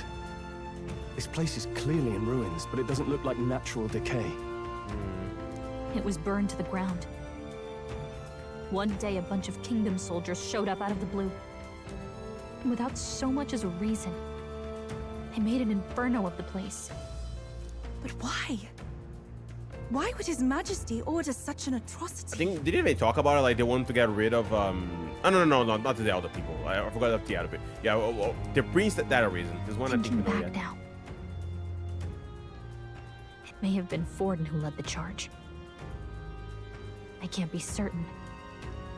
But if it was up to him, he would have done it just to purge the filthy Elda tribe. Luis claimed that the Elden people were just another form of the humans. If he spoke true... They're not. There's no way. I got it, just like denying all the time. Anyway, more than half of the villagers died in the fire. And those who survived were forced to hide in caves. That way everyone would think they were wiped out. 'Tis a shrewd ploy indeed, to hide in a place the enemy themselves saw destroyed. Yet, why did Alcest? No matter. His Highness is in his cave, correct? Also, what am I doing there? Yes, over there. Yeah, the guy's following us, or... What? That... Oh, there's a body there. He draws no breath. Likely a stab in the back. I doubt he even had time to shout. Damn. I recognize him. He was the associate of the first operative I came in contact with. He was a lot more skilled than those Sanctist warrior monks. But now... Gallica, the cave is just ahead, yes? Yes. It's past the woods, over there. Then we move. Oh boy. I need to get to the cave. Like this. Oh, there are fairies here as well. Look at that. The moment that I'm sensing, I'm worried about the prince. Should hurry over to the hideout on the lower level.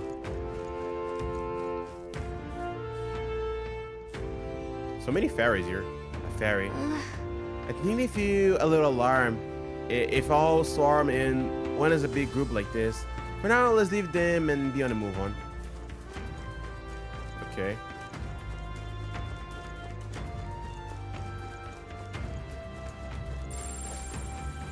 Oh, there's someone here?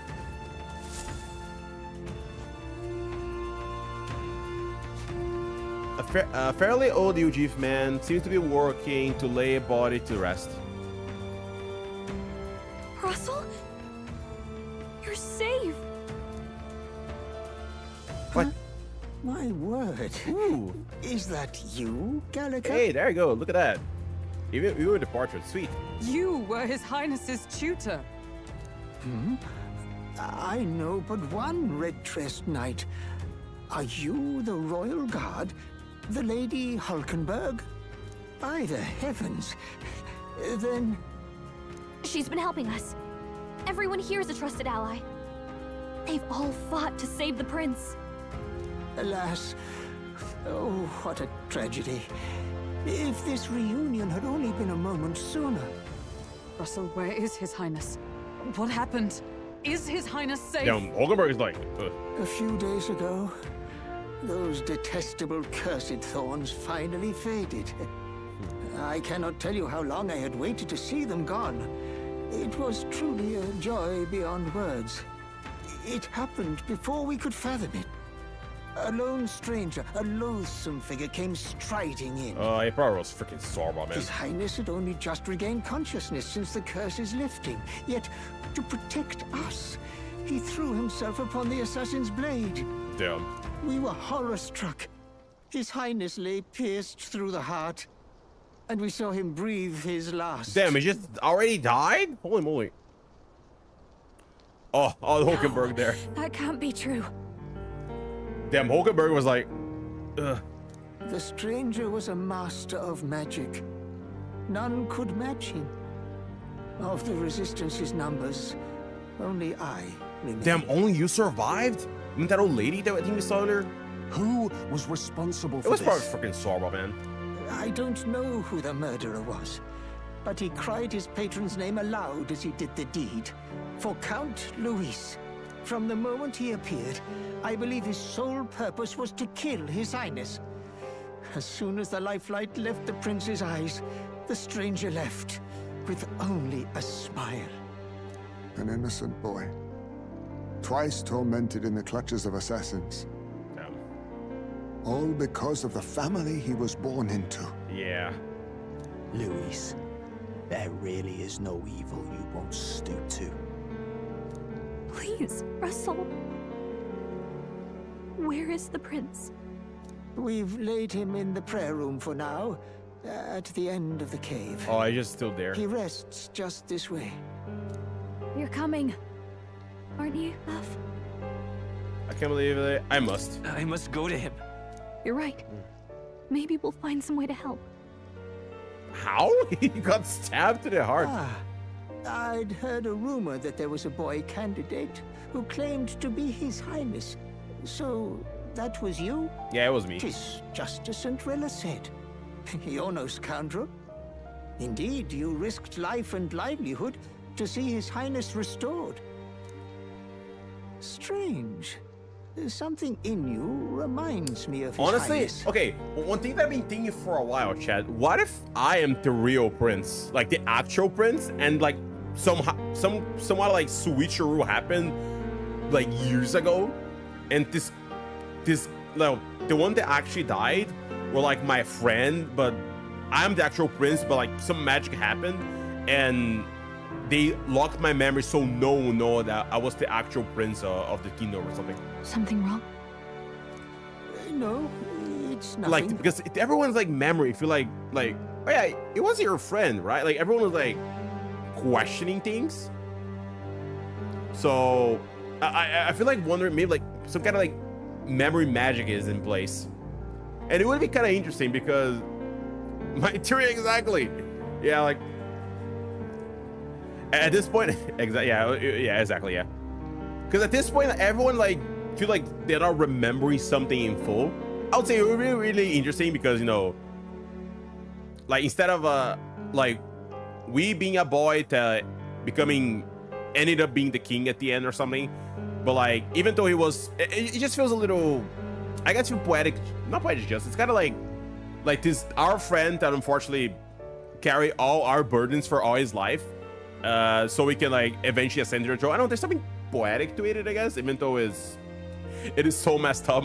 He was there all the time and they just die off screen, man. Well, let me see what happens, though. I'm curious to see. Once you are ready, you are free to join me. I think it was the king's decision. If he knew that his son would be assassinated, so he created his whole thing to protect him. I could see it happening, yeah. Before I go to the prince, I think I'll help Russell laying this body to rest. I'm working on the fan fiction right now, lol.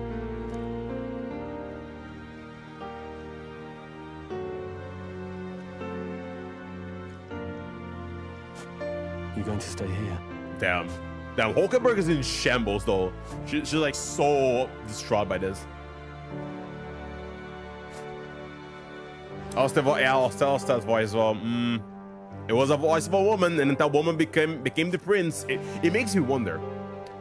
I mean, they could also like pull out like that was like they were twins or something. Like, oh, you were twin brothers or something, and like there were two princes or something, and he was my brother instead of my friend. But I don't know. I'm just throwing stuff at the wall. I have no idea. No. I must bear witness myself. As his knight, I must. Why her? Oh, it's probably lighting. It's probably the lighting. The lighting of this place. Everyone looks a little bit paler, to be honest. With that lighting on the cutscene. Even a little bit now. It's just a lighting issue, I guess. I'm a little worried. I wonder why. I need to get the prince quickly as I can. Prince is in the prayer room on the low level. I don't want to believe it, but I need to see for myself. It's nearly time. It's the freaking voice! This voice. Yo, Chad. wait, I'll just wait. Long have I waited. Oh my god. It is time. Am I going to fully awaken or whatever? Or what is about to happen? It is time for what? Also, let's talk to these people. Hello. Pardon? Hold on. Did you really come here from the outside to this outside the sanctum? What's going on? Frightened Elda. Oh, no, that can be. Are you truly Elda? Oh, we're actually having some Elda people here. Oh, look at that. Hey, you. Elda youth. You're associated with the group that have been sheltering the prince? It's not because of them there's another calamity has befallen us, huh? Now that I get close to look at you, are you Elda? I heard that the prince was the only Elda within the resistance.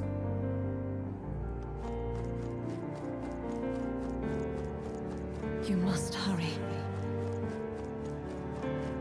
Oh boy. The time has come.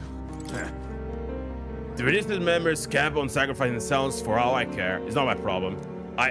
I guess I came out sounding a little cold. Yeah, someone just died, bro. And died for you all, by the way. I suppose I can help carry their bodies away. There's too many for that old Eugene to handle on his own. What? Right past his door are the living quarters. Lady Grande made it strictly clear that it's not to open under any circumstances. You heard me. Hurry along now. Okay. This is all fully my theory. All was for this day. Hey, yo. There is still time. Hello, little fairies. Gallica, is that you? I was wondering where you have gone off to. Oh, thank goodness you're safe. How are the others? The others, they're fine. It's just a bunch of people who died. Well, ouch. There's a bunch of people who died. More importantly, Gallica, I have to go gather petals from the flower patch in the forest. What? Sure. Oh, maybe later, okay? I'm still on a mission, so I really isn't the time to. You changed, Gallica. You even started to talk like one of them. So weird. What? Huh? Are you trying to be a person? You're strange now. Hey, that is so rude. Wait a minute. Hey, don't be rude to Gallica. Hey, shut up. Get the frick up, you two little fairies. Hello there. I mean, to be fair, Gallica is definitely really different from all other fairies, which makes me also question Gallica, I guess? I don't know. Anyway, maybe just spending too much time with humans, I don't know. Or not humans, like everyone else, but whatever. The prayer room is located further in. At the moment, it's being used to mourn those who are no longer with us. I pray you don't cause the disturbance. Don't worry, I won't. Maybe. I mean, to be fair, Zorba is here, so that guy might actually burn everything. So hopefully it doesn't happen, but oh well. The princess ahead. Yes, I'm ready.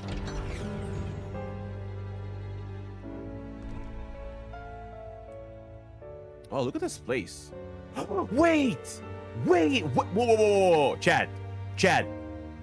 Do you guys know this place? Okay, for anyone who doesn't remember, I'm pretty sure this is the place where like the freaking archetypes happen. Like every time we awoke into an archetype, like the characters come here for a while. It was like, oh, worthy hero.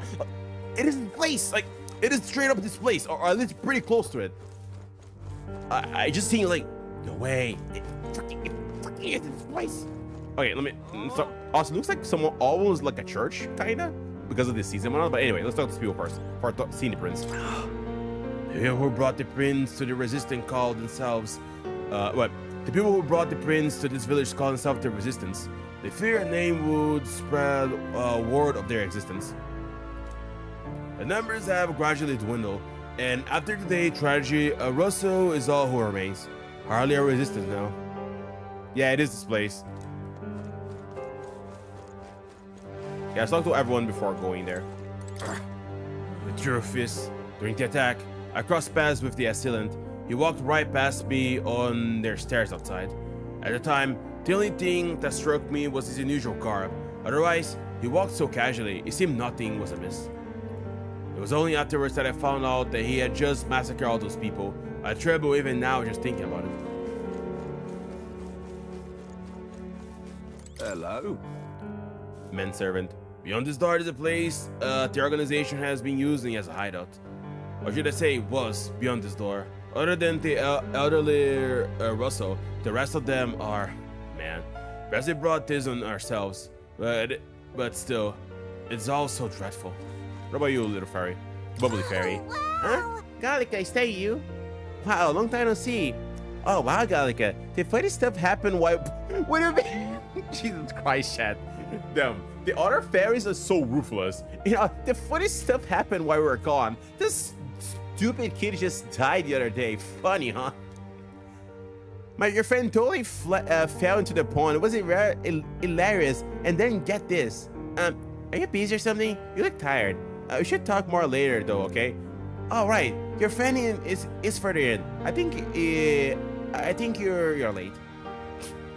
I thought he was actually going to diss on someone being dead, but they didn't. Okay. At least he didn't do that. You are from the outside, aren't you? Hey, mind telling me what's going on right now? Nobody telling me anything. They always just say, don't leave to the house. A house that, I know the fires were scary, but it's all too much to be holed up like this. I, for one, have no intention of spending my life running between caves and forests. Yeah, a normal kid here. Look at that.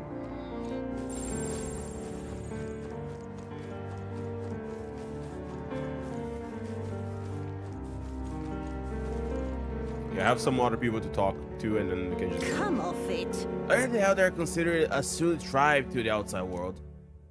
Perhaps that's reflect in the current state of affairs.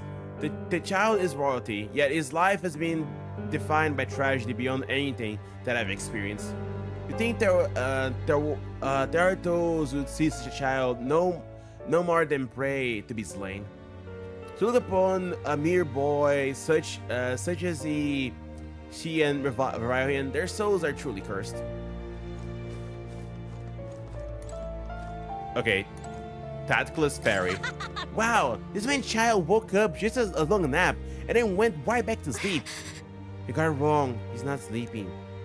Why are they so sad? In fact, why is everyone so... Jesus Christ, this fairy. Just play for a little bit, and you cheer right up. When this person wakes up, we should play together. God freaking damn it, this fairy. Oh, this is Russell. Hey. Russell, the princess. Oh, Highness. For you to forfeit your life in order to save ours, it can only mean that we have truly failed you. There can be no atonement, no penance to match the magnitude of our failure. I wonder who was that killed everyone. I'm pretty sure it was freaking Zorba, man. It was that guy. I'm pretty sure it was him. Oh, it's you! Beyond here lies the altar of secret history, a sanctuary which houses the true story of our people and world. He won't wake up though, yeah. Can you refrain from making any loud noises? Lest you startle the fairies. Also, funny there's so many fairies here, by the way. Now what am I? We can buy things here, Chad. Hooray, I guess.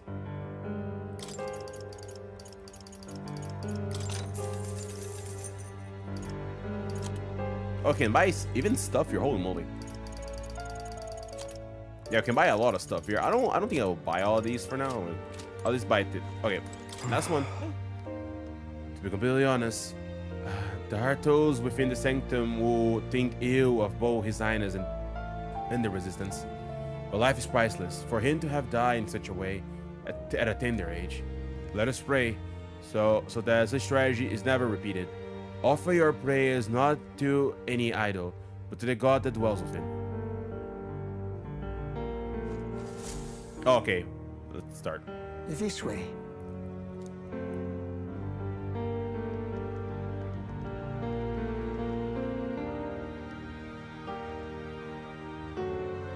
There it is. No. Your Highness. Oh. Oh. Oh. Poor Robert. Why? I didn't realize anyone Oh, she is still alive. remained to weep over this child. Yeah, we're just the lighting there. Yeah, we're just the lighting me. Also, she is alive. I thought she wasn't. Imposing an elderly woman. Gallica, you've returned. I like how everyone's surprised about the Gallica here. Like, Milady Gruade. It's been a long time. May I ask who this is?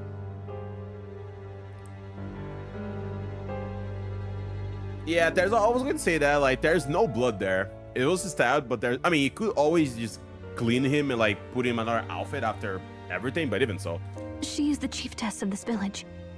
The Hermitess Gruade. She was kind enough to shelter the entire organization when His Highness fled to these woods. Okay. I can't believe he's gone. I'm just some parapus orphan from the slums. I was never supposed to outlive any prince. Was he killed here? Yeah. No. It all happened in the bunk room in the back. Oh. We moved him here to the altar once all was quiet. Okay.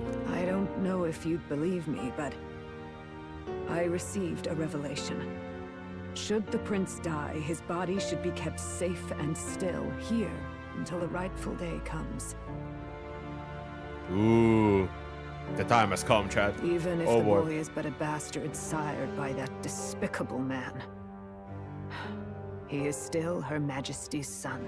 Damn. That was a statement there. In this boy with a bastard siren to that despicable man. Despicable? What, you mean the king? Wait, who's Her Majesty? Was that good? What the fuck? Okay, I never asked this, but who the frick is the mother? We don't know what the mom is. We never heard about the mom. Do you know nothing of the child's mother? Not really. No. Is my mom the one that keep telling me I need to be a good boy and raise my stats and raise my archetypes? Is that my mom or something? Or the prince's mom, I guess. I don't know. The boy was not brought across borders to us. He was born here, in the ancient sanctum.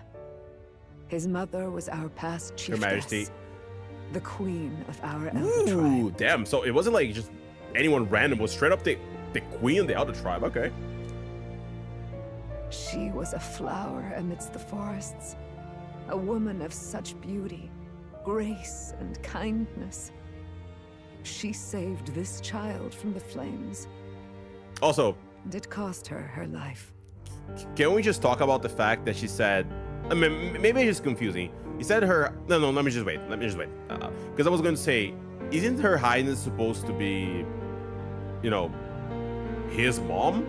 But like, maybe she's confused because he's using Her Highness, like the highness of like the elder tribe, not necessarily, you know, the mom of the prince. Maybe.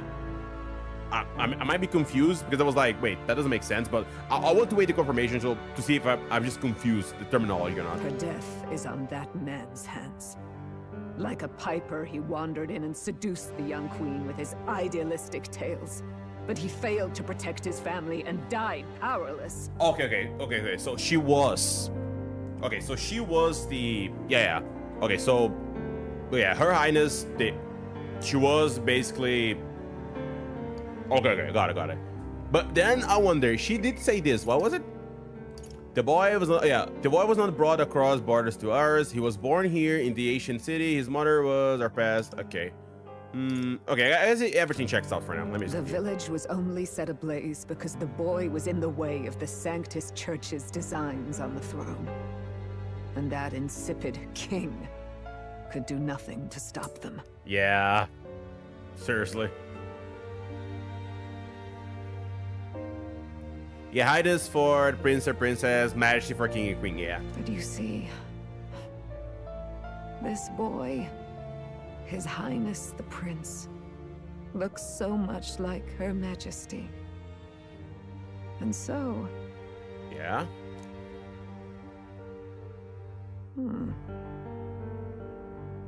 You there, Wait. boy. Are you perhaps... No, it can't be. And yet... Oh, come on. Go on. Please. Is something amiss, Milady Gruede?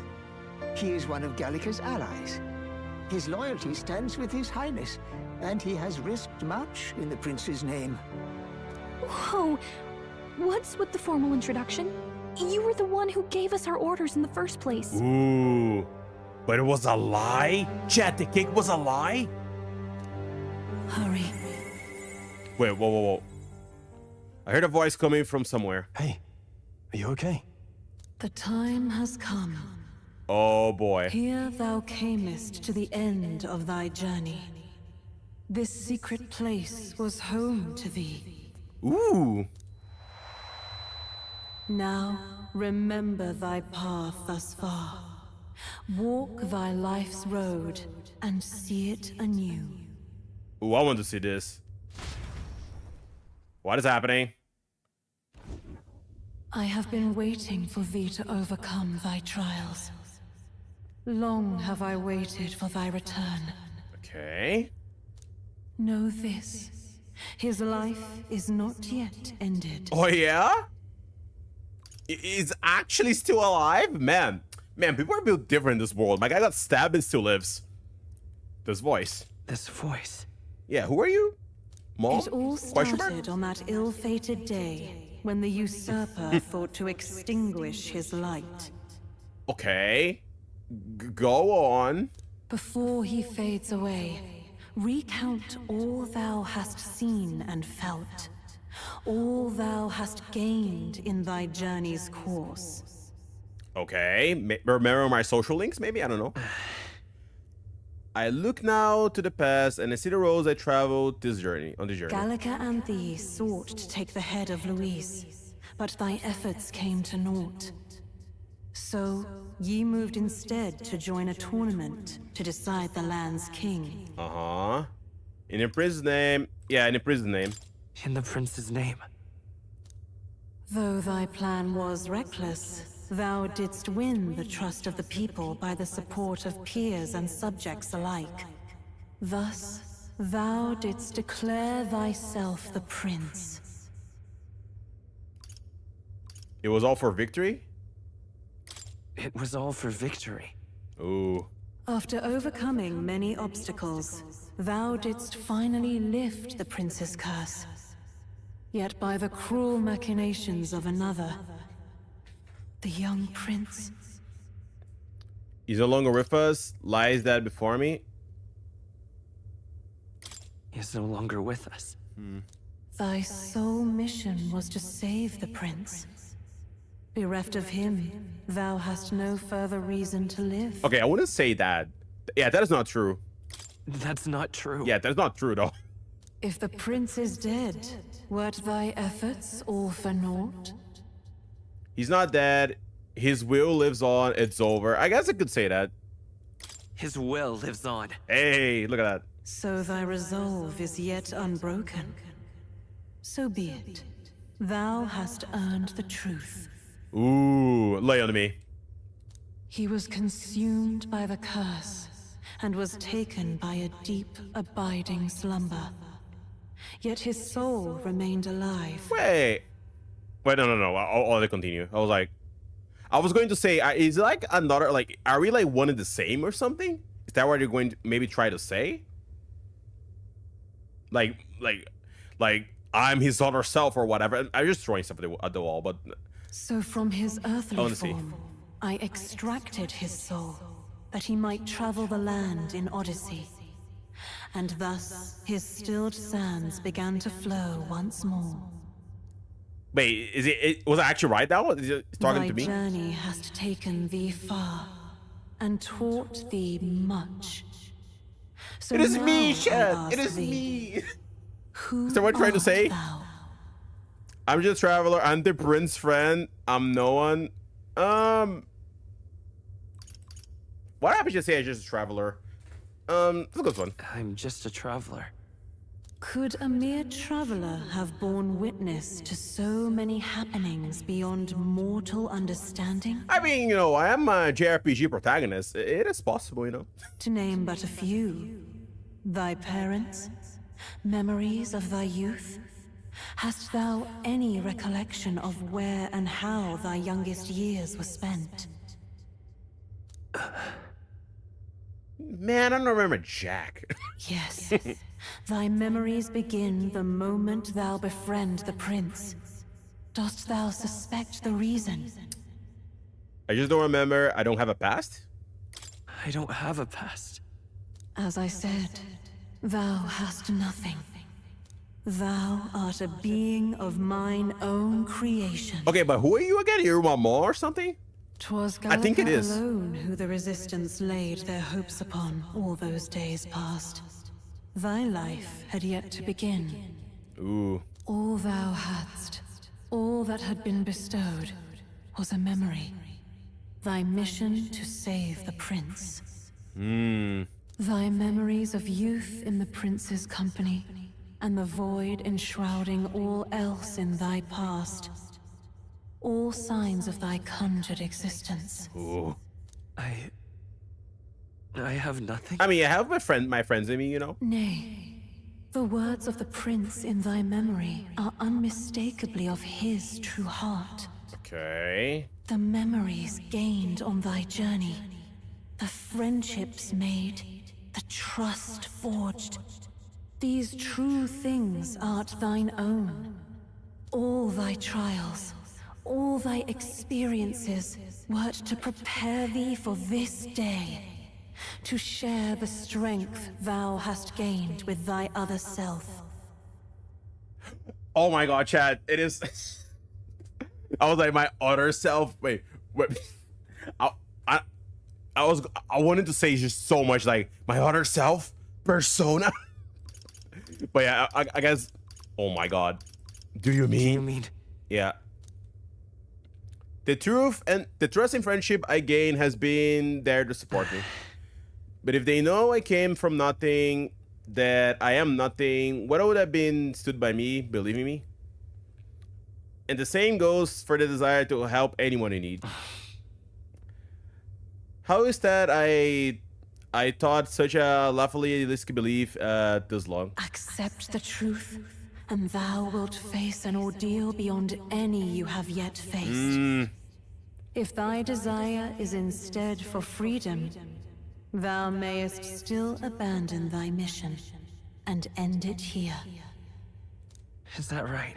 I see. My true identity is... So I bid thee answer my final question. Who art thou in truth? I refuse to know. Damn, okay. And then we get banned. bad and Chad. Yeah, I'm the prince. Yeah, I just imagine there was option. I am Luis. It was actually was Luis all along. Okay, I am the prince.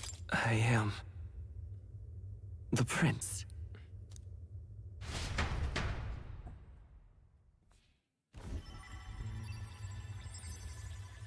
What is this?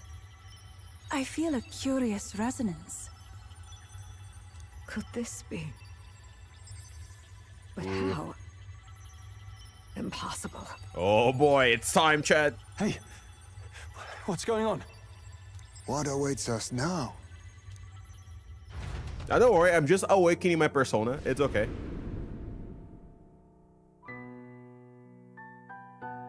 Oh, the music! The music!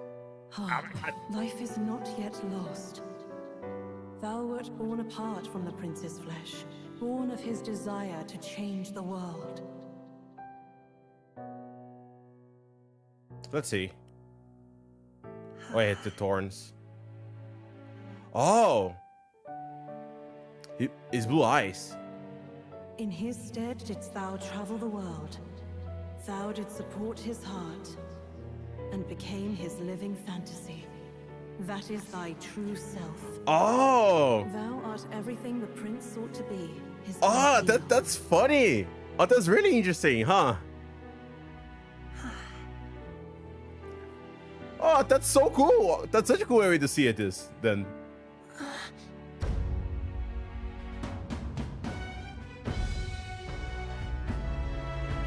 Damn, it took a whole day to everyone notice. It all began with the novel in thy possession. Ooh. Oh, Mangla. Drawn by the divine relic. Ooh, a divine relic? Coalesced into flesh. Damn. Flesh coalesced into form. The form of an elder, as I once was. Look at, wow, that is actually so cool, man. This is so cool.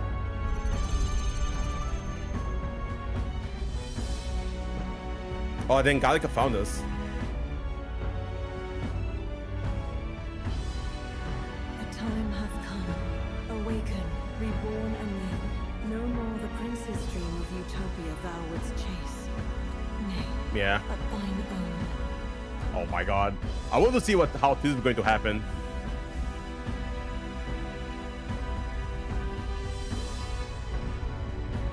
Ooh, look at that.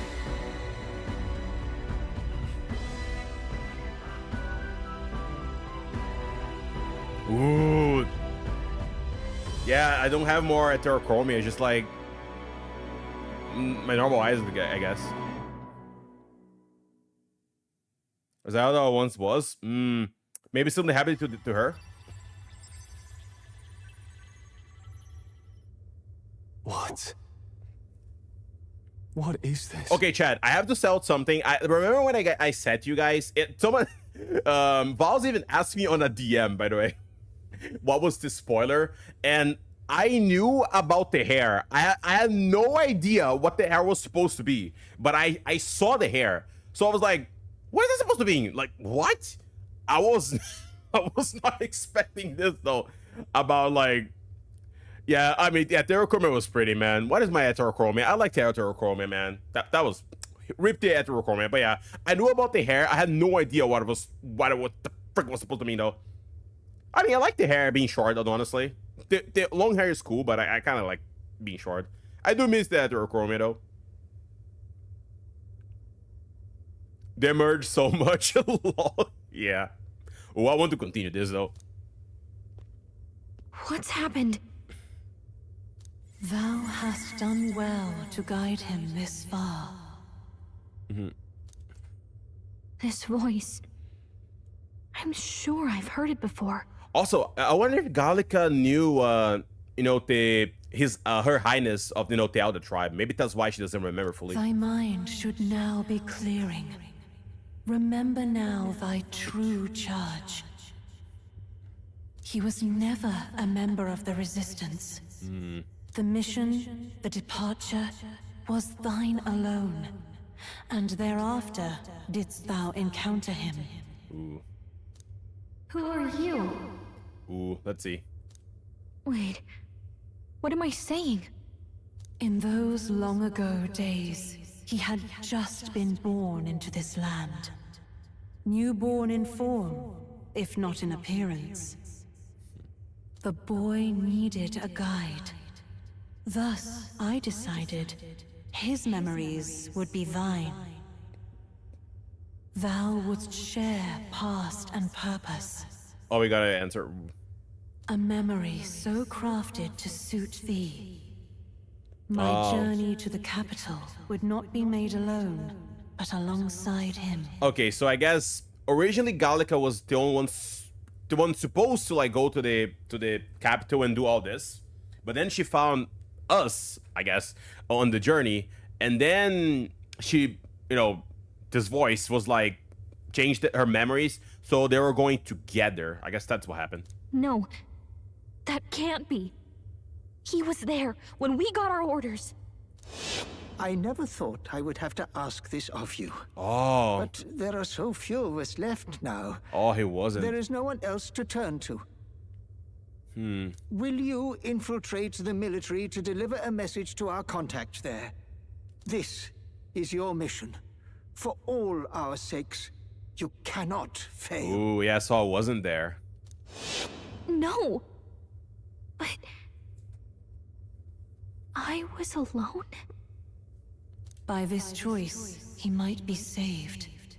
By these gentle, necessary lies, we could live to see this day. Oh, so everyone's just when standing our there, dearest time wish stopped and is whatnot. fulfilled. As he traveled alongside thee, he gained both strength and wisdom. Wait, how was Gallica supposed to do something like kill Luis? No. She wasn't supposed to be that. She was only supposed to be a messenger. She was going to contact Grius, like enter the military, contact Grius, and ask him to kill Luis. That was the original plan. But because we were there, we were like, oh, might as well help out, you know, because we were supposed to die at the fortress, so we just decided to help Grius after that. To part makes sense. Rest of words to Gallica and suppose the protagonist. It is only by thy efforts that my voice reached him. Okay, so I guess for Gallica's help, they decided the voice could reach us and all that. He has now been the original saved. mission. Yeah.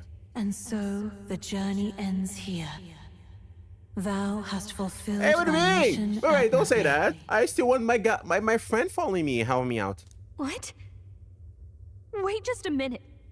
What do you mean it ends here? Yeah, what do you mean? No. From here on, thy path is thy Oh, okay, own. okay, that's what he means. Choose thy own future for thyself, and may the fates smile. Okay, on so thy that's what she meant. I journey. was like, wait, what do you mean ends here? Okay, I see. So are we going to explain to them that I'm the prince? How do we make sense of this? Don't worry, I'll explain. And if I don't, Gallica will. Is it really you? How do you feel? I feel fine. I feel lighter. I feel lighter. I feel a bit lighter. Lighter? Okay. I do like the portrait, though. I would like the portrait there. I do miss that Chroma, though. That Chroma was really cool. There seems to be no doubt. He is still himself. But I also sense his highness within him. Okay, what was the original plan then? I mean, because he, like, I guess I am His Highness in a way, but I also not, because he created me, so it just really interesting, I guess. And it's the prince voice. Hey, wait, is it? Let me go back. I heard a little differently. I feel a bit lighter. I feel a bit. Yeah, the tone is a little lighter. different for like regular Kalis. A little bit. Everyone? I need to tell you something. The truth is, Oh, Gallica's going to tell us. So let me get this straight. Hey, there you go. Our recap. You're saying it's not a matter of our captain and his highness joining together, but that the former was this disembodied entity sprung from the latter? Yeah, something like that. Then that's why he had no memories? 'Cause he didn't even exist? I see. Finally, I understand the strange feeling I had sensed upon our meeting. And it sounds British, which Kayla's never was. Yeah, I guess, yeah, I saw it more. I sound British now, chat. Oh no. What shaped you, so to speak, was the prince's will itself. A part of his consciousness. Yes, the prince's very heart. He was his soul given flesh. Perhaps the form we knew was one shaped by material magla, much like how the dragon god manifests beyond the vessel Drakadios. Oh yeah, that's a good way to explain it, by the way. A mass of magla with a will. Forget the dragon god. He may as well have been a dragon himself. Small wonder he awakened to an archetype before anyone else. It was no great aptitude for magic. He himself was composed of pure magla. I guess I explained this as well. The self, as a manifestation of one's desires. Similar to archetypes. I suppose this is the very essence of magic. You mean to say that it was not merely pretense to claim the prince's name? He truly was His Highness all along? I was. Yeah, I kind of was. It was me. I was the I actually Chad, we thought so hard, we actually become the prince. Pretty incredible, if you ask me. If that's true, this is finally your reunion with your sworn liege. Seems like cause for rejoicing, eh? Lady Hulkenberg of the Royal Guard. But I failed to protect What do you His mean? Highness. Okay, I'm still. We're still here. What do you mean? Come on, don't be like that. No. I am sure the strength of your devotion had a hand in saving him. Yeah, come on. While all and sundry believed the lad had shuffled off, you alone kept the faith, milady. And in the end, that faith was rewarded. Yeah, come on. Fate was changed. Are you really No. His Royal Highness the Prince? Please. Please, forgive me, Your Highness. I failed you when you needed me most. And more, despite being a member of your Royal Guard, I did not recognize Your Highness at our meeting and showed you such insolence. Okay. Let's backpedal, Hulkenberg. No need to be like this, be all formal. You're always being my ally. I pronounced your sentence. It didn't bother me. Let's go to one. Then I hereby pronounce your sentence. Give the poor knight a break, will you? You've been by her side all this time. You of all people know how much she's gone through for you.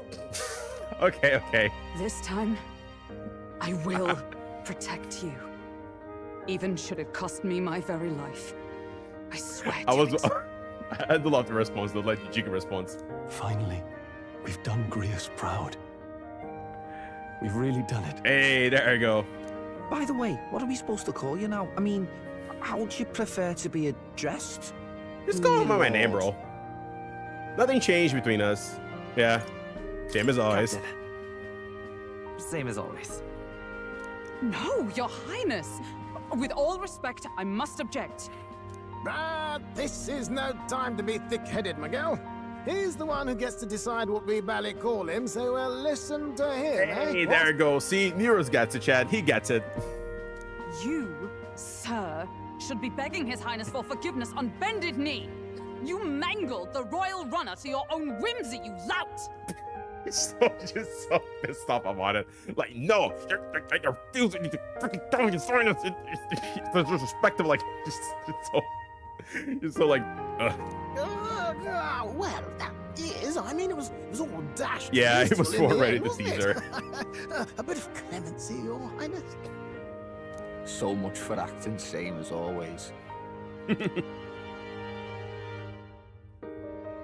Okay, but like, where's like Like, the guy's still here. I'm pretty sure we saw him. He's still here, by the way.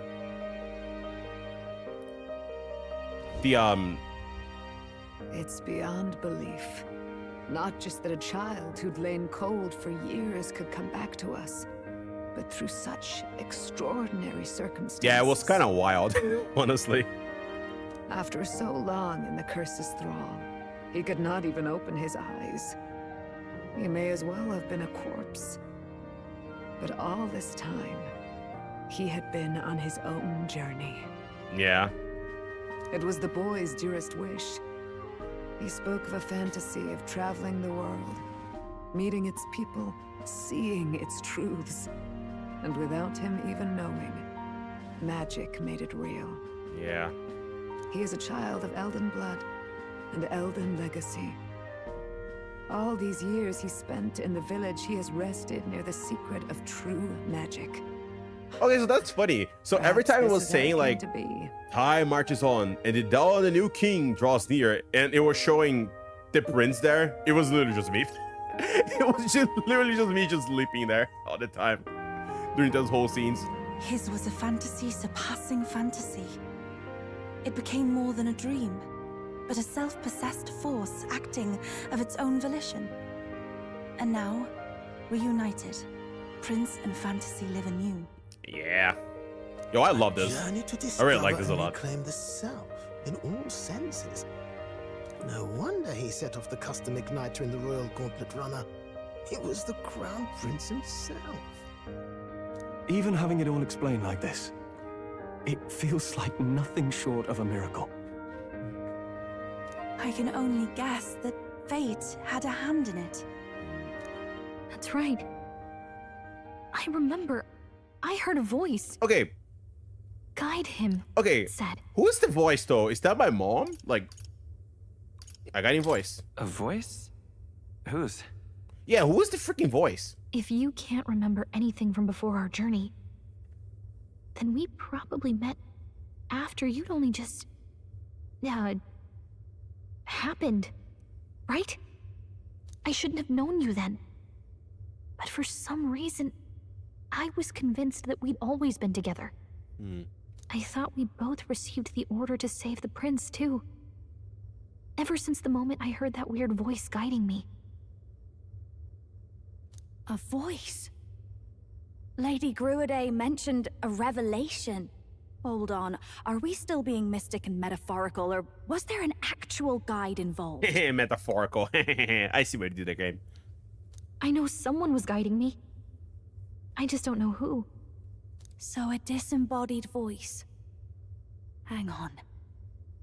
Come to think of it, that sounds a bit familiar. I mean, didn't too. all you guys, except Neros, of course, heard the voice in your head? Oh yes, you must... asking things and all that when you get power. Hey, who do you think the voice belongs to? Any idea? Mom? Okay, I don't know. Sort of. I have a faint idea, but I'm not entirely sure. Come to think of it, this place, the light coming in, they seem familiar. Yeah, see, come on, guys, remember, like, you know, it's your cool moment where, like, you look all cool and awaken your powers. I might say the same. When I first acquired this power, I had a vision of somewhere not unlike these grounds. Does this mean that we've been guided as well? Perhaps someone has been at your side unseen, watching over the course of your journey. Ooh. I imagine all this comes as a great shock for you as well. But here you are, back in your rightful place. Ooh. You have come to the end of your arduous journey and found new life. It is a life well won, grasped with your own two hands. Chiefess Gruade, we want to know everything. What is the truth behind your tribe, the Elder? Yeah, can you tell, please? We Mustari are also said to have inherited truths of the world before us. Histories hushed by sanctism. But this village, it is something altogether different. I myself feel a strange familiarity here. A lost haven underground, yet letting of the sky's light. Please, Tell us, what is the Elder Tribe? Oh, does she know? Does she know? To know what we are, you must first know our history. Come to the altar room past the door. I'll wait for you there. Okay. Well, the plot continues. Plot, and more plot. Also, yeah, chat. Today, like 24th, is packed with so much revelations. Holy moly. Let's talk to this guy. How could this be? This is surely a miracle. Lady Grinda mentioned she caught a wind of some matter of revelation. Could this be the late Queen's? Oh, look at that, chat. Even here changed now. I do miss Heterochromia, though. I do actually miss it. I do look freaking cool, though, with the white hair, though. Okay, let's see. Party. Yeah, look at that.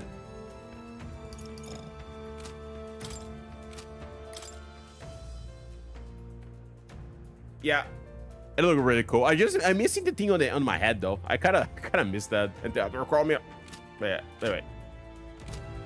Oh, now this I There was really bright light, and now there's a dead person come back to life? Aren't those royalty from the outside world like you? The outside world sounds ridiculous.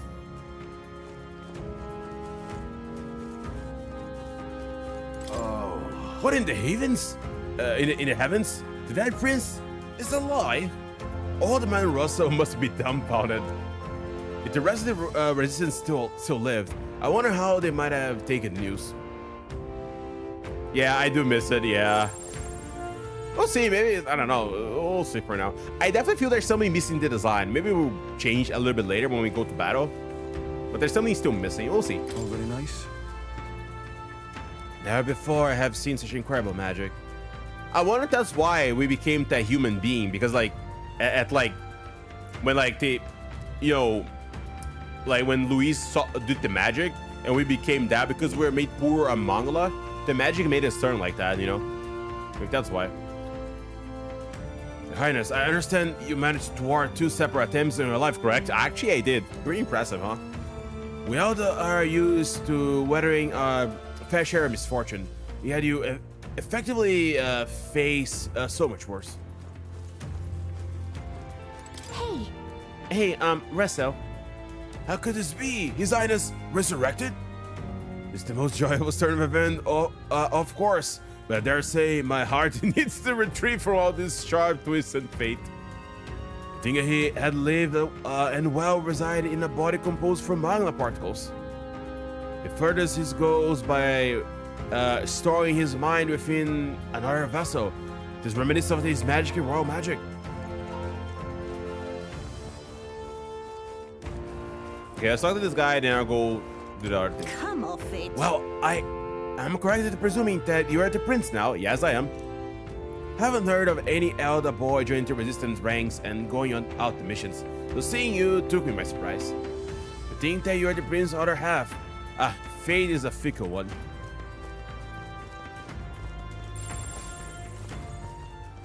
Oh, it's you. Beyond here lies the other secret history. The sanctuary which houses the true history of our people and world. Lady Gadria awaits you inside. And also, please kindly refrain from making any loud noise. Yeah, okay. Let's go. Lay on me. Lay on me, game. I want to know some lore. Huh? Oh, it's you, Gallica. Yeah, long time no see. I'm happy you're safe. Long time. Oh, it's been that long? I suppose you're right. Wow. Wow. Guess they didn't miss me that much. It's been several months, you know. Several months? Oh my, Gallica keeps track of time now, is she? What? Huh? What do you mean? A day, month, a year? That's people talk. What does time matter to a fairy? You're almost like them. But I guess that's kind of cool. Gallica's face, oh my god. She's like, what? Gallica's more like a person now. Cool. Oh dear. Okay, I want to see that. Noisy fairy. Oh wow, it's Gallica. I didn't know why, but I'm so happy right now. Come on, Gallica, let's play. What should we do? Should we play? What about that? I'm sorry, but we can't play right now. Another time, okay? What do you mean, can? Are you really, Gallica? Whatever, though. When you can play, I'll be around. I wonder if the fairies are related to all the history or not. I never felt more at peace than here. I feel it around a lot, but this village is, especially this place, it's just so relaxing. Don't you agree? I do agree. Oh, it's you! Right? There's actually our draw as fairies in. I wonder if folk like you feel the same thing. And yet... Village sure does have a lot of fairies. More than I've seen in any other place I've been, actually. Yeah, I don't think they stick around in another one place for very long. But I got this place exception. It's just a fairy to find somewhere we truly stay there for as long as we want. Okay, let me see these things on the wall real quick. Okay. I guess it's like maybe it starts from here. Yeah. More human-like features. A capital. Ooh, a dragon. Okay. Oh, and the tribes. Yeah, all the tribes. Oh, and the little, yeah. All the tribes here. And then, like, I guess it's supposed to live in harmony, but something happened. And I assume this is the elder, like, no, the elder and the late king, I assume. But yeah, let's go and do this. Lay on me, girl. Does this depict the Elder tribe? Elder comes from an ancient word, meaning only the old ones. The old ones. It was an alias given by our ancestors to outsiders who visited the village in the distant past. Ooh. As for our original name, you know it well by now. We were humans. Ooh. Yeah, so you were humans. The human tribe. So Luis's words. There is no human tribe. Tribes, as we know them today, did not exist then. We were all one people. Humankind. Ooh. A world united. But wait. The ruins on Virga Island. There's nothing left of the civilization today. Was it destroyed? Why? How? Yeah. A war. Ooh, a war. One that all but destroyed the world past. But its destruction was born of the discovery of Magla. Of course. Or as you call it today. Of course. Magic. The humans discovered magic and everything went to shit. Of course it was that. Do you wonder what they battled over? Without the divided tribes, what could they have disagreed on? I wonder, huh, Chad? With everyone being the same, I wonder what do people, disagree with in this day and age, huh? I wonder. They were racked by division over the abstract, undefinable idea of rightness. They tried to destroy something invisible and destroyed only themselves. And any idea of absolute rightness is born of fear. That fear flooded the world. Of course, humans discovered magic and destroyed the world in and themselves. Their age of prosperity came to be called the world before. The people we now call tribes were either born of artificial division for the sake of the war effort, or natural adaptation to survive the hellscape. Oh, okay, so some of them were like artificially made, maybe to aid on whatever war happened, or just evolve naturally within the years to survive the fittest or something, to get some kind of upper hand in nature. Humanity was torn apart by fear and anxiety, giving rise to the tribes as we know them. Unbelievable. We've met plenty of people caught up in pointless conflicts. Given the choice, I know they'd rather live in a world without tribal division. Yeah, anything, everything, skin color, religion, yeah. And yet the truth is, that world's already fallen apart. More than that, it's how we all got here.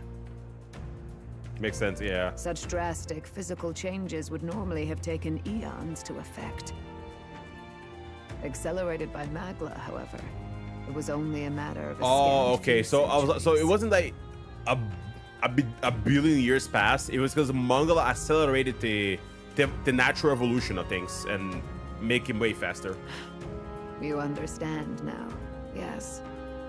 We, the Elder, are the survivors of the old world. Our ancestors fled the flames of war and thus escaped the ensuing divisions. That means the prince that didn't say I, and a scion of both the old world and the new. It beggars belief. Tis nothing short of astounding. But then, why do we know these monsters as humans? I mean, it's pretty obvious. If people were making experiments in the process, create, people with different attributes than normal people, we know what happens if they fail, most likely. I'm pretty sure. By the war's end, both sides were consumed by fear. Their magical assaults escalated with each retaliation, until it was beyond all control. Our world became a hell. Rampant magla distorts the body and mind. By now, I'm sure you know that better than you ever wished to. Humans are what remains of that branch of humankind that succumbed to melancholia.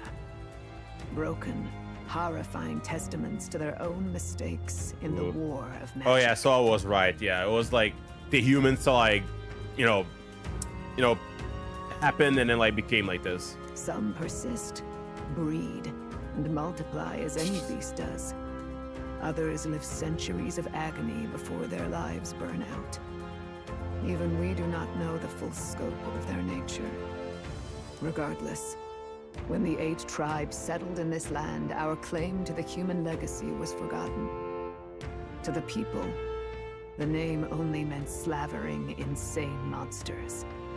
Therefore, we took on an alias instead. The same one by which we are known today. The Elder. Melee distortion, yeah. So, the old world couldn't control its magic, and... Wait. How does the Sanctus Church fit in? All this revisionist history to spread their magic igniters. Propaganda, probably. Someone thought about this. Indeed, what are magic igniters to you? Tools for the Church to shackle the people, perhaps? Or weapons that hide magic's true potential? Am I close to the mark? Ooh. In truth, it's the opposite.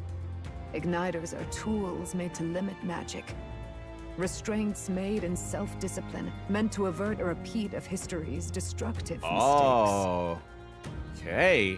So guys, everyone can use magic, but they know how to catalyze, so it's usually almost like a wand, but also as a limiter, so we don't mess up as the humans did in the past, I guess. The Sanctus Church of today is muddied by greed. But its faith was born of good intentions. They once urged self-control, and thus control of one's personal magic. At times, they preached we must close our eyes to the truth when it would only lead us to ruin. By this benign tenet, history was obscured, and the Elder denounced. I had no idea. There's a grim irony in that. His Majesty only hid his son's ancestry to protect him. Did he though? Yet in the end, that meant Forden could attack the village under any pretext he liked, his motives concealed. With all that said, you have now reclaimed your true form. The friends that stand with you are of different tribes and ideologies, but of one mind. As you are now, you may walk the path of the rightful king. The path of a modern world, where the tribes walk as individuals, yet with mutual respect and cooperation. The sovereign's power. Ooh. Thou king to be, entrusted with the will of the people.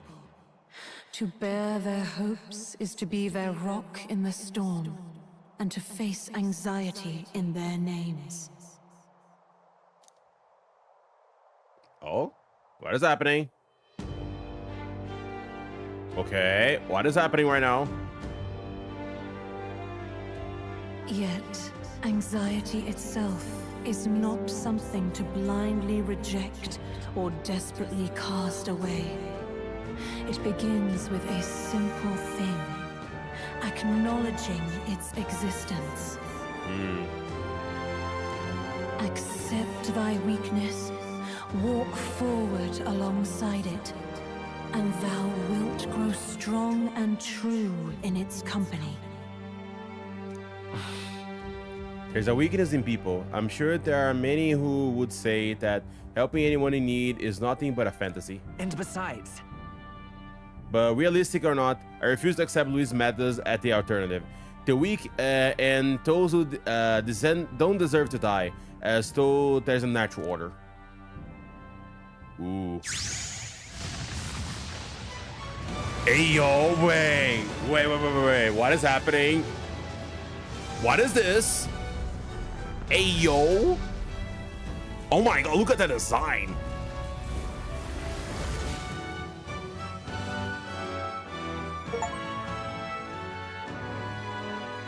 My determination to challenge Tail No has awakened the heroic embodiment of the prince. Hey, yo. Let's do it. If no one understands me right away, I accept that. There will still be meaning in showing them my convictions in the fight to come. Let's fight. That is my mission. That's it. Hey, yo. I've made up my mind. I'm with you to the end, no matter what. Where's this coming from? Before we got there, this guiding voice thing told me my duties were over. Yeah, that was really cool. But what am I gonna do? Just go, okay, bye? Especially after we've come this far I think together? we're maxing Gallica now, by the way. No. I'm going to face Luis with you, even if it is scary. Even you've got to cope with anxiety, eh? I realized something in our travels. Anxiety can lead people astray. But overcoming it makes a person stronger. There's always anxiety in the unknown. I know what it's like to be afraid of something. Okay, there's one thing I still want to know. know. What the frick is Grand Fantasy supposed to be, Chad? Every time we max someone, the party member, we gain Grand Fantasy. I don't know what the frick that's supposed to be. I'm still wondering. Why is the Grand Fantasy? What is the skill? I don't know yet. That's why I think it's my duty to help people face and connect with their anxiety. Is that okay? From now on, it's not about orders. I'm with you, because I want to be. Of course it is. Yeah, I want you by my side until the end. Ah. Same here. Stick close to me, okay? Gotta love that smirk on Gallica, though. Let's say. Oh, no rank 8? Man! Well, we're past the worst of it. But the problem remains. Luis's dark magic. We've seen it turn the boy into a monster. And no doubt he can do it again. Yeah, a lot of people saw it, so they're probably scared. A forbidden spell, turning sane mortals into the fearsome human monsters. In other words, a destabilizing magic, turning a person's magla into a snarl beyond control. This man named Luis, he may have his own past in this ancient sanctum. Ooh. Also, I think I said it a few times. I'm so eager to see what Luis' past is going to be, you know. Surely he knows way more than he's leading on, and he's also had the book, so makes you wonder. Luis has been here? What do you know of him? What do you wish to know? Ayo. What is this forbidden spell? What is this forbidden spell? Hopefully I can, you know, ask the two of them. The essence of magic is in the control of magla. Uh-huh. However, just as its chaos may be calmed, it can also be deliberately pushed out of control. That was what you saw. He whipped your innate magic to a frenzy and you were lost to melancholia. Just as the humans of the ancient war once were. In every age, the cause and effect are the same. People learn fear, become slaves to their anxiety, suffer. And thus, the power of magic is born. Pardon me. You mean to say anxiety is the source of all magic? I don't know why. That sounds funny to me. The anxiety is the source of all magic. Where are the wizards then? Surely we must have met some wizards in our day and age. Surely, right? Magla is a substance born of the heart, generated when one feels anxiety or fear. By certain means, it may be kindled into power. That is what we call magic. Substance born from the heart, generated when one feels anxiety or fear. Certain means it can kindle into power. In this way, it is by virtue of the anxiety in our hearts that we gain the power to overcome it. Magic is a natural process, and anxiety is its invaluable, irreducible fuel. But in turn, those burdened with more anxiety and fear produce more and more Magla from their hearts. Without the willpower to face your fear, the Magla overflows. Uncontrollable by magic, it can give rise to strange and terrible happenings as it manifests. Okay, Chad, I know it's the different context, but I almost feel like they're saying like, if you overcome your fear, you can overcome your shadow self and have the ability to use persona. I almost feel like she's saying something like that. I know it's different, but I kind of got that feeling when she keeps saying this. With the world embroiled in chaos, these outbursts of swollen magic may be happening all across our kingdom. 'Tis the answer to everything. The melancholia crystals, the beasts driven feral. The very land is erupting with the weight of its people's fears. Hold on. If Luis's art is rooted in bringing out this chaos, then anyone might be next. He said he became a monster because he's elder, but that wasn't the complete story. If what you say is true... Yeah, people can kind of start becoming monsters out of nowhere. Indeed. All people today are ultimately descendants of humankind. If Luis so chooses, he could turn anyone into a human monster. Oh. Wait, was that the humans he was laying then? Maybe that's like the thing about his magic. He could turn people into humans a long time ago and has been doing this to like gain fame. Maybe that's how he like raised the ranks. Well, maybe natural ability as well, but like maybe that's how he killed so many humans along the way. Yet as long as you have the strength to confront your fears, even this transformation may be defied and overcome. What do you wish to know? Yeah, tell me about Luis. Who exactly is Luis? Yeah, what the frick is he? Every time I heard of his doings in the wider world, I felt more and more sure that Luis is from this village. What? Wait, what? His knowledge of humans, his skills in magic, his grasp of darker arts. They're all beyond a mere soldier to begin with, however prodigious. Huh. Okay, so the thing I want to question, are his horns real? Is he actually a Clemart that was just born here, or just human as well or something? As it happens, a name does occur. Among those old families who perished in the fire, That makes the current far worse, one yeah. by the name of Caradrius. Oh, so he named... Interesting. Carandrius. So he named it after one of the old families. A family of doctors, I believe. In an effort to better heal the ills of the people, they had studied spells much like the ones he now exploits. We get the people into human monsters. I mean, they did talk about like if Luis becomes the next king, like all this country are going to become a land of humans. I guess it makes sense now because he can just turn people to humans if he wants to. The details are long since lost to the fire. But if Luis spares our legacy, that may be the reason. Yeah, the big gauntlet runner that Luis has, the flying one. Yeah, it's the same name of what I assume is his family. I'm not sure though. Wait, what about Luis's ambition? The vision Rella saw. Do you think he actually wants to turn everyone in the kingdom into humans? Maybe not necessarily everyone, but probably everyone that defies him, maybe. There is no known magic strong enough to turn many people at once, and none that can be cast quickly. Unless he's preparing for that. Even if it was possible, I don't know what it would accomplish. But this is Luis we're talking about. Who knows what he's thinking? But if he would turn people into humans, if in the unlikely event that happens... Also, what is freaking Zorba? My guy was following us. Ain't no way. Like, he's probably here waiting for to do something. Like, what is he doing? If there is any motive for such cruelty, it can only be hatred. If Luis is truly from this village, then their fire would have cost him everything. Such unjust tragedy could easily beget a thirst for revenge. Huh. Funny that, like, the same event, you know, I mean, they were trying to kill the prince, but, like, the same event changed to different people in different ways, you know? Even if it meant wielding a magic that twisted life into something terrible, instead of uplifting it. Indeed, it seems the opposite of an archetype. A truly dark power.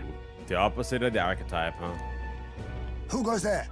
It is freaking Zorba. I'm pretty sure it's Zorba. Someone flees! That's him.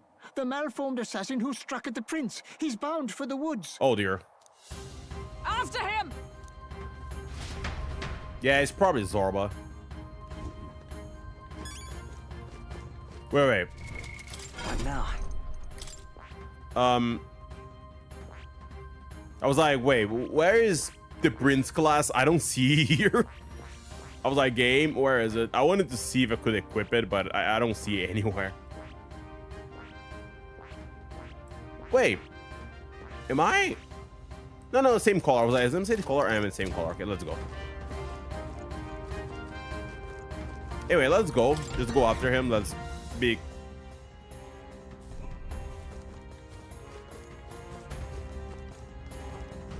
Canonically accurate. Let's just go there. Of course, it was eavesdropping. Yeah. Russell, is everyone safe? We are. We had no casualties, however. We were swept aside like pebbles, unworthy of even a glance. I could do nothing but watch. I was powerless against him. No. There was little else he could have done. Responsible as they were for the downfall of the resistance, any move we might have made would result in needless sacrifices. Of the intruder sensed the power of the prince awakening and came to investigate. I don't know why he would have run away, but surely he has a plan. Tread carefully, please. Don't worry. Whoa. Let's go beat that guy up for one last time. Ready? Wait. What now?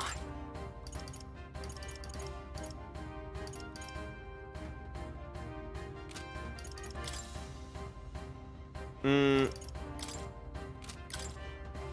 go to the one. Yeah, let's go to the subplot. Ready? Let's go.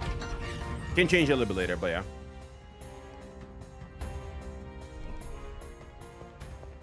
Oh, there it is. That is freaking Zorba. You. Zorba. God, there he is. The freaking snake. Also, Flora, I pressed that one. The freaking snake. So it was you behind the attack? Indeed it was. I killed the prince, though he died all too easily. And the odd thing was, his aura felt awfully similar to yours. Also, yeah, we read the information. So his eye, by the way, Chad, Zorba's eye, they talk about it because he's half blood.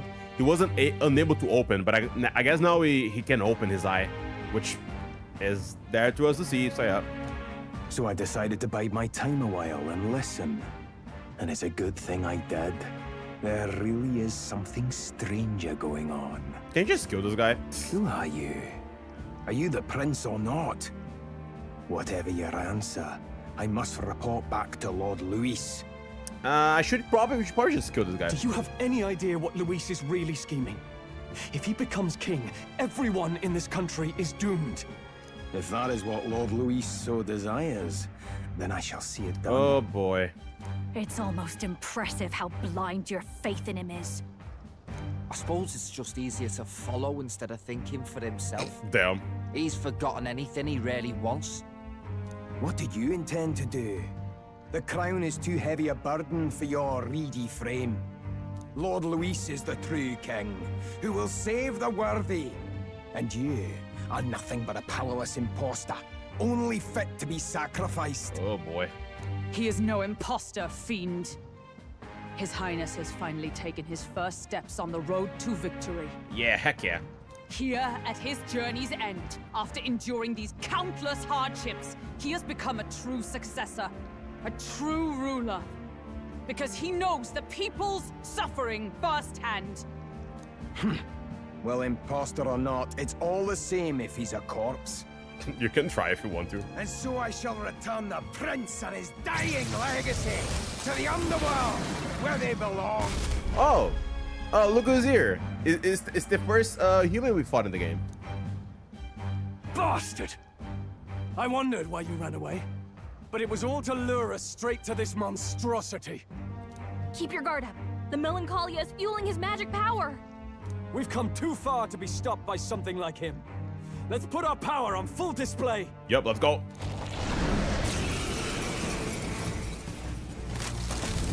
Yep, it's the same one, but hey, yo, look at that. The power your nearly earned archetype prince surges forth. This guy shows up again just when we've unlocked some new power. Kinda feels like fate by now. Oh boy. Okay, time for a new fight. Stay on your toes. Oh, I'm so ready, chat. The prince's archetype is exclusive to the protagonist. You can now change it as you wish. You can act as a support for all. Oh my god. Is a unique trait not found in other archetypes, but none of its skills can be transferred, which makes sense, yeah. All right, let's take it down and then get after Damn, look at how. Oh my god, look at this. I look so freaking powerful, man.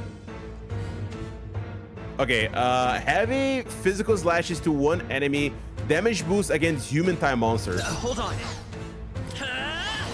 Look at that. Maybe not. Lend me your strength. Oh my god. Look at this. Also, it looks so freaking cool, man. Not this. Charging in. Let's go. Yeah. Wait. Is there another we have way? Let me see something. It's still up. Here I go. Do we have an AoE one? Oh, there we go. Jack Frost. Jack Frost, let's go! Jack Frost, let's go, Chad! Behold! Yes!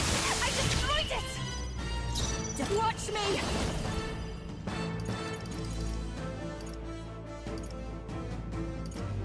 No need to rush this. Persona Master! Burn! We sure don't give up I easy. stand red. Moving to the front. Let justice prevail. No, I'm stepping You know, I love aside this. tonight. Is that all? I love the weapon too. Yeah, the weapon is so cool.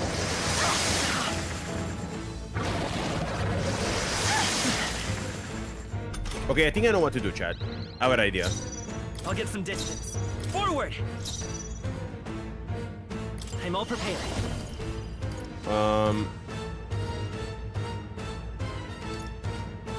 Make the rear guard.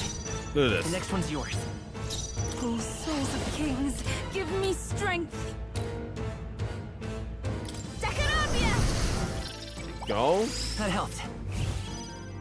This'll be over. Behold this power.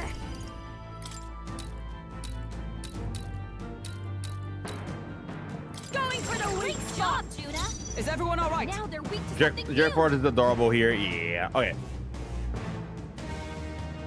Let me do this. We're going to heal everyone here now. This should help. I knew you'd help. Thank you. That helped. It's okay. We can do this. Oh, I just shredded a prince. Oh, I don't have this skill yet though. Oof, chat. No. Charging in. Falling back. Let me see something. Do I have an item to do AoE on everyone here? I think I might have. Only one enemy. Let's see. You know what? Let's do it. Take it. Let's push through. There we go.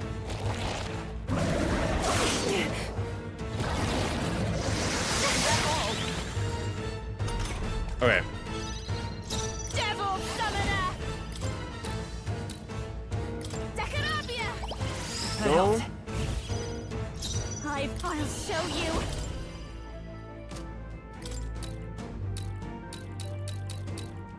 might sting. Great job, Juna.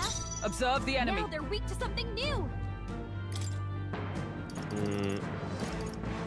Not this item. No, let's do I this. defer to you. I will fight with pride. Lend me your strength. Strike true. You hit their weakness. That's your opening, I shall Captain. do if I can get close. To the back. Looks like we can't brute force through this one. Oh no, see, he's weak to win. I was like, easy weak to win is. Here I go. Okay, let's do We this. have provisions. Is normal protect voice? I thought it would be completely Prince voice, or we just maybe just like Kayla's doing a British accent most likely.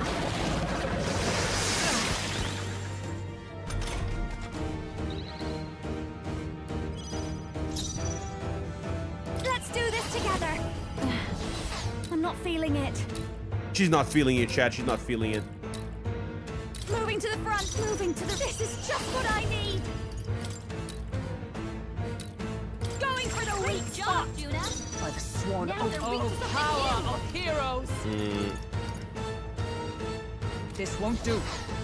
Charging in! Come! Shatter!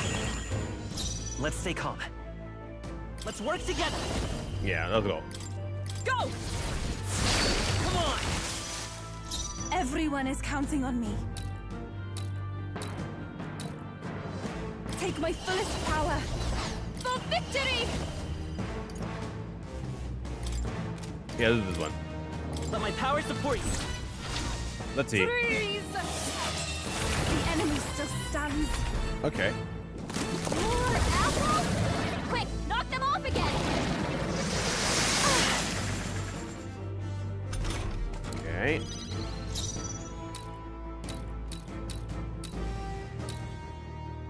I'll show you. This might great sting. Job, Juna. By the sworn Now to the they're rear weak to guard! something new. Okay. That helped. That was helpful.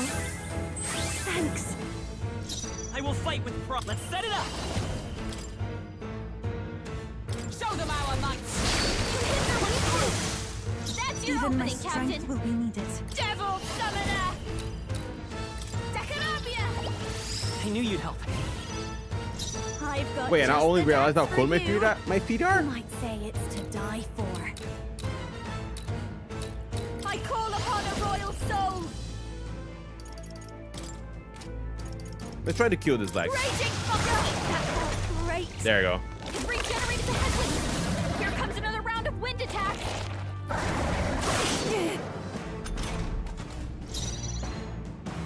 Dark Knight! Oh, power of heroes! I trust you! Let's stay calm. By this power. Strike true. You hit their weakness. That's your opening, This is Captain. the power said to belong to a priestess. Oh, souls of kings, give me strength. Okay, is still. The situation is changing. I pray you're ready. Jack Frost! Help me finish this. Don't behold this power.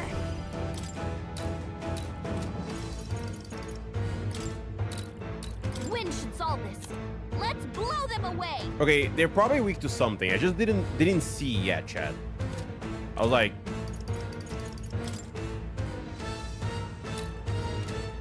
A bit much, actually. let me do something. So I have wind here. Okay. I'll go with this. Got him. By Let's the keep sworn it up. oath of knighthood, I'm stepping back into the fray. Come! Shatter! I will fight with pride. Let's go. It's time for some close cut. I won't hold back. I'll cut through. Go. More apples? Quick, knock them off again. Too slow! Dodge, Hulkenberg. Like poetry in motion. Let us combine our powers.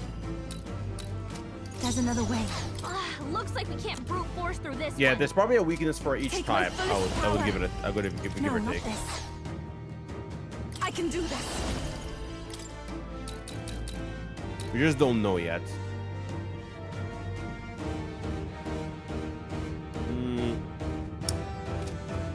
Perhaps this will be too strong. Let me do something then. Let me switch party members. Let me put Stro here. I leave the rest I'll do to my you. part. I call upon a royal soul. Maybe not.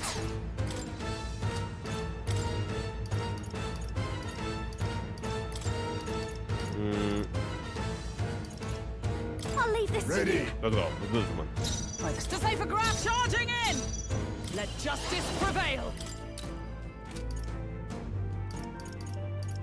No. For all that we strive for! As the point of a sword!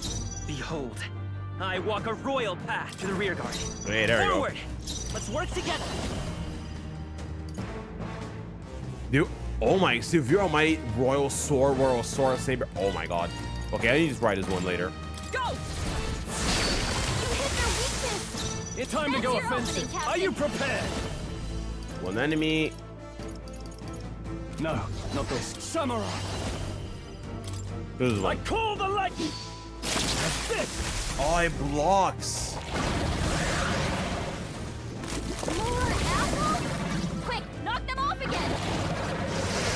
Wild play. Dodge, Hulk. Bye. Like poetry in motion. Ninja!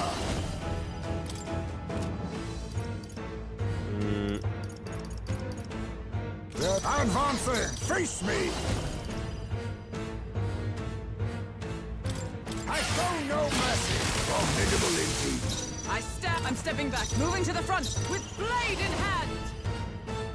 Okay. I crush you!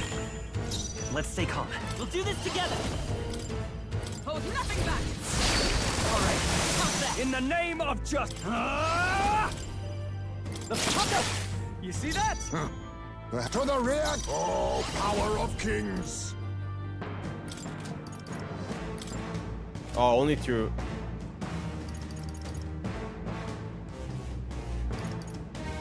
This is one. Commendable bearing. Oh, I didn't do much. Okay, Chad. I think I need to change strategy. I think I probably need to change highs with someone else. Here comes another round of wind attacks. Legs are back to normal. We'd only just taken them out.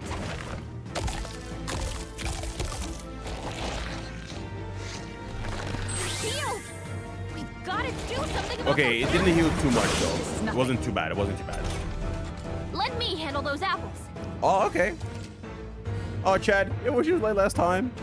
Yes, you can do it, Gallica. All right, leave it to me. Let's go! Now it can't heal itself anymore. Don't waste your chance. Get in there. Allies, together! Oh, power of heroes! Pierce through them! Be falling back. Charging in. Let's work together. It is yours. You hit their weakness. I shall That's fight. your opening, Are you Captain. prepared?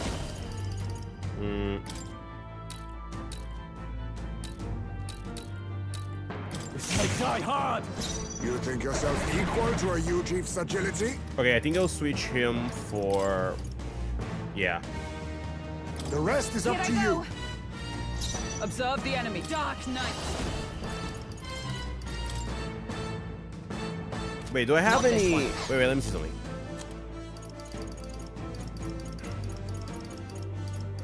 The spell... Yeah, I don't think I have any to, like, cast it. Oh, wow, it is what it Must is. reconsider. Dark Knight. No. To the Wait, rear get rid of guard. this. I'll stay my blade. I will fight with... I'll get some distance. Time for some close Better be falling back. Okay, let me just heal everyone first. Everyone, like, I'm not healing them for a while. Let me do this. This'll do it. Trust me. Helpful as ever. That was helpful. Yeah, this ability is a little, like, I sidestepped it. easy dodge. Great.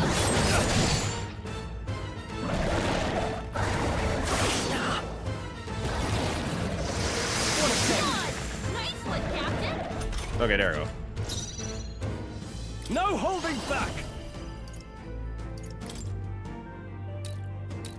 Run them through! Right on target. Ooh, take that crit! Devil Summoner! Dekarabia! Thanks. Into the threat, Dark Knight! I'll destroy you! Right! Let's take heart. Okay, Chad. I know I could use wind, but I want to see how Royal Sword looks like. Let's see. All right, let's go! Let's do this!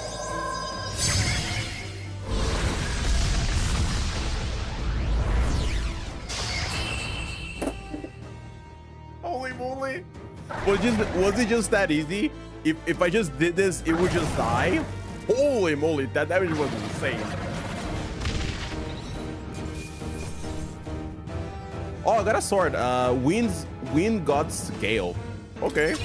Satisfactory. And a lot of people level up. On 3, but I you know. admit, I have Excellent! I've grown more powerful. The bastard got away. Yeah, unfortunate. I say, you chaps boggle the mind. It's no mean feat to fight on even footing with a human. Yeah, well, like 2k damage. Holy crap. It was like it has like defense down, but even so, that was insane damage. I'd hoped as much. You may yet have the power to face Luis at his full strength. it's good to see you're safe. What's wrong? We've certainly taken these powers a long way. Maybe we thought ourselves invincible. But don't worry. At long last, the prince is safe. In a manner of speaking. Everything's going according to plan. Yeah, everything is fine for now. Still, what's our next move? The people think you a monster. Will not find any public backing like this. Yeah. Alsace once said that His Highness the Prince was a soul born into adversity. 2.8k, lol, yeah, that was a lot of damage.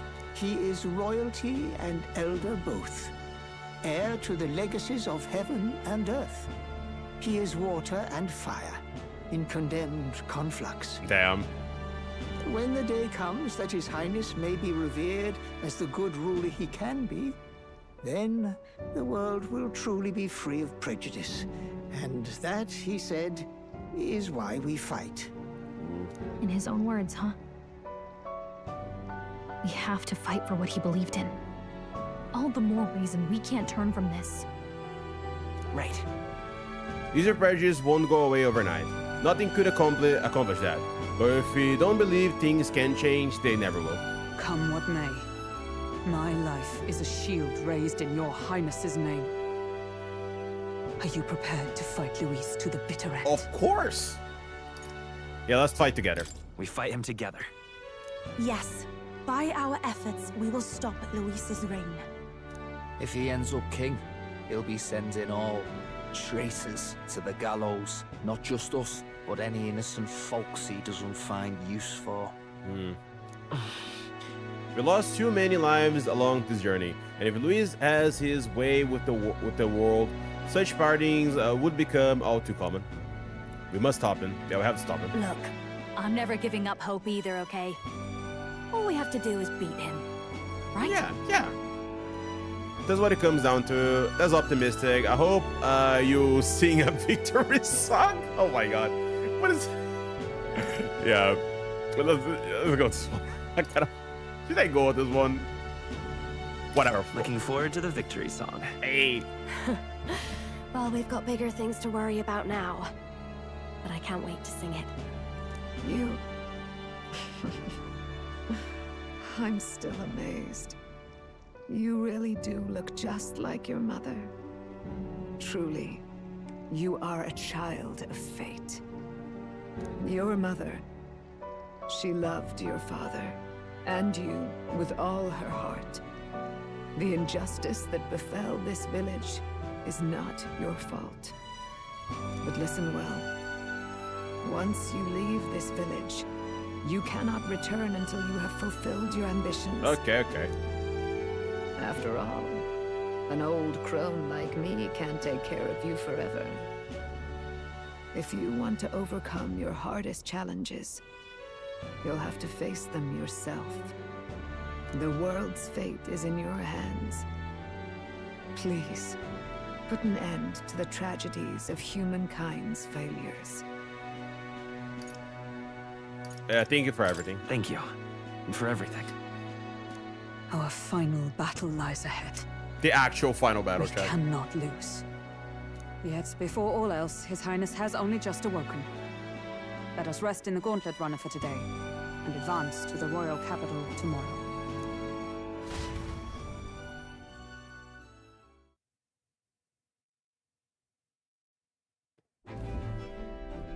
It's a bit strange, isn't it? I was convinced we'd been together for a long time. But I can't believe we've only just met.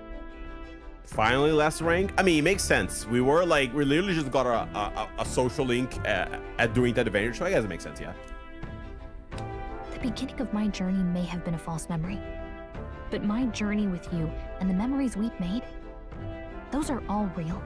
Yeah. Well, guess I'm repeating myself. But I'm glad we're working together.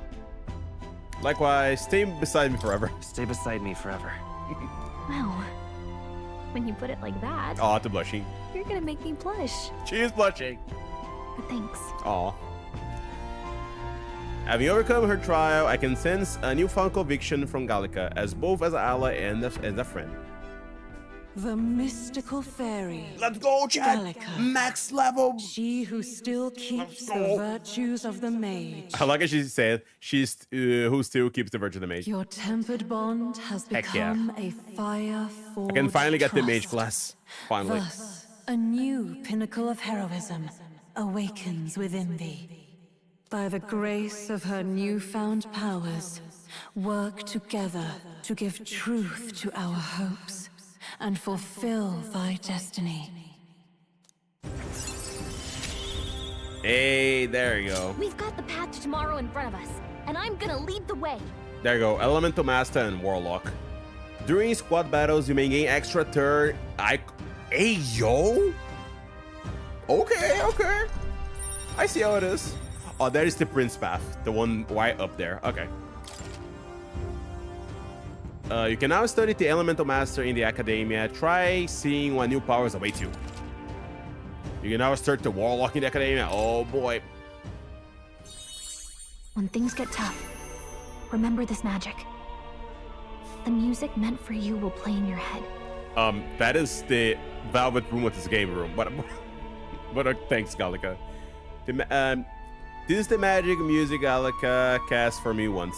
Now that I think about it, it may have helped me in ways I didn't realize. By the way, the Chieftess told me something about your novel. Apparently your parents gave you that book when you were still just a kid.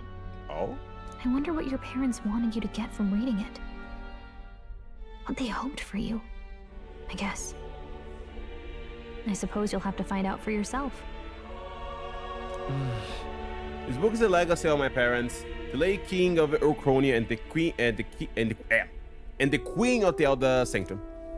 Perhaps the utopia depicted in this book wasn't a mere fantasy, but the ideas of the old world passed down in the Sanctum. The part we're reading today is the last chapter. Hey, oh, last chapter? It's about the ruler of this ideal world. Let's read it together. Okay, let's see.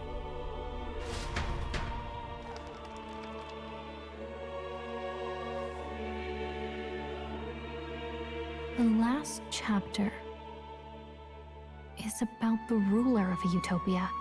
Ooh. The one who governs this utopia must have an unwavering will.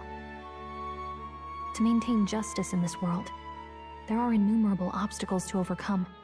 Yet, as long as one lives by their ideals, those who support them are sure to follow. A utopia is not the creation of a single mind or a single power. It is a world shaped by all its people. The last part sounds a little more metaphorical. Metaphorical horror. It always cracks me up.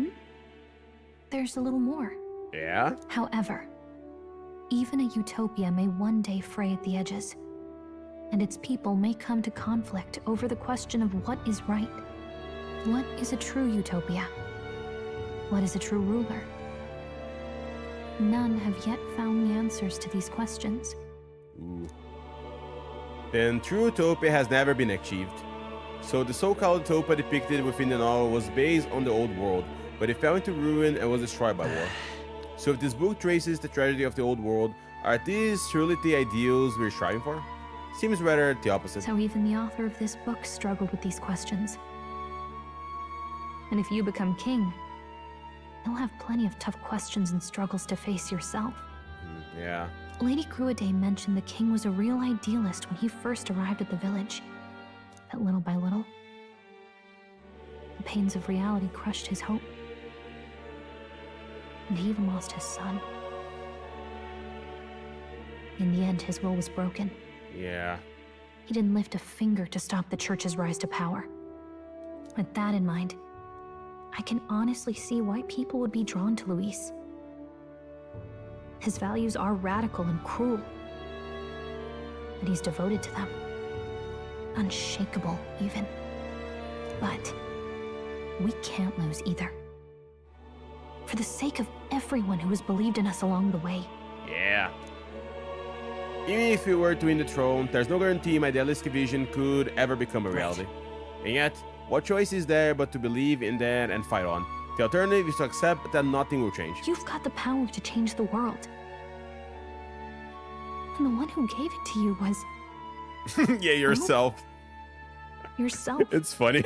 It's funny if you think about it. It was literally me. And that's what I'm going to help you with. That's my mission. My real mission. And I'm going to see it through. After discussing the novel and our ideals of Gallica, I closed my eyes. Oh yeah, I was gonna say, are we going to talk to Mor? So Mor, I am actually the prince. Pretty funny story if you ask me. Academia is seen, it's been summoned by Mor in a dream. I saw what happened. So, you found a way to unequivocally shape your destiny. I did actually. It was pretty rad if you ask me. As far as I know, there is no record of your newly acquired archetype ever being used, even in ancient times. Hey, yo, look at that. An archetype whose existence was only theoretical, known to some scholars as the magic of true sovereignty. Indeed, a power of legend. Power of legend, chat. Oh my god. I once said that to be elder was your inescapable fate. However, it seems the truth was more complex than that.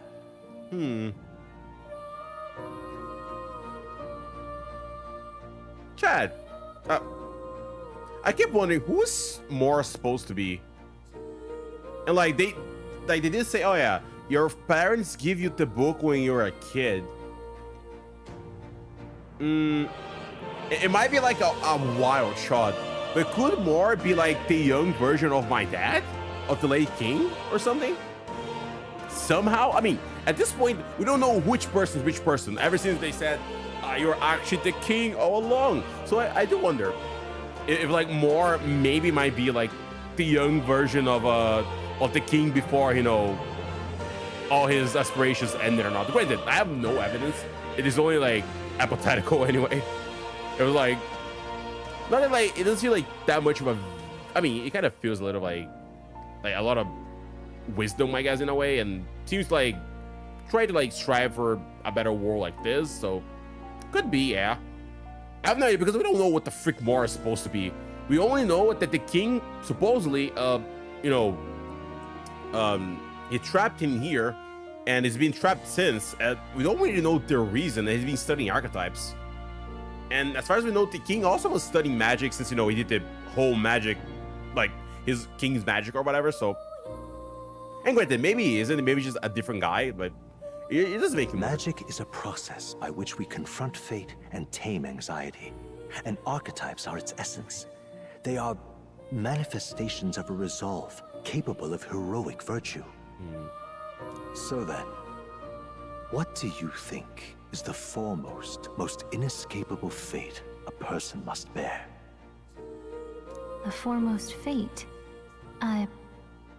Not really sure, but for me to be me, and for you to be you, or something like that. Indeed. It is birth that is inescapable.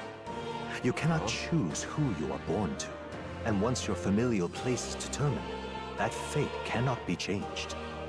Yeah. Yet by some strange tangle of destiny, you were given a choice that the very act of existence denies most people. By your own will, you were born again as a prince. Pretty rad, I know. Do you understand? You stand on the threshold of truly becoming a ruler. Ooh. Not as an unearned title of bloodline's chance, nor as a mere authority over people. You have taken control of your life. You are ready to rule your very self. Oh, that's a cool metaphor. You can ready to rule your very self. That is what it truly means to be a hero. And it is the crux of the power that is awakened within you. What glorious coincidence indeed, that I, as a scholar of archetypes, might cross paths with and witness such a remarkably fated boy. It almost bespeaks. Indeed. 'Tis his hands that bear our fate. Hey yo, is just the mysterious voice is talking to us all? Even the cat was like, what? Who? Yeah, who are you? Sorry, like, are you really my mom or like you're someone else?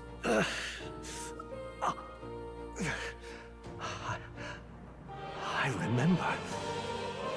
I know that I know this voice. Had I forgotten it all this time? Yes. I swear I've heard it before.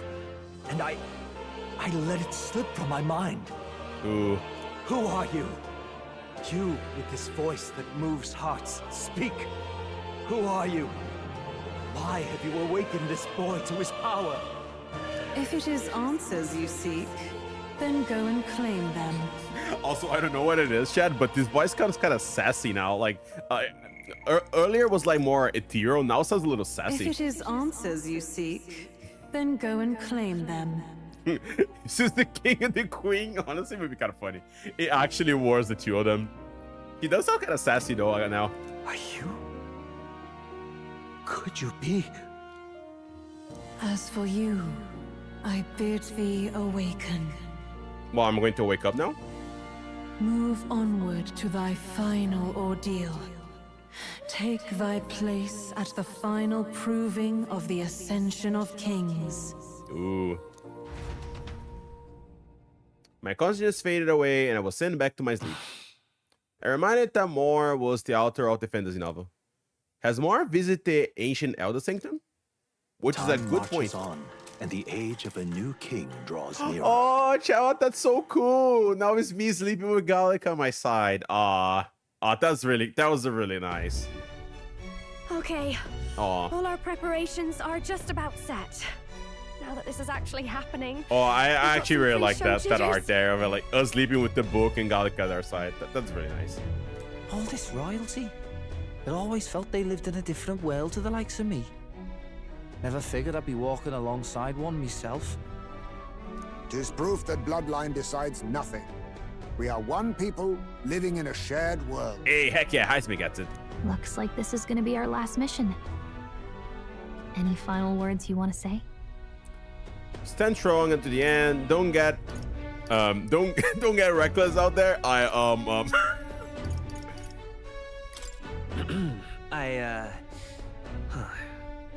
What do I say?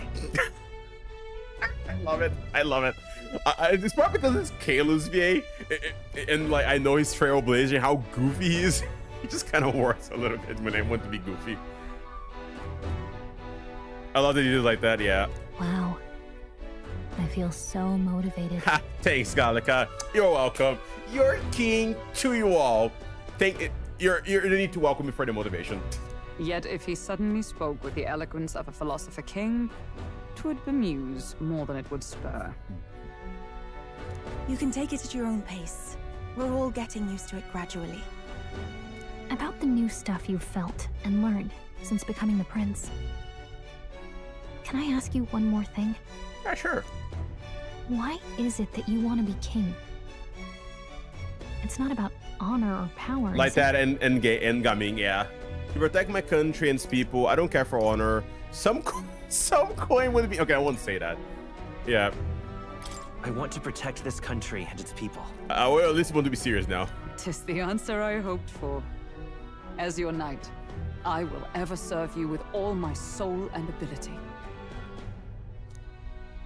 Well, I guess this means we're ready as we're gonna be. Okay. I don't know what we're doing, but sure. I'm down. Let's move. Let's go. Yeah. We'll stop Luis for sure this time. Yeah, let's go. You see? Now they're gonna try to give us a warm reception. Still, should we choose not to fight, then Luis' victims only pile higher. Yeah. You need to swipe and help anyone, but doing the whole another things. The more reason you got to prove it seriously by putting our life on the line. Well, lead by example. Besides the one head the first time, we crawl our way to the bottom. I mean, it wasn't too bad. We were like 8k when it started, I think, and now it's like 1k. It's After okay. having made so many sacrifices, the group has gained new powers and ascertained new truths. Their arch-enemy, Luis, already has one hand on the throne. Even so, they march ever forward, spirits rekindled by battle. Yeah. They head to Grand Trad, for the fight is far from over. Yeah, let us do battle, Chad. I'm ready. That Elden boy is nowhere to be found. I suppose it's only a matter of time until Luis takes Also, the good to know that I read the lore and I know who these people are finally. Oh my god. Speaking of which, I don't see the general. Yeah, where's the general? The voice of the pro-Luis faction became too overwhelming. He was ultimately forced out of his position. Also, yeah, gotta love the fact that, you know, it was really like Prince of Oceania, but I actually have to formally put face to the names and all that because, yeah, anyway. Why is this happening? Even if the Sanctus Church's favor has collapsed, why is it that Luis alone is reaping the benefits? The public mind is the same as it's always been. It's too difficult to find answers in themselves, so they follow those who provide. We've certainly relied on that ourselves. It's always easier to follow than to have to make all the risks yourself. Now that we are out of ideas, what can we do? What about what about do something? You guys didn't do anything this whole game, to be honest. Can you imagine Luis on the throne? Can you imagine what he'd do with us? We'd be the first on the chopping block. Do we hide? Run? Our ships are in port. Damn. Is this really the time for idle chit-chat? Hey, yo, Battlin's here. Look at that. Who are you?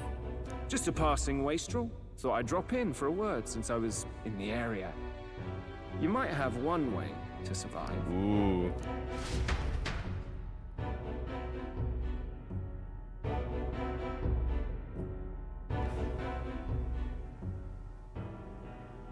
Oh, he's reading the book. Huh.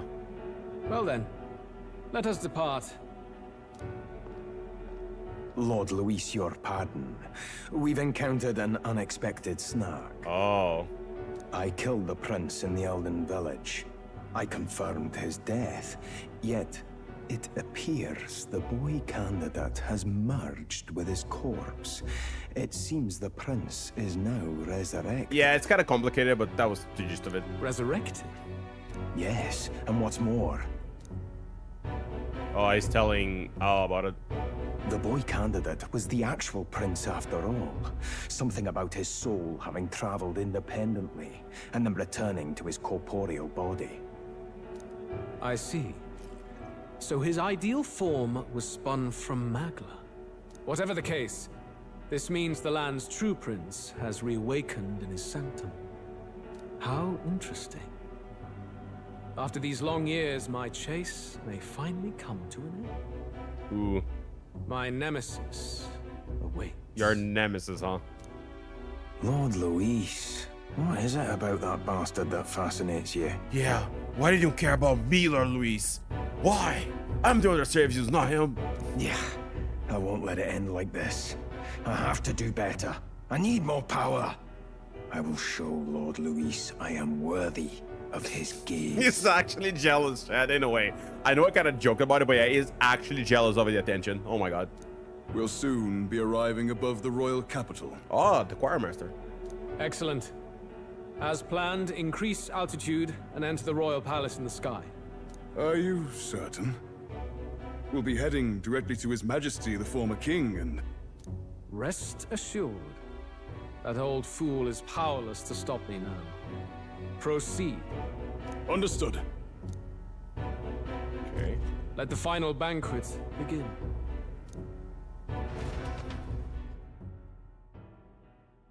Well, let's see what's going to happen now. I love the loading screen, by the way, Yagami-kun. Come on, any takers? Any bets for the other candidates? Remember, if Luis loses, a silver coin could turn into mountains of Reeve. What are you trying to say? You think Count Luis is going to lose? Oh, no, of course not. I'm just saying. I'll call that bet. All in on His Highness the Prince. Ooh, look at that. A sanctus bigwig gambling away his tides? This really is the end of the world. Didn't know his esteemed princeliness had any supporters left. I mean, he's not really the prince, is he? Was actually a monster in disguise all along. Haven't you heard the news? The times we live in, I tell you. Must be tough, being an easy mark. It didn't take much for you to buy everything Luis was selling about the prince. The fireworks went off the moment he said, "Behold." Remember? You don't think there's any chance Luis orchestrated the entire thing? Which it kind of did, yeah. Oh, churchman. You saying Count Luis lied to us? You think he cast some big illusion? An illusion, eh? What if I said it's a power more dangerous? Oh, is it going to like spread to like the news that like he may be able to turn people into human? Always struck me as odd. We all know Luis, the mighty human slayer, but how does he keep finding the things one after another? Oh, he's putting discord into people. Seems a bit convenient, if you ask me. Like he knows in advance where these monsters will appear to cause. Also, I was right. So, I mean, at least speculations, maybe that's why. He kept turning people into human and killing them, and then like getting renowned by it. Easy to nitpick and gripe about him, isn't it, churchman? Maybe someone needs to shut you up. Not the NPC, but like, we're going to wrap him up, huh, boys? All right, all right. Let's keep things civil, eh? No sense becoming a monster yourself. Oi! What's all this fuss about? Damn it! When Count Luis is king, you'll all be the first at the gallows. You'll die just like Forden. Oh boy, these people. Well, they're probably just as anxious as the rest of us. All that yelling and thrashing helps fight it off. Humans have been sighted near the capital, after all. Uh-huh. It's more than that. Pockets of society have resented the upper class for ages now, but this might be the spark that lights the kindling. Luis's respect for power is certainly cruel, but it's fair to an extent. Those of us pushing the status quo have always struggled to understand the appeal. Even then, everyone's on edge. They'll jump at any excuse to argue and snarl at each other. Never seen it this bad. Not normal, I say. Blind fanaticism and doom go hand in hand. If we don't find some common ground soon, it'll collapse beneath us. Luis left saying that he'd be waiting at the royal capital. Only one place he could be. Yeah. All eyes are on his Skyrunner as it rises to the flying palace.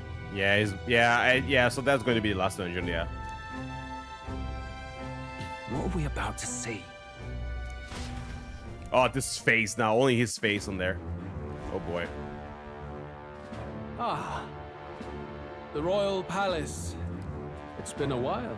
Do you hear me, O king? Stubborn and deathless? This country is distorted. You and the other titled authorities decide who grows fat and who is devoured. The country knows no war only because our very core is built upon a system of societal predator and prey. It cannot be defied from within. That is peace, but not order. Hand over the royal scepter. The game is over. The country needs change, and I will Nah, the game is not over yet, bro. Thou impertinent faith breaker, hast thou no shame in preempting the day of judgment? Oh, there's the king. Look at that. There's he. Do you presume yourself a god? Is that why you wrought your face in stone and took it to the heavens? You're nothing. Just an ordinary, broken old man. How wouldst thou wield the king's magic? To what end? To purify all that your kind have left to rot. You threw away your ideals, but I will never make that mistake. Oh boy. Only the people's chosen may take the throne. The royal scepter and its resting place remain beyond you. Is he going to somehow break that? Or... This royal scepter, the royal magic. Did you think that only generations of kings were aware of their secrets? The king does look like more. I guess the old version, we'll say. Why the someone beard. can manipulate world-changing power by use of only a single scepter? Why only those supported by the people can use it? Listen well, O king. The truth behind the royal magic. Oh, he knows? Huh. So it's true. The country truly is putrid with sin. In other words, if I took hold of it now, then I would have the power to change the world itself. How didst thou learn of this? How? Oh, backstory? Oh, his horns are... Oh, so it is! It is... Thou wert elder. So it is! It is a freaking... So, okay, so it's not... So it is like Ielda. It's not like, it is just like for show. You were not always blind to this country's rot. When you visited our sanctum, I saw and knew the passion in your heart.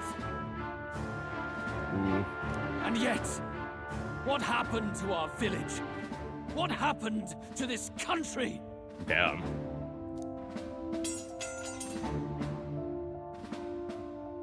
Oh. Yeah, I would say, regardless of like what he's doing, which is pretty evil, he is like truly disappointed by what the king become. To be sure.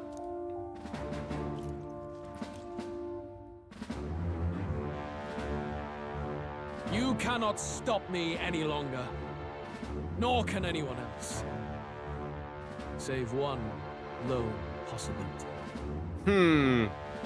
Are you sure about that?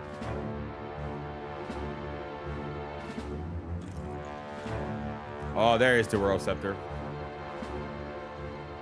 What are we going to do, though? Is it going to just take it, or are we going to do something about it? Snatching victory from the maw of catastrophe, the party descends again on the royal capital, Grand Tran. But they are greeted only by ominous skies. Their return hardly counts as a triumph, considering how they departed. Anticipating conflict, the Gauntlet Runner comes to a quiet stop. Okay.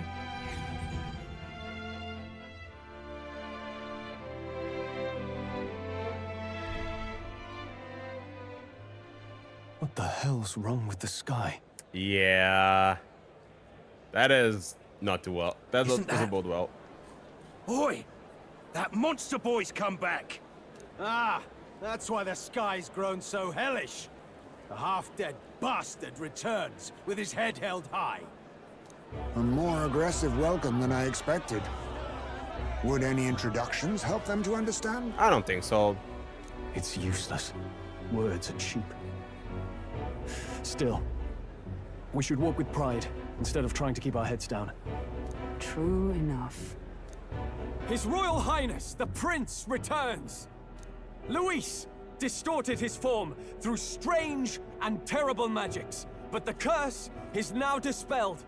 His true form has been restored. Oi, if that's really His Highness, then tell us why in His Majesty in the sky stop all this bloodshed? Because he's an imposter! Just like Count Louis said! You're not fool us again, beast! Bro, Louis, city girl. Oi, calm down. At least listen. Nah, they won't listen. And you! Never thought I'd see one of the Magnus brothers standing against Count Louis, even the thick one. He took Even in a the thick Paragus one. like you, and you spit on him. Scum. Damn, even the thick one. Only thing traitors deserve is a tight rope and a stiff beam. And you want us to support the prince? Lady Juno, I can't believe this. I admired you. Why would you risk dying alongside some fake prince? I don't intend on dying with anyone. Besides, I'm still me, whoever I'm standing with. Hey, you chief! Weren't you the wretch who got kicked out of the knighthood? Now you're with this pack of throne chasers. Okay. Shame! Okay, game, okay. How do you guys all know these people? Like, wait, I know you. You are. How? Come on. Mustari girl! You ungrateful pagan! Count Louis brought down the Sanctus Church for you! How dare you strike out at him? Damn. They're all traitors, I say! They're like, oh, of course. Louis did so good for all these people. And look at all them, all a bunch of traitors. What is all this? The truth of the prince hardly matters to them. Every one of them's only concerned with their own emotions and nothing else. Also, yeah, the fact that the mangla is red is definitely a bad sign, to say the least. We'll have your heads on pike soon enough. Leave! Get out of our royal capital! If they're just monsters, we can deal with them ourselves. How about it? Yeah, sure. Sure. This is bad. They really are out for our blood. Has everyone gone insane? Oi, over here! Oh. Don't bother with them. No talking this one out. You need to run now. Alright. Also, good luck, and Nero's, by the way.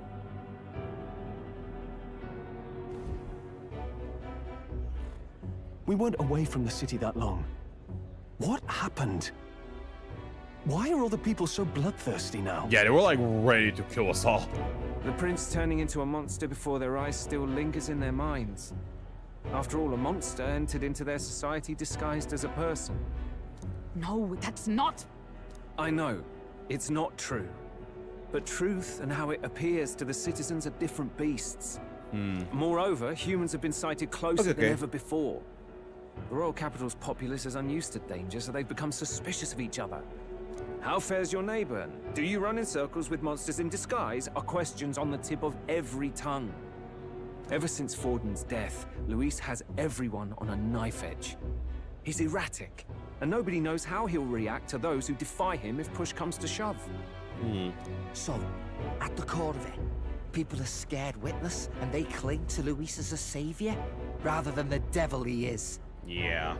You well know that Luis cares not one whit about social status, especially as a token of birthright. No amount of wealth or standing can buy his protection. So even those who may have opposed him at first now counsel that condemning him would be imprudent, as it puts their safety at risk. Then we're stuffed. He won't save anyone, and oh yeah, he can create humans, by the way. Oh, that's all true then. I have my suspicions, but it's still a bit of a jolt. This all said, in my humble opinion, what we're seeing in the people now has been in the works for some time. Oh? Now, has the tournament for the throne truly ever been a fair contest? I mean, no, it wasn't. The Sanctus Church bent it to its whim, and I abetted that. To my shame. Before I met you people, I didn't have much to me but anger and quips. Yeah, I'd rant and snipe and have my cynical little discourse, but I'd only looked to others for change. I'll say though, I even though battling isn't a social link or like under the followers, it kind of, I wish it was a little bit, because it would be really cool, like see his story like to a more personal, you know, lens and all that. Unfortunately, it isn't, but oh well. Now maybe that outlook's our real enemy. Blind fanaticism. like I had. Even if there's no malice to it, it's a dangerous thing. We've been told Magla is born from people's anxiety. Perhaps the proof is now before our eyes. Kind of ironic. But we have to do something about it. If we don't, they'll never listen. We'll only ever be seen as an enemy. I had the inn prepared. They won't let anyone in but you lot. Let's head there for now, shall we? Hello, Clifton. Hello. Welcome back. Welcome back. Also, yes, what is it? Oh, let's go to the inn then.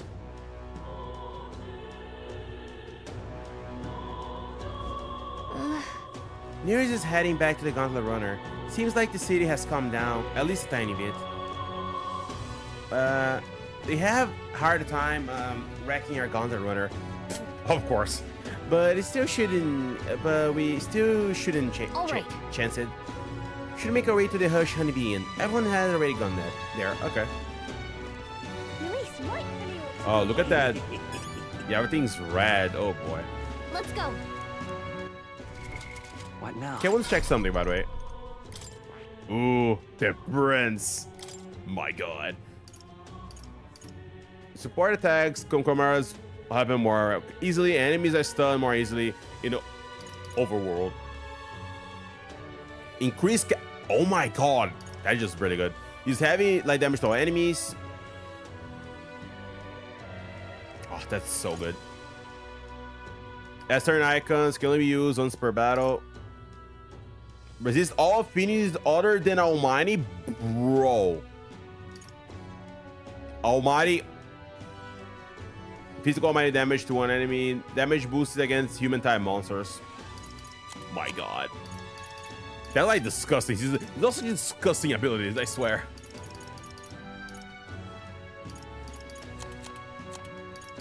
This is so like Armageddon's final sire, Chronicle of the End. Royal Archetype. Oh my god.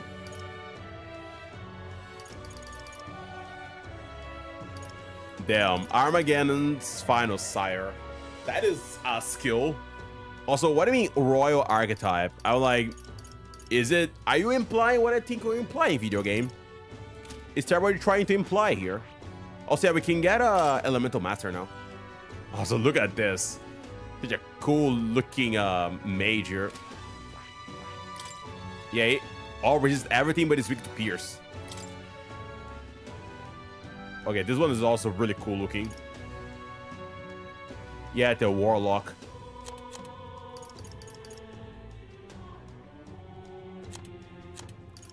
Yeah, recurves MP after defeating an enemy. Oh my god. Okay. I kind of want to get these classes, but man, I don't have enough mag for all this, honestly.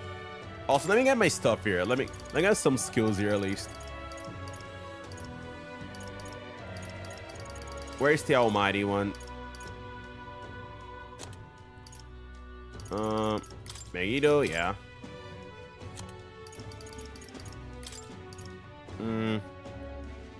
Looks wide a lot. This one is cool though. Yeah. I think everyone's eventually going to get like a super class or something. From the way the game is like hinting about it, I feel like that's going to happen. Wait, what am I weak against? I have no weakness. Oh my god, Chad. I love it. I love it. Actually, no weakness. Anyway.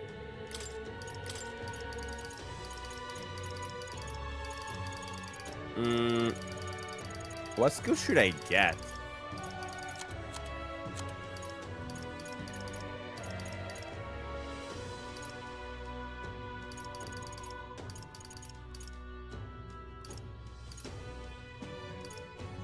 Let's get this one for now. Let's go with this class here. Let's go with this setup. I do have some items that I can increase my stuff, but not too much. So I want to use them in spare use, let's say. Anyway, let's continue for now. I want to continue a little more with the story until we stop. Everyone's scary. Yeah, I'm like, my rank is, yeah. All right then. Oh, I cannot go here. Okay, whatever. Luis is the only one. Smash it Let's all move. to bits. Clear everyone else. That's her inside. Okay. Smash it all to bits. Knight. Okay.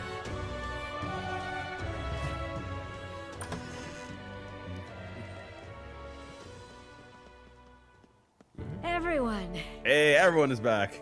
I'm glad you made it back in one piece. Since you left, Luis's following has only grown. Yeah. Have you changed? You're still the same person. Okay, Chad. aren't you? I kind of love the way Maria she like went to look at us like, and like then she asked, "Have you changed?" It was kind of cute. Tis quite a story, but it deserves explaining. I only hope you can believe us. Yeah, it's kind of wild, honestly.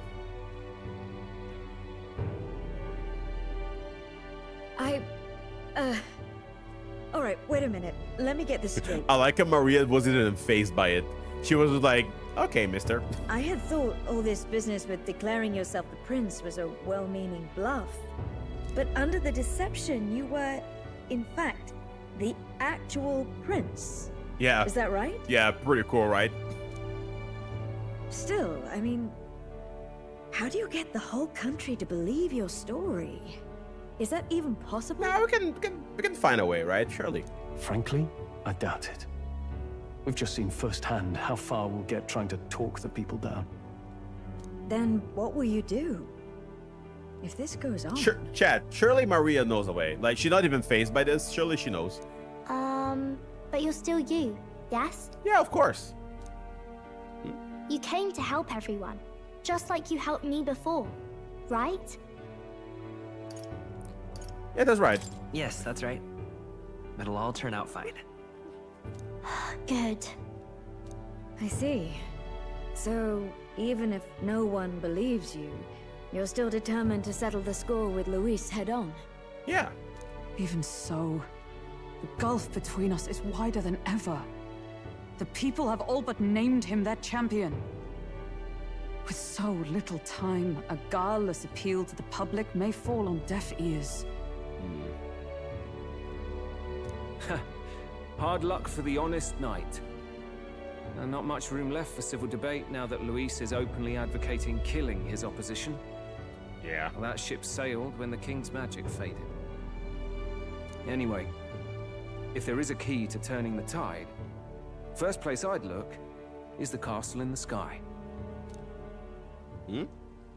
You saw how violent and volatile the city folk are now, but I don't think it's as simple as fearing Luis. Oh yeah, you think he used the kind of magic to do that? I've been keeping an eye on the royal capital while you were off on your jaunt through the woods. Frankly, the change in public sentiment was too sudden, unnatural. I'll say it definitely gives Persona 5 vibes a little bit. How people start, you know, they're like changing in temperament, if that makes sense. It kind of reminds me of that when it happened in that game as well, to be fair. It's as if they've been collectively drained of their sanity, and if I had to guess what's causing it... You're implying it's Luis's doing? All the eeriness in the sky. Is that because... Don't know, but the change in the citizens is certainly odd. If something really is forcing it, that means we might still have a chance to fix it. What Luis is doing in the royal palace, whether or not he truly desired a world overrun by humans, he won't know his mind until we confront him. On the other hand, it may well be bait for a trap. It could be as well, yeah. There must be something up there, yeah. There's gotta be something up there. Then it's settled. Head to the royal palace and put a stop to whatever Luis is cooking up. With that Skyrunner, you're the only ones who can. And we'll fight in the ways we can too. We'll make sure the whole kingdom hears that the real prince is back after all the strife he's been through. Indeed. If you can make things better, you might just inspire everyone to remember their own hopes and dreams. Maria's been terribly patient, waiting for you and believing in you. It'd be nice to see her smile again. Oh, right. If Luis is behind all these disturbances, then stopping him will only help us in the approval race. If we can restore civility and rational thought, it paves the way to defeating Luis. We must press on with faith in that. I'll always believe in you. Aww. We'll all do our best, so you can be a good king. Oh, Maria. Oh, bless her heart, chat. Indeed. If we win, I suppose you really will be king. We're counting on you, O King. 'Tis too late today for a grand charge, I fear. Let us take a night's rest, and on the morrow, we make for the castle. Do we though? Do we really?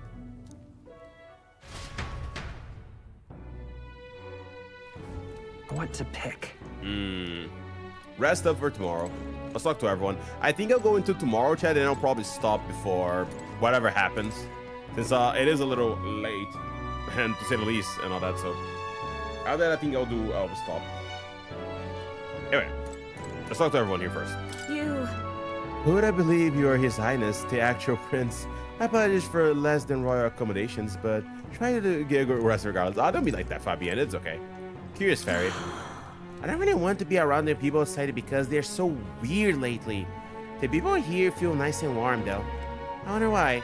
It's like there is this optimism here. And it got stronger since you came in. Actually, I can feel people's heart unwinding. Pretty amazing. What kind of magic is that?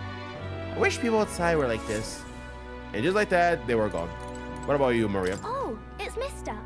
Oh, no matter what happens, you're still you to me, mister. I'm going to keep cheering on you forever. Aw. What about you, Judah? No matter what I say, the people against Trad are going to look down on you. At times like these, where our actions will speak louder than words. When they say you stand up to Luis, you'll be playing who in the right. Also, chat, I think like the amount of people I have like recruited and like max ranked, it probably affect my ranking there as well, like the 1K ranking. I'm pretty sure it will matter. Something foul in the air in Grand Trad. Everyone seems so anxious. Those who oppose us do with fever, but there will also be those who believe in us. We must press on. Hey, nice. Oh, hell. Everyone feels so much anxiety. Now they don't know what to do. Public sentiment is very volatile.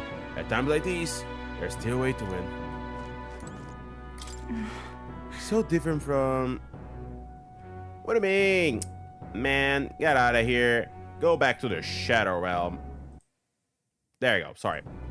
So different from when we were last in Grand Trad. Everyone's staring at you with such disdain in their eyes. You must remember you still got people on your side, Yagami.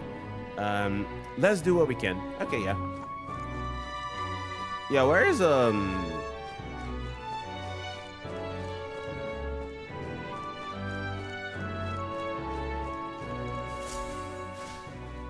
Oh, there's Oakenberg. Your Highness. Oh, so His Highness returned to the royal capital in triumph and glory.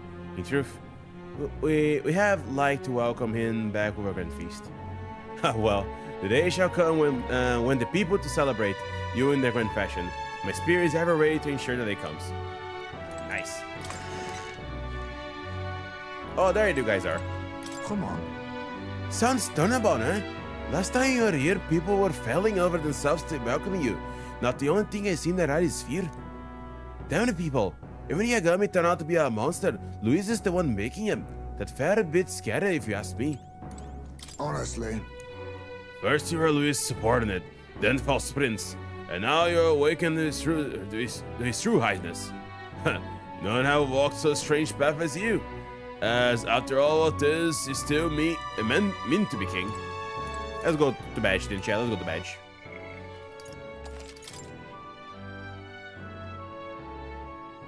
Let's save here. Yep, or rest. Good night. Rest well. Thanks, Gallica. Thank you.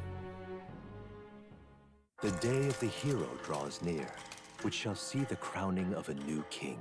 31 days remain. Ooh, 31. A month, chat. A full month until then.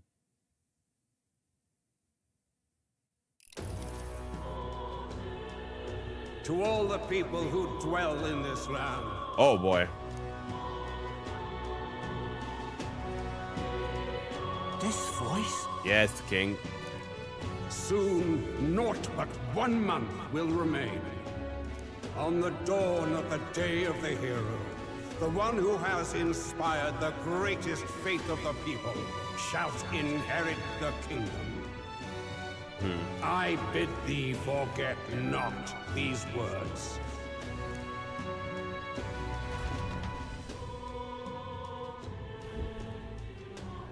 Wasn't expecting to wake up to such a spectacle. But I suppose that confirms it. Yeah. This is where it ends. Luis has already fortified himself behind the palace walls. Good thing we've got a Skyrunner, or it'd already be over for us. Or perhaps it is us he has been waiting for all this time. Yeah. However disturbing the world looks now, 'tis only a prelude to the deadland Luis strives for. Sky looks proper hellish already. And with all the humans out there, it's no wonder everyone's losing their grip. Well, he wanted a fair world where strength decides everything. Funny how that's indistinguishable from absolute chaos. Yeah. But it's Luis who has the most support right now. And that wasn't born of deception.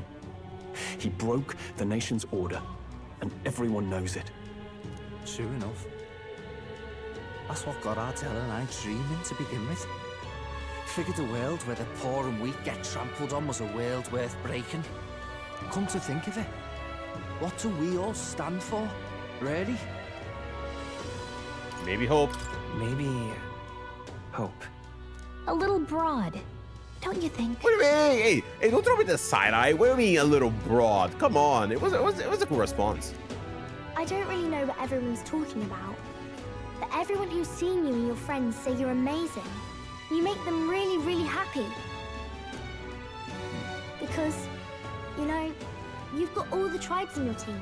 See? Everyone's different, but you keep working together and doing great. You're so cool. A fair point. You're quite right, Maria. It is a hard thing to word, so forgive my fumbling. But perhaps it is a matter of standing for something Luis does not believe exists. We must prove that it does. Hey. If you keep on believing in what you want, and you keep on working hard for it, it will come true. Aw. That's right, love. I can think of plenty of people who would be much happier if they took a page from your book. I see now.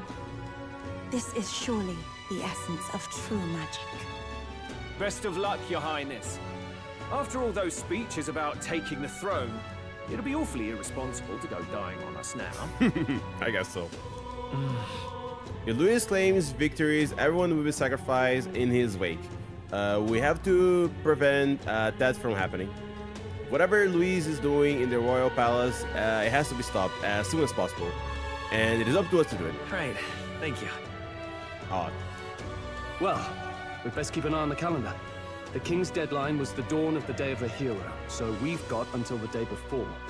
Yeah. And that won't be the end of things either. Even if people come to their senses, it would amount to nothing if Luis sits upon the throne. Personally, I think we should prioritize our main objective here. I'm sure we'd get it done, but we have to make sure we have at least 1 day to spare before the day of the hero. Okay. We've got a few days left, so it's up to you how we spend them. I mean, we've got a month left. When we set off, let's do it with no regrets. Okay, so I guess the more we go, we need to like have everyone maxed out. Have a month to do it, and I think we can do it. We still need to dread. So Luis is hiding the floating royal palace here. We have to stop him. I won't accept King Luis. A lot of everywhere else has dread now. Yeah, dread. Except here. Here's just blight. But everywhere else has dread. In here, which is blight, but oh well. Nice little village. Let's... Okay.